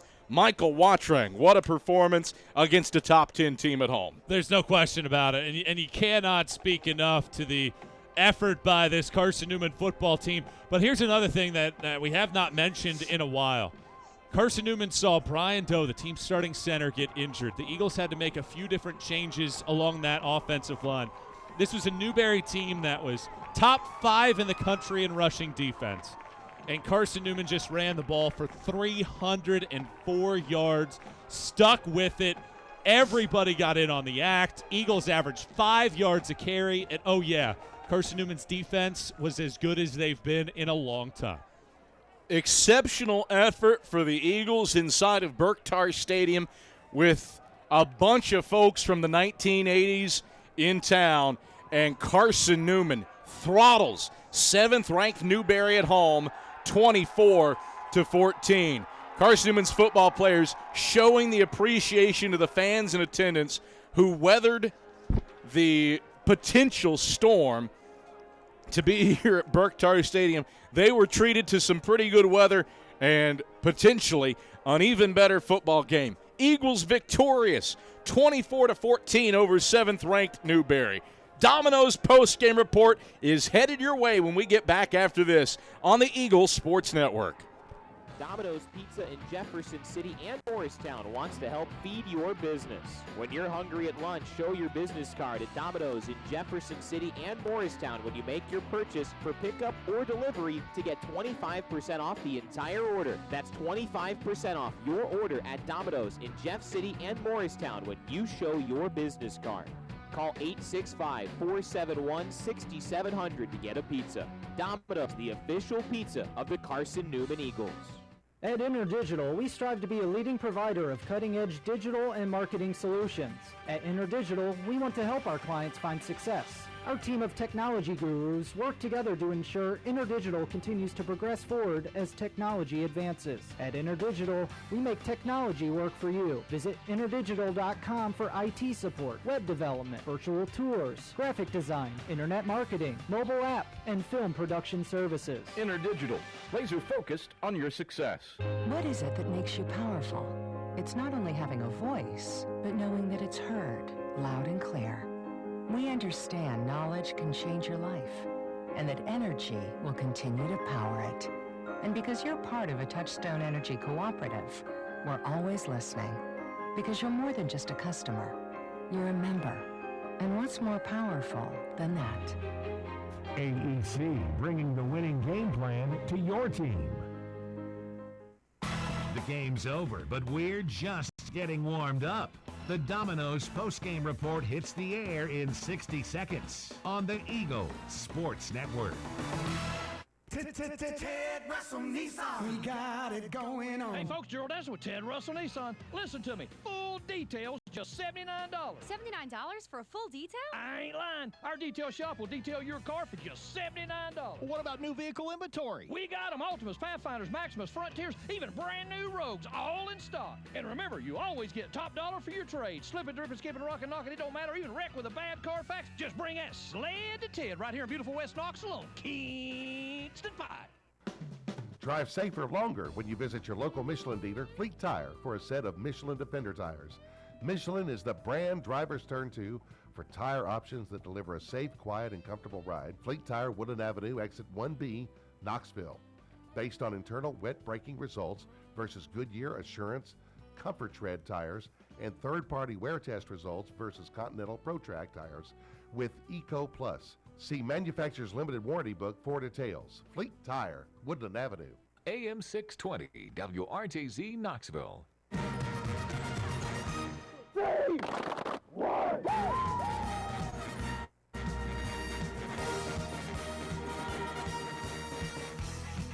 This is the Domino's post-game report on the Eagle Sports Network.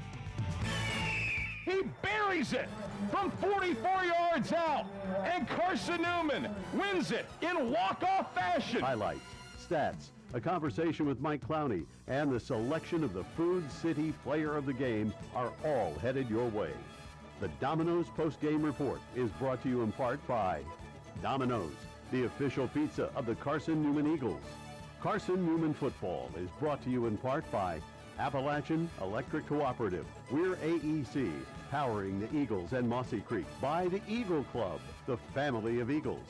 By Pepsi, that's what I like. By Magaha Electric, providing quality electrical services and products to East Tennessee for more than 40 years. By InterDigital, IT support and marketing, laser focused on your success.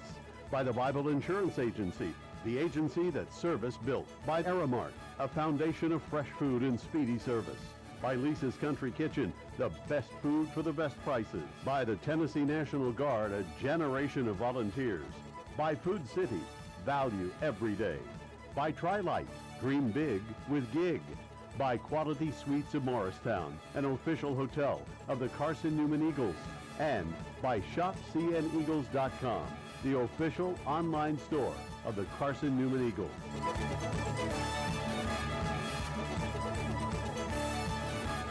Now back to the voice of the Eagles, Adam Cavalier.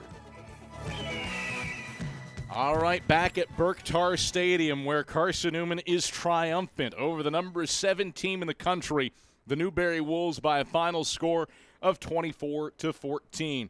Carson-Newman's last win over a top 10 team, the playoffs in 2009. Eagles defeated then third-ranked North Alabama on the road in Florence, 24-21. Their last win over a top 10 team in Burke-Tar Stadium, 2007, just about 15 years ago to the day. September 29th, the Eagles took on the 9th-ranked Newberry and collected a 49-14 win over the Wolves.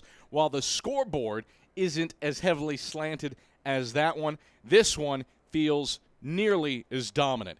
Eagles did not give up a first down to Newberry from the middle of the second quarter on. And the Wolves just 17 yards of offense after halftime, 5 3-and-outs, and a pick in the second half, en route to Carson-Newman prevailing by a final score of 24-14. Absolutely elite effort by the Eagles over a top 10 team here at Berktar Stadium. And to break down how we got here, Andrew Rogers has your scoring summary.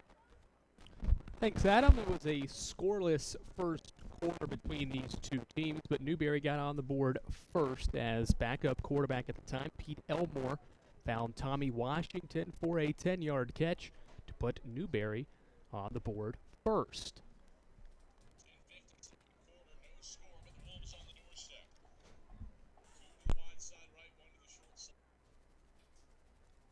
10:50 second quarter, no score, but the Wolves on the doorstep. 2 to the wide side right, 1 to the short side left. From the gun is Elmore. Fakes the handoff to Anderson, throws middle of the field. Washington, he is wide open. Catches at the goal line, touchdown Wolves. Tommy Washington, third catch this season, second receiving touchdown. The tight end beats the Eagles. It's a 10-yard score, and the Wolves dent the scoreboard first. It's 6-0. The extra point was good. The score 7-0. It wasn't until late in the second quarter for our next score of the contest with 1:55 left in the first half. Carson-Newman went for a 56-yard field goal. It was blocked and returned for a touchdown to put Newberry ahead 14-0. So the decision after the screen pass is to let Nate Kraft try a 56-yard field goal. This would be the school and sack record, and Fong Sack going to try to return it. It is blocked, and Newberry is going to pick it up. Scooped up by Onequeri. Onequeri going to take it the distance. Touchdown Wolves. A 56-yard field goal try. Blocked, scooped up, and returned for 6. And much like the Lenore-Ryan game, disaster strikes on a defensive or special teams score. A blocked field goal, returned 50 yards for a score. 13-0 Newberry with 1:55 to play in the second quarter. When it looked like Newberry had all the momentum late in the first half, Carson-Newman's offense put together a quick 6-play, 80-yard drive in just over 60 seconds, capped off by a Tyree Nelson 23-yard run, and the Eagles cut Newberry's lead in half heading into the break. Back position defense has been fabulous. Right now, if you're Carson-Newman, the yards that you're gaining is not as valuable as the time on the clock. Third down, 13 to go for the Wolves. 52 seconds left. Separate Carson-Newman from its first win over a top 10 team in 15 years at home. Here's a pass. It is bobbled. That sent the Eagles up or down just a touchdown at the half at 14-7. Into the third quarter, the offense went back to work thanks to quality defense. An 11-play, 70-yard drive that took 4 minutes and 46 seconds, tied the game at 14 thanks to this Tyler Curtis run. Is into the game with Coulter at tight end. Double barrel shotgun for Corbin. Second and goal, left hash at the 1. Corbin takes, gives, left side, Curtis. Curtis wiggles his way in. Touchdown, Carson-Newman. T.C. Curtis, 1 yard, off left guard. And the Eagles, a PAT away from tying it up against the number 7 team in the country with 4:34 to play in the third quarter. Tyler Curtis into the end zone for the first time in his career. Kraft's extra point was good, made the score 14-14 with 4 minutes left in the third quarter. The defense continued to play well, limiting Newberry to only 3 and outs in that second half, and Ivan Corbin put together yet another 70-plus yard drive. Again, it was capped off by Tyler Curtis on a 9-yard run. It was a 13-play, 78-yard drive that took 7.5 minutes to give the Eagles the lead with 5 minutes left in the fourth quarter. Side left for 3rd and 7 for the Eagles. Corbin takes option left pitch. Curtis. The Red Sea parts. He walks in. Touchdown. Carson-Newman. Tyler Curtis, 9 yards. And the Eagles lead a top 10 team with 5 minutes left in the fourth. The defense came up big once again, giving the offense the football back, and Nate Kraft was able to knock home a 27-yard field goal to help salt away a victory. It put the Eagles up 24-14. A snap back, Hyatt hold down, Kraft kick. It's through! 24-14, Eagles by 10. The coaches to our left charged up. Eagles with a 27-yard field goal from Nate Kraft deliver a potential knockout blow to Newberry with 66 seconds left. One final drive for Newberry, and it was the defense yet again making a play. It was Jalon Walton intercepting Braden Phillips's pass to help Carson-Newman get the victory. Go for the Wolves. 52 seconds left. Separate Carson-Newman from its first win over a top 10 team in 15 years at home. Here's a pass. It is bobbled. It is picked. Jalon Walton seizes it. Ball game. Carson-Newman, the second pick of the day by the secondary. And the Erskine transfer, Walton, will ice this game with an INT at the 34 in Newberry territory. That pick allowed Carson to take home the 24-14 victory. Our AEC electrifying play of the game. It has to be Tyler Curtis's go-ahead touchdown. But here's another listen to it. Trips go to the wide side left for 3rd and 7 for the Eagles. Corbin takes option left pitch. Curtis, the Red Sea parts. He walks in. Touchdown, Carson-Newman. Tyler Curtis, 9 yards. And the Eagles lead a top 10 team with 5 minutes left in the fourth. Curtis ended the day with 2 touchdown runs as Carson-Newman used a mixture of quality second-half offense off of the stellar defense that held Newberry to less than 30 yards of offense in that second half, 17-0 to take down number 7 Newberry here at Berktar Stadium on October Saturday. We'll take one break here on this Domino's post-game report. Come back, we'll hear from Mike Clowney as well as some of Carson-Newman's players following today's game. That's next here on the Eagles Sports Network. We select our insurance companies the same way you do, very carefully. When you work with us, you can count on receiving fast, courteous, and professional service and quality protection through Auto Owners Insurance. For a no-problem approach for your life, home, car, and business insurance needs, ask us about the No Problem Company, Auto Owners Insurance. Call Bible Insurance Agency at 423-586-4320 or go by 1600 East Andrew Johnson Highway in Morristown, serving the Lakeway area's insurance needs since 1931. When you're sick and tired of fast food and need a fresh home-cooked meal, turn to Lisa's Country Kitchen. Lisa's been cooking up her fresh, never frozen food for the Lakeway area for more than 15 years. Lisa's cares about her customers. You may enter a stranger, but you'll leave a friend. From foot-long hot dogs to juicy steaks, Lisa's has the best food for the best prices. Lisa's Country Kitchen on Route 92 off Old Andrew Johnson Highway. The best food for the best prices. Serving East Tennessee for 40 years, Magaha Electric is the perfect choice for all your electrical projects. Magaha Electric specializes in commercial, retail, manufacturing, residential, and industrial contracting needs. Magaha Electric can provide superior service, technical know-how, and realistic budgeting for any size project in a timely, cost-effective manner. Visit MagahaElectric.com for all your electrical contracting needs. Magaha Electric, your East Tennessee electrical contracting source.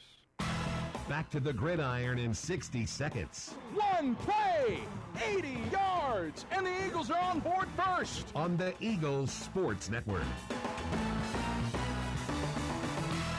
Premier Building Maintenance Corporation. That name means excellence. For over a quarter of a century, the Premier team delivers service with pride, personal responsibility in delivering excellence. And they also back the Ken Sparks Scholarship Fund, so that a deserving student may be able to enjoy a great Christian education at Carson-Newman. For more information, go to cneagles.com. That's cneagles.com. Backed and helped by Premier Building Maintenance Corporation. First Baptist Church of Powell is a gospel-centered community who loves God and others. We exist by the grace of God for the glory of God. And that is the ultimate purpose in all that we do. First Baptist Powell believes that a healthy disciple is one who gathers with the body of Christ, grows in the grace of Christ, and goes with the gospel of Christ. We encourage you to join us for worship Sundays at 10:15 a.m. and learn more about how you can be involved in the life and ministry of our church at fbcpowell.org.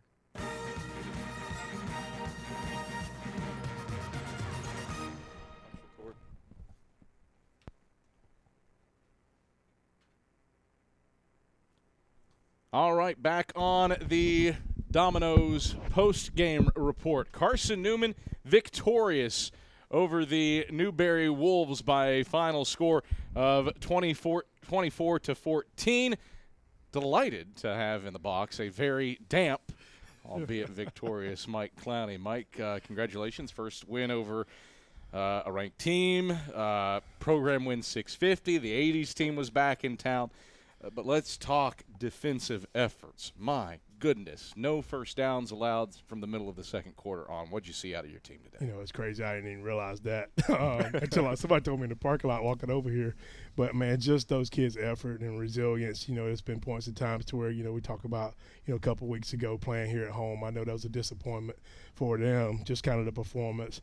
But just kind of watching them grow and develop like the last 2 weeks against two really good football teams, you know, I think it's a testament of who we can be. You told Leanda at the halftime break you wanted offensive consistency, and it doesn't get much more consistent than a 13-play, 78-yard drive that takes 7:31 off the clock to put you ahead with 5 minutes left in the fourth. What did you see from your team on that go-ahead possession? You know, it's one of those things like our kids really believed that, you know, we were going to win this football game. And, you know, once they got the ball, I mean, we knew if we were going to win it at some point, we got to put points on the board. They had a couple stops in there. I think that they felt like we could have moved the football. But, you know, just kind of watching them pull together on the sideline and kind of be determined that, you know, we're going to go move the football and put points on the board and give ourselves a chance to win there. Just 17 yards of offense for Newberry after halftime. Now, granted, Dre Harris, he got hurt on the first couple of drives. Pete Elmore went out middle of the third quarter, their second string. This game was on Braden Phillips' shoulders, the third-string quarterback. Didn't let him get comfortable, though. You know, I think that's something that, you know, for them, I mean, any football team, when you get to your third quarterback, I mean, I think it's tough. But a testament to our kids, you know, we still kind of stayed in gaps. We still fit stuff up. You know, we didn't make the mistakes that we made before to kind of give them an opportunity to win the game. This thing could have gotten out of hand. You were down 14-0. Tried a 56-yard field goal. That got blocked. 7 points the other way. Break down the response from this team over the final 38 or so minutes of this one to be so utterly dominant in the response to that adversity. You know, I think that's one thing we talked about at halftime, personality. I know my personality, I'm not like just a bubbly, enthusiastic, exciting guy all the time. You know, I just kind of take the hard with the slow, the fast with the slow, and just kind of move on. And, like, you know, that's what we needed in a football game like this. You know, they go down and score. You know, I think the worst thing that happened to us in this game may have been the best thing that happened to us in this game, you know, to where we got the field goal block. You know, we're sitting in an awkward situation. It's 4th and long. You know, do you punt and try to pin them in, or do you go for the field goal? We got a guy that's capable of making it. We're playing number 7 team in the country. If you got a chance to get points, you go get them. But we get it blocked, and they go score. But the thing that I think we talked about at halftime was, like, you know, that was something that we created. You know, they scoop and score, but it wasn't like they were consistently moving the football and putting themselves in position to be ahead of the game. So that's where we felt like if we came back out, you know, put points on the board, get back to 0-0, and then just start the game completely over, and that's what our kids were able to do. Ivan Corbin was only 5 of 15 through the air today for 46 yards, but you talked pregame show. I asked you, who did you want to see step up? One of the names you tossed out was Ivan Corbin. 17 carries, 109 yards, didn't find the end zone, but made some plays with his legs, especially late, to keep drives alive. What'd you see out of your quarterback stepping up today? I think one thing that we look at as coaches and players is just like who you are versus sometimes who you want to be. The best thing Ivan has is he's super athletic and he's super fast and he can run. And so we've talked to him all week about using those talents, and then some of the stuff in the passing game will open up. Like, that's not press to throw, if we got an opportunity to run. And he did that today and was able to kind of get some critical first downs for us, especially in the drive at the end of the half. The thing about playing Newberry, and granted, I know things are a little bit different offensively, but playing Newberry through the years has always been so difficult to move the ball on the ground. They came into this game 5th in the country in rushing yards allowed, averaging 50 per game. You rush for more than 300, something that you haven't done against Newberry since 2014. What was the key to moving the ball so thoroughly on the ground on a day where the line was shuffled? Brian Doe goes out with an injury. You have to move Colt Sinor over. Christian Jones takes his first snaps at guard, and you're throwing Claude Vangelis into some major snaps at left tackle. I think the offensive line did a great job, and I think that's something like going at last week's game, I'm like, well, go back. I'm probably going to watch video and say, hey, we really probably struggled up front. But when you go back and watch the video last week, we were moving. We gaining some traction, so we want to make sure that we can kind of build on that. And I think having so many backs that can get in and contribute. Into where we can roll those guys in, you can kind of keep fresh legs, and they know when they get in there, they have to make the most of their opportunities. And I think that was kind of part of us being able to consistently move the football. They're a physical football team. Newberry's a physical football team, and we took some shots today, but guys got up and kept going. Tyler Curtis into the end zone for the first time today. Tyree Nelson, your leading rusher among the running backs with 84 yards. Kind of alluded to the running back. What did you see from those two specifically, two first-year players in the program? Tyree's smooth, and Tyree's really talented. The big thing we got to get Tyree is just to, be more on point with things, and you can kind of see that going in. I was super pleased with his focus in game today. And then TC, we always get them names mixed up, Tyree and TC. But TC, they have an opportunity today, big physical run. He's kind of like everybody else has kind of had their moment in the sun a little bit, and today was an opportunity for him to kind of go out and get his name noticed a little bit. All right. Program win 650, 4th Division II school to that mark. You've been around for a few of those as a player, an assistant coach, and now as a head coach. The 1980s team in town for a defining win. How meaningful are those two things matched up together? I think it's awesome because, they were so many of those 260, So, to be able to cross that threshold with them here, I think it was exciting. I was able to spend time with those guys last night and just to watch that brotherhood. It's a testament of everything that we talk about, Carson-Newman being, to be able to, those guys from almost 40 years ago to come back and still be a part of what we're doing today, and to watch the smile and enthusiasm on their faces when we walk by, to know that, hey, man, those guys were some great founders. It's even you throwing in having the 70s, 72 team here, man. It's just talk about how this whole brotherhood kind of transcends time. All right. Turn your attention to the second oldest rivalry in the state of Tennessee. Short little trip along 11E over to Greenville to take on Tusculum. What do you have to do to avoid a letdown after a massive win over the 7th-ranked team in the country? I think the thing that is great about our guys, the thing that we've asked them, man, was just to keep pressing and keep swinging, keep pressing. Don't worry about the results. Just keep working and doing the right thing. And so, that doesn't stop, because we won a football game today. The thing that we talked about from the very beginning is doing that, every day for this entire season. Because I believe that it'll continue. People we play will continue to get better. The games will get more and more important. We're going into that second half of conference play next week. So, it's a critical situation, and we can't afford a letdown. You hit something. It's division play that decides who goes to the SAC title game. And you're right, that does begin next week. Just something to be mindful of, not just the coaches, you guys know that, but for fans moving forward. These next 5 weeks, that's what decides who goes to the SAC title game. Mike Clowney, congratulations. Heck of a win today against the 7th-ranked team in the country. Thank you.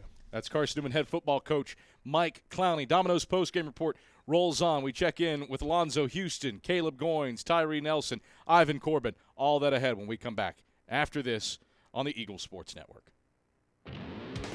How do you show your support for Carson-Newman? Head over to shopseeandeagles.com right now, where they have all of your needs covered. From clothing to outfitting your tailgate party, whether you're hunting, fishing, or on the golf course, shopseeandeagles.com is the place for you. All of your everyday essentials, from pens to phone chargers, are in one place. For the best gear in the business, visit shopseeandeagles.com today. At Aramark, this year we go back to our foundation. At Aramark, we are great food and great service with great guests. That is the Aramark way. From coffee at Maples to sandwiches in Stokely, Aramark is here to produce high-quality food for you. A foundation of fresh food, a foundation of speedy service, and a foundation that's built for you, now and for the future. That is the Aramark way.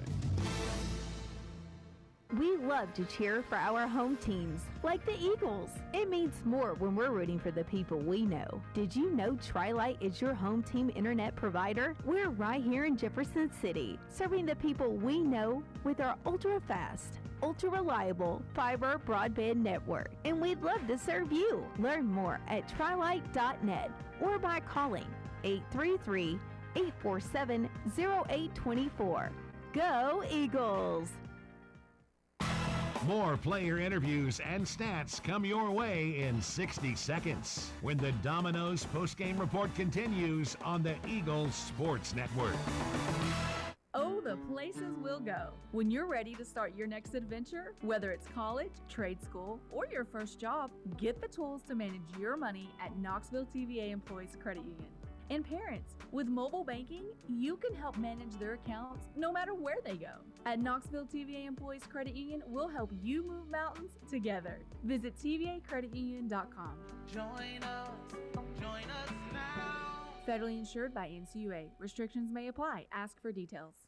Hey folks, Gerald Ensign with Ted Russell Nissan. 2 cheeseburgers, 2 medium fries, any 2 drinks of your choice. Tea, coffee, or soft drink, just... Whoa, cut! Gerald, wrong script. I thought something sounded wrong. Here we go. Brand new Altimas, Rogues, Pathfinders, Maximus, Frontiers, all in stock. Ted Russell Nissan on Kingston Pike. Hey folks, Gerald Ensign with Ted Russell Nissan. This week, russet potatoes are on sale. Ground beef, just a pound. Thumping good watermelon. Whoa, Gerald, wrong script. Here we go. Ted Russell Nissan. Altimas, Rogues, Pathfinders, Maximus, Frontiers, all new and in stock. Ted Russell Nissan on Kingston Pike.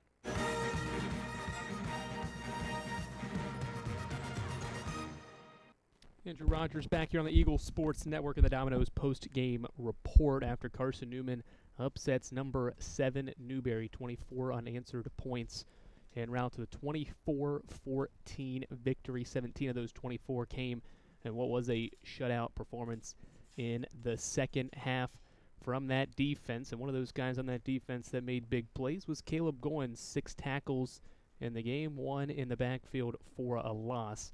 Michael Watring had a chance to speak with him after this afternoon's game. Carson-Newman beat 7th-ranked Newberry 24-14 with Caleb Goins. I'm Michael Watring for the Eagles Sports Network. Caleb, how do you sum up your team's effort here today? It was just we were consistent. We gave up, I think, a long drive, and they scored. But, we came out and we were consistent in what we were doing. Everybody, everybody put it together. We put a good defensive game plan together, offensive and special teams, and that's the result when you put all 3 together. This game, you're down 14-0. They just returned a field goal for a touchdown, but that didn't matter. They never got a first down the rest of the game offensively. What was the message for this group in the locker room? I mean, again, it was just keep attacking. Coach Clowney, Coach Slade defensively, Coach Persley offensively, Coach Goss special teams-wise, they just kept, keep punching. We're there. It's just one little error here, one little error there, and we clean those up, we break through, and we knew that, we keep consistent. We're going to put points up, and we're going to get more stops. Sometimes it's an advantage for the opposing team when the starting quarterback gets hurt because you don't prep for a backup or even a third string in a game like this. How are you able to make adjustments throughout this game? Obviously they have a dynamic quarterback. I feel like we had a really good game plan. Coach Slade, Coach Jameson, they put together a great game plan. And then, he goes out first, second drive.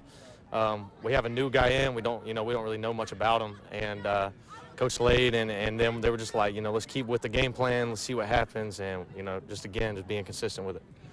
Let's look at the offense, on the other hand. With all the 3 and outs that you had, it didn't matter if the offense wasn't going to go down and score, and they certainly did on a few occasions today.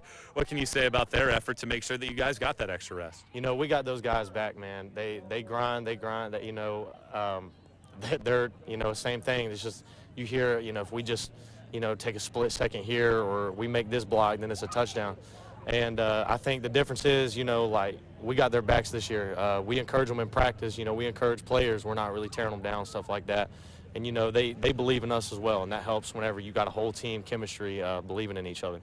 Frustration from COVID, 1 game. Frustration of last year from the losses. Frustration from this year from the start of the season. Can you describe the emotions that your group has right now? Oh, man. I mean, there's never been doubt with this team. You know, we lost a tough game against Limestone, 3rd game.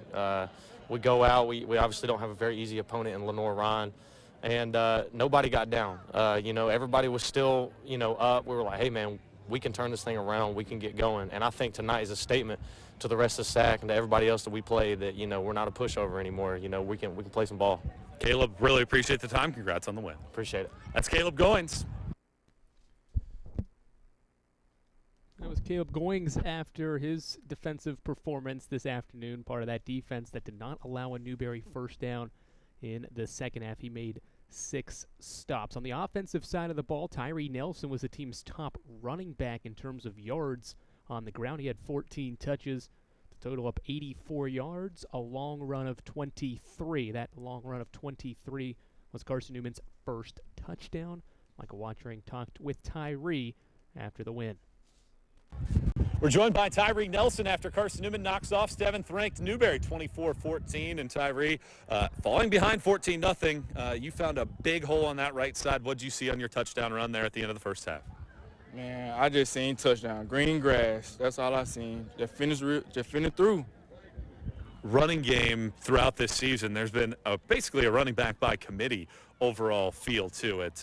How have you tried to take advantage of your touches? They ran a five-man box. I said, Coach, let's run it. So we just pounding the balls until they get out of it. What kind of credit can you give the offensive line? You have an injury up front. You have to reshuffle it, but that group of 5 really paved the way for over 300 yards rushing. What kind of credit do you want to give that group?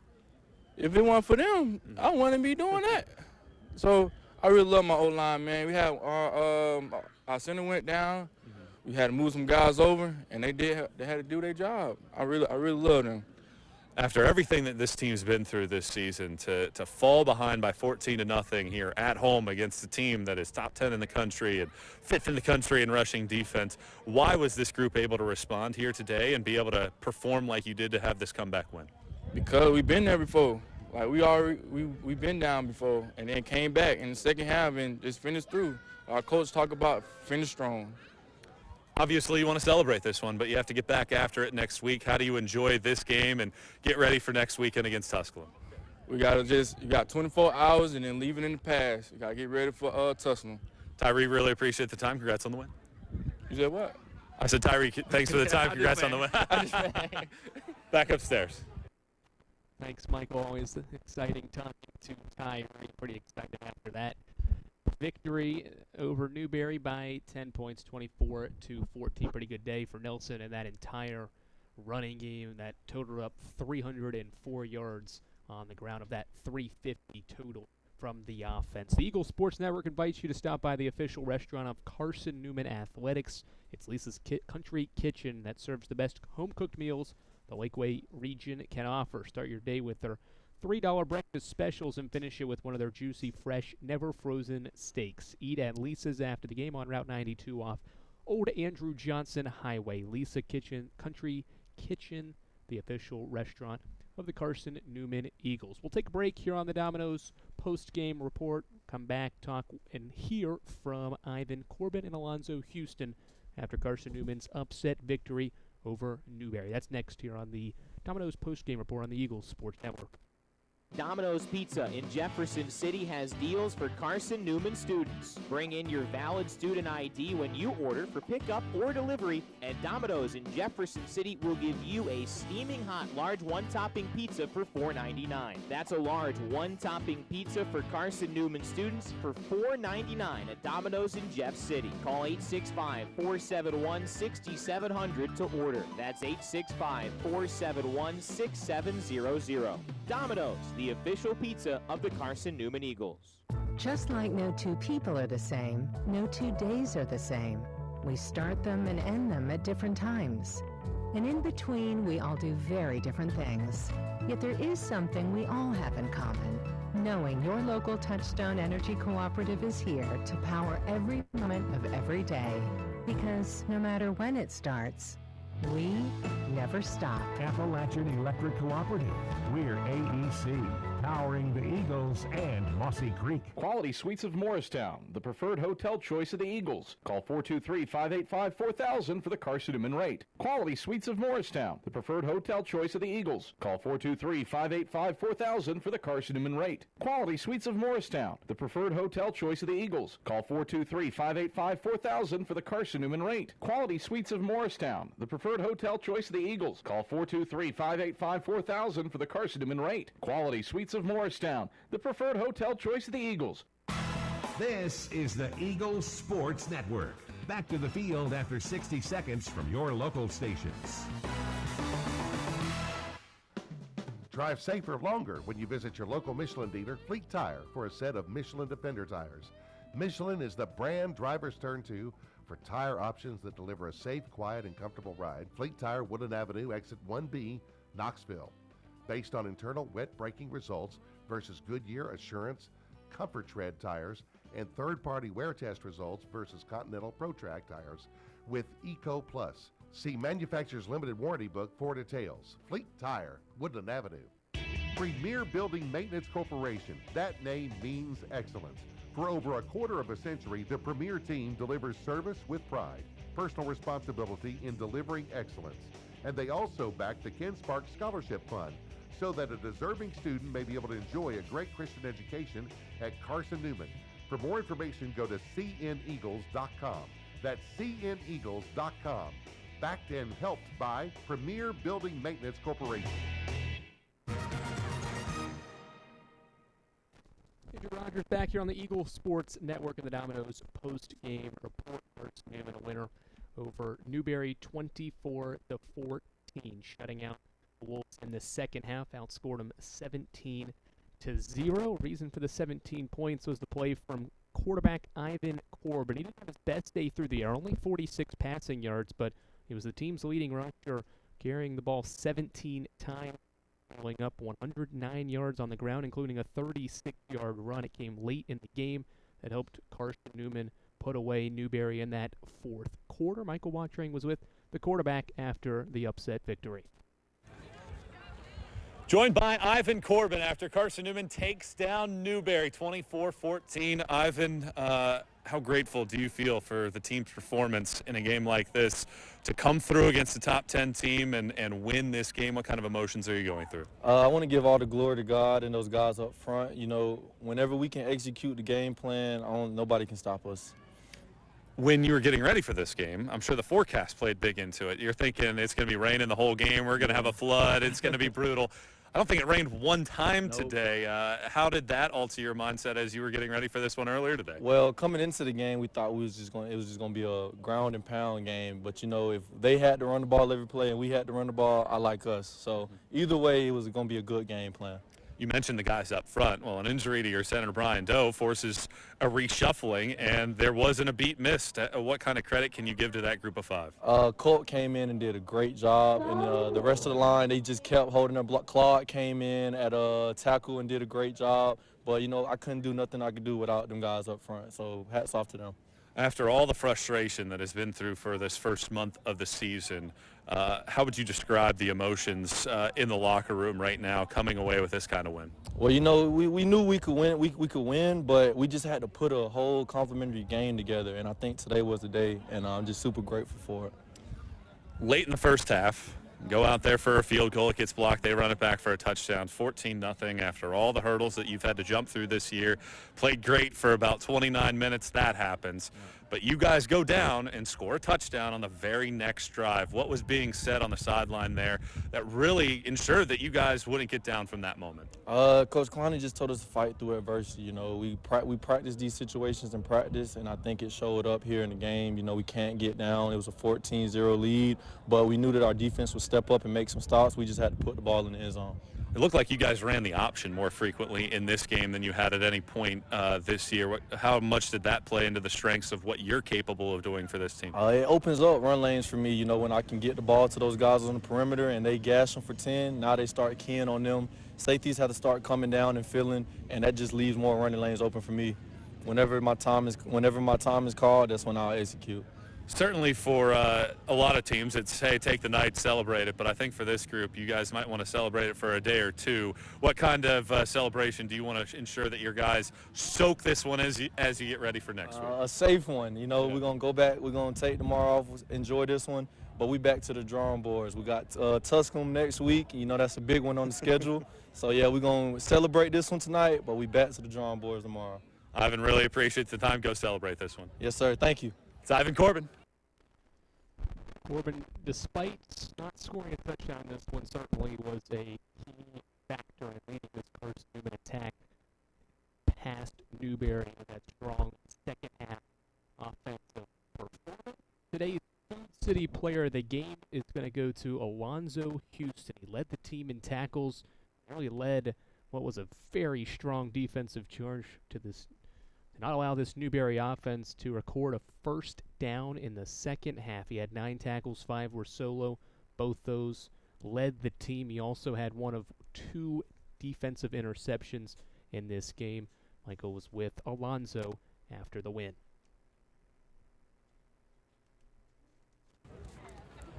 Here with our Food City player of the game, Alonzo Houston. I'm Michael Watring for the Eagle Sports Network. Zoe, I want to talk about the emotions that you must be going through right now after everything that's happened the last couple of years, from COVID to the frustrating times of last year and the start of this season. What kind of emotions are you going through right now with really a fairly dominant effort against a great Newberry team? It's just good to like we inside, man. Everybody don't know the work we've been putting in since COVID. I mean, when COVID hit, I mean, all we was doing is practicing. We didn't play no games, played that one game. And I couldn't even play in it because when we got COVID. So it was just a lot. It's just like, we just been preparing like a lot, Coach Clowney. Like even like last year, we just been practicing, and it's like, it's good to see that it pays off.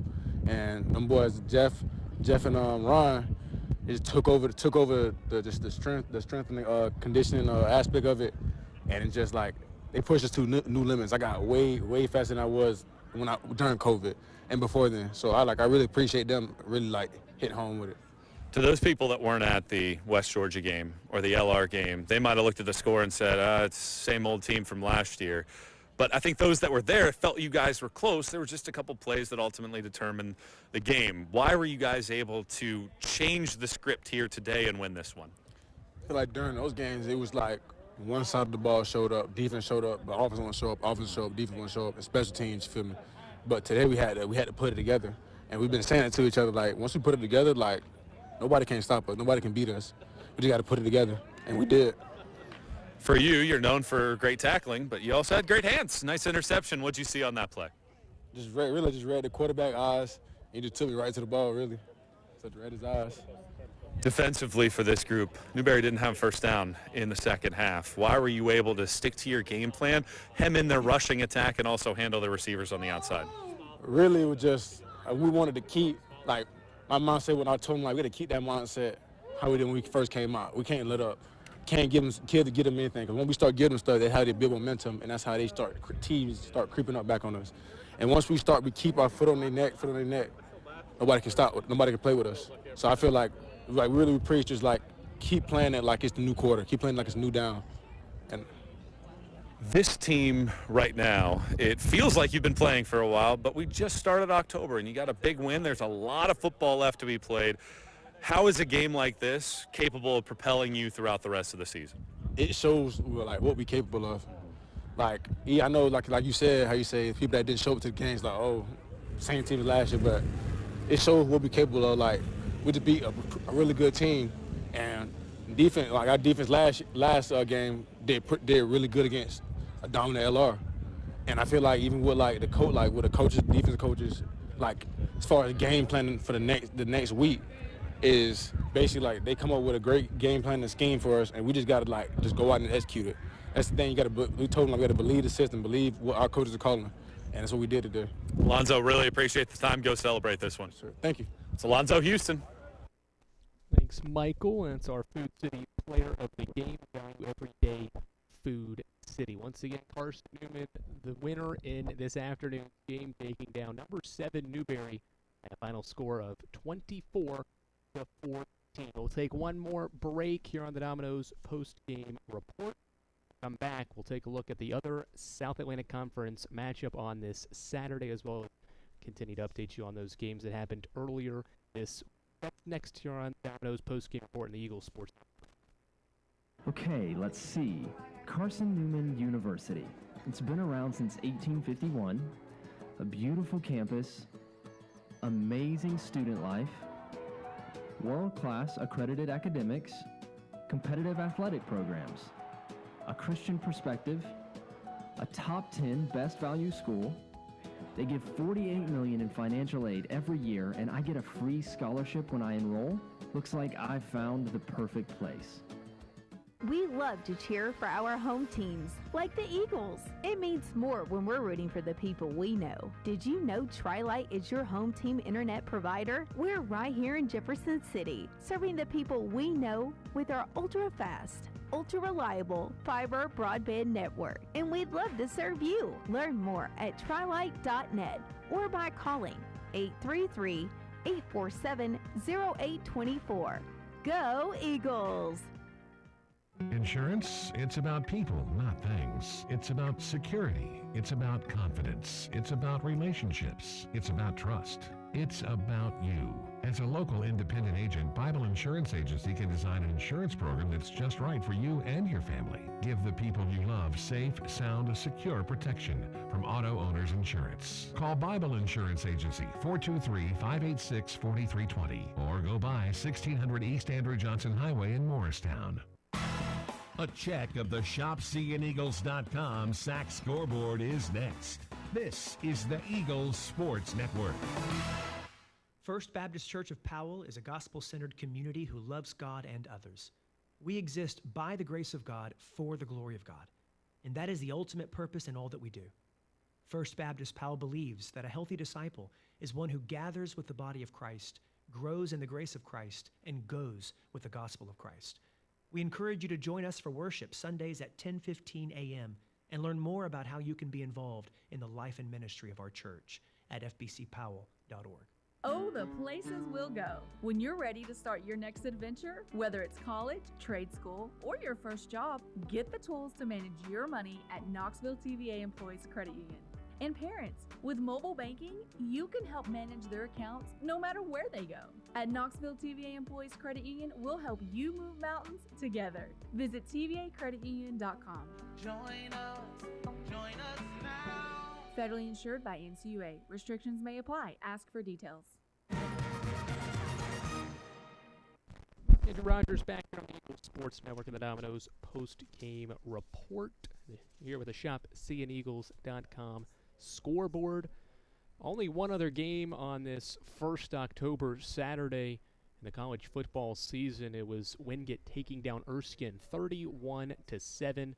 Erskine got a late touchdown, but Wingate scored the first 31 points en route to their fourth win of the year to win that one 31-7. That was the only other game besides ours in the South Atlantic Conference. There were 4 others played earlier in the week. Yesterday, Lenore-Rhine, a road winner over UVA-Wise by 32 points, 42-10. Emory and Henry with the home victory over Catawba, 38-23. Those were played yesterday, and then 2 road victories for a couple of SAC teams on Thursday in South Atlantic Conference play. Tusculum comes back to defeat Barton. That's Carson-Newman's opponent next Saturday at Tusculum. They came back from 13 down, scored the final 14 points. Both touchdowns were scored in the second half, one in the third, one in the fourth. take down Barton 14-13. So a 4-1 Tusculum team against a 2-3 Carson-Newman team next week. The other matchup on Thursday was Limestone, team Carson-Newman lost to a couple of weeks back at home. They defeated Mars Hill 17-14. Reverse in terms of how Tusculum beat Barton, in this case for Limestone. They scored the first 14. Mars Hill countered to tie it back up with 14 of their own, but Limestone used a field goal about halfway through the fourth quarter, and that was the final score to help lift Limestone past Mars Hill on Thursday evening, 17-14. So no more South Atlantic Conference football action until next Saturday, when all of the teams in the conference will be in action. No Thursday or Friday matchups next Saturday. The Eagles return to the field, as we mentioned, next Saturday against Tusculum. Road rivalry, a matchup, 1:30 kickoff schedule there. It'll be 2-3 Carson-Newman and 4-1 Tusculum. Thanks for joining us throughout today's game, whether you joined us in the pregame show or throughout the game, or catch just the end of it here on the Domino's post-game report. We thank you for joining us throughout today's game as Carson-Newman takes down Newberry 24-14. For the entire crew, thanks for listening. Andrew Rogers signing off here on the Domino's post-game report and the Eagles Sports Network. You've been listening to the Domino's post-game report on the Eagles Sports Network. Today's game has been brought to you in part by Appalachian Electric Cooperative. We're AEC, powering the Eagles and Mossy Creek. By Domino's, the official pizza of the Carson-Newman Eagles. By the Eagle Club, the family of Eagles. By Pepsi, that's what I like. By Magaha Electric, providing quality electrical services and products to East Tennessee for more than 40 years. By InterDigital, IT support and marketing, laser focused on your success. By the Bible Insurance Agency, the agency that service built. By Aramark, a foundation of fresh food and speedy service. By Lisa's Country Kitchen, the best food for the best prices. By the Tennessee National Guard, a generation of volunteers. By Food City, value every day. By Tri-Light, dream big with Gig. By Quality Suites of Morristown, an official hotel of the Carson-Newman Eagles. And by ShopCNEagles.com, the official online store of the Carson-Newman Eagles. The executive producer of the Eagles Sports Network is Matt Pope. Producers Adam Cavalier, Michael Watrang, Ian Johnson, Andrew Rogers, Caitlin Jones, and Danny Wizarek. I'm staff announcer Ernie Anderson. A special thanks to Carson-Newman and University President Dr. Charles A. Fowler. Stay tuned to these stations for information on our next presentation of Carson-Newman football. In the meantime, visit cneagles.com for recaps, highlights, and interviews from today's game. This is the Eagles Sports Network.